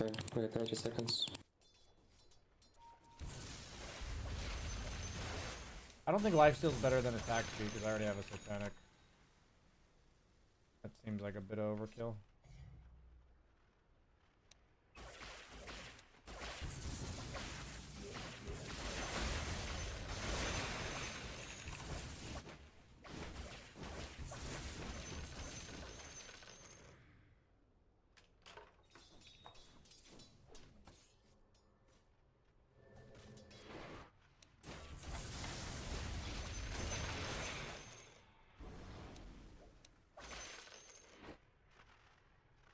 I feel like the opponent's just like not playing. What were they doing if they're not picking up the wisdom shrine at 28? You guys think they've just like mentally given up? I'm just gonna like show you the minimap. I feel like not much is really happening. I think we can just go high ground. They're not really doing anything. Yeah, we can wait.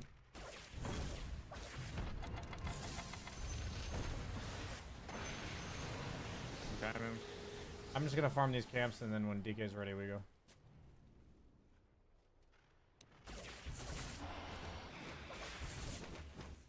We can go with this wave. This is really important with this wave. So, can we come bottom, guys? I think we can just siege.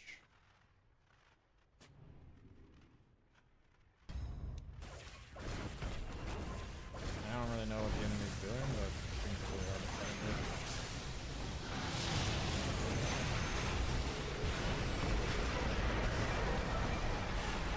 It's crazy that I died.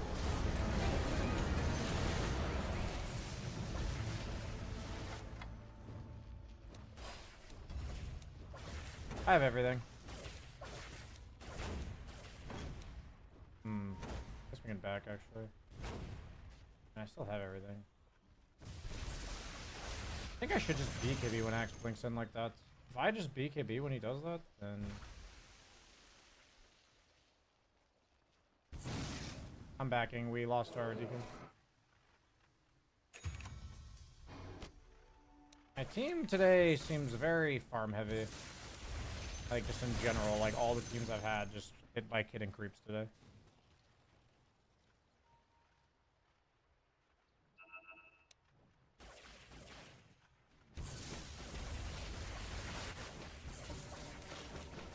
I feel like I need to buy a blink actually. It feels like really hard to like interfight.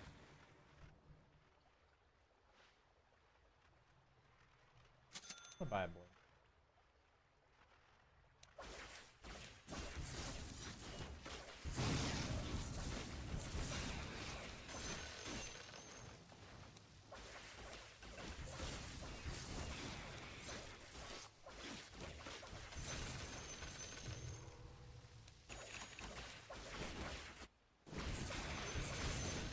These games today are like stagnating and awful shit ton. I don't think it's me. It might be me. I don't think so though.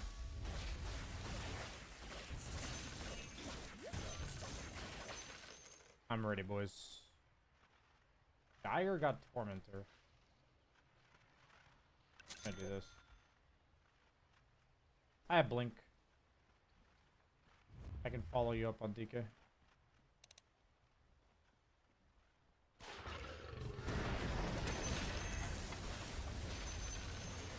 Okay.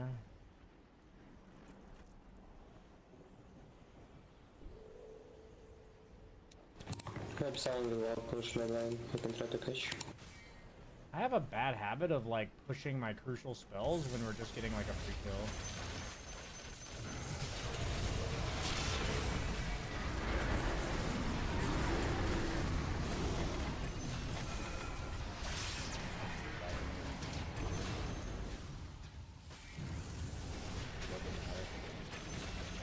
Easy. Kind of built for that, so let's go. Nice 4-staff, whoever did that. Positive metal attitude. I feel like I didn't push a single button correctly that time.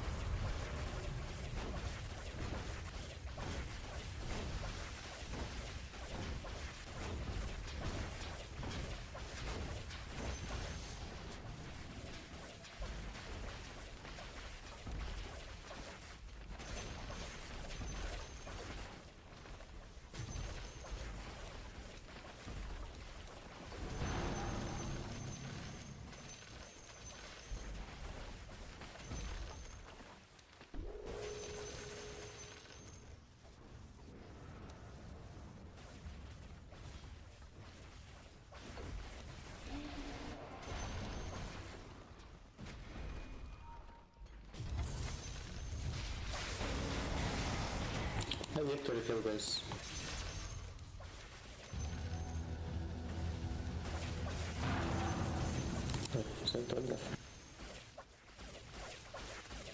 Yeah, I feel like the opponent kind of mentally gave up in this one. I mean, I'm grateful I won a game, but I think all 3 games I played today were not particularly exhilarating.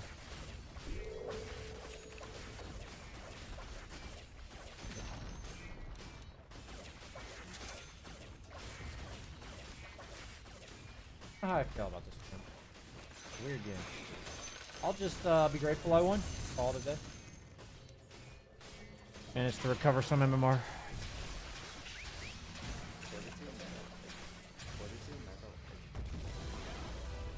Good luck. I do think the pick was good. I do think the Razor pick worked out nicely.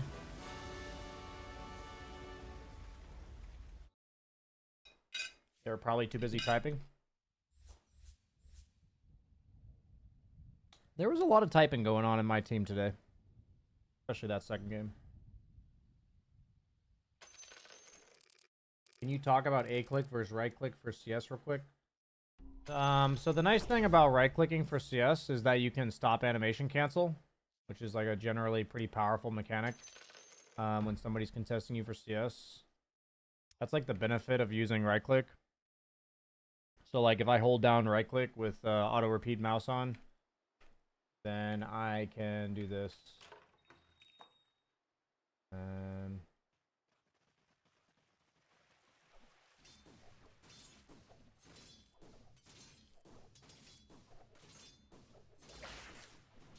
And obviously I missed that one, but it'll help you time CS a lot better. So basically every hero has a backswing on their attack animation, and if you don't do this, then the time you take to push A, like if I'm just sitting here like this, it takes my entire attack animation to release the attack. But like if I do this, then it's like the second I release it, it just goes, right? That's like the benefit of using right click. You can effectively time it a lot more precisely, and this is especially relevant when the opponent is like standing right here trying to get the CS.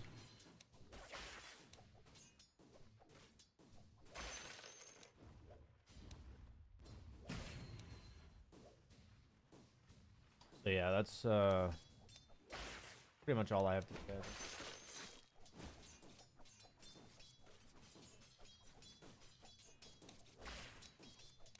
Quick cast doesn't work for me. Anybody know why? No clue why. What's the downside of using right click? I mean, I don't really think there's too much of a downside.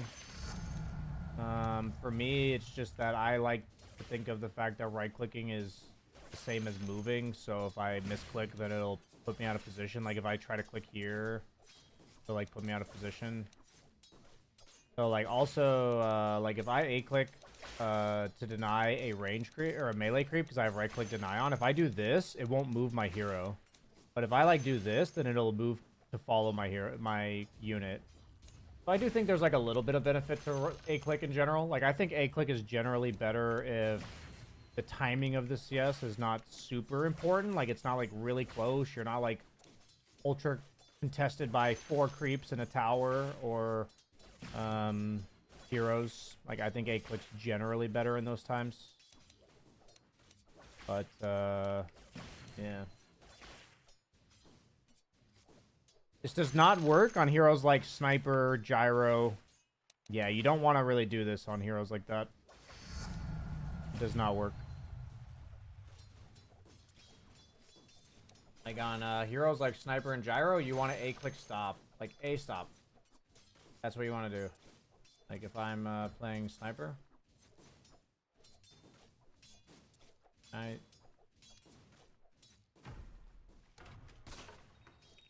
Just A-stop. A-stop. And like that just faces the creep. It's like, A-stop. Hey. A-stop. Hey. A-stop. Hey. A-stop. Then you're just sitting here facing the creep. Obviously these creeps are a little bit fortunate. Look at that. stop, A. A, stop. Okay. That's how I usually play heroes that have no backswing. They're attacked.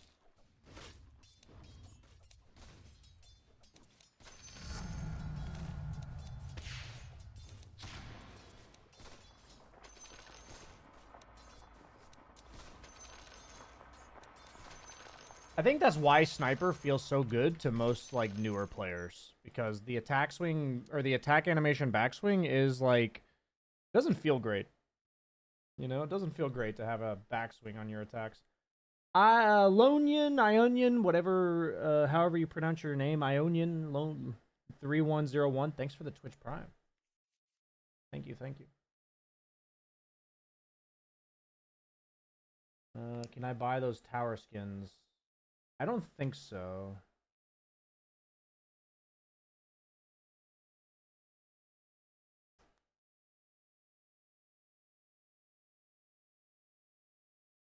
I guess I have to ban somebody for being racist in my YouTube chat. That's pretty sad.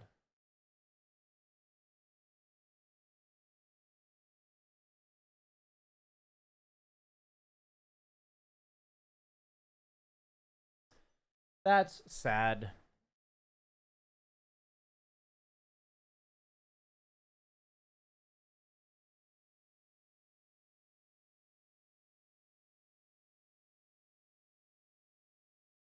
Are you done for the day? Yes, I am. I'm going to be done for the day. I'm pretty brain fried right now, so we're going to call the stream. Thank you so much for watching, everybody. I appreciate the support and all that. I'm actually going to go raid Monkeys. I assume he's streaming right now, right? He is indeed. Let's go raid him. Raid Monkeys. Right now, right? He is indeed. Let's go raid him. Raid Monkeys. Raid Monkeys. Right now, right? He is indeed. Let's go raid him. Bye, guys.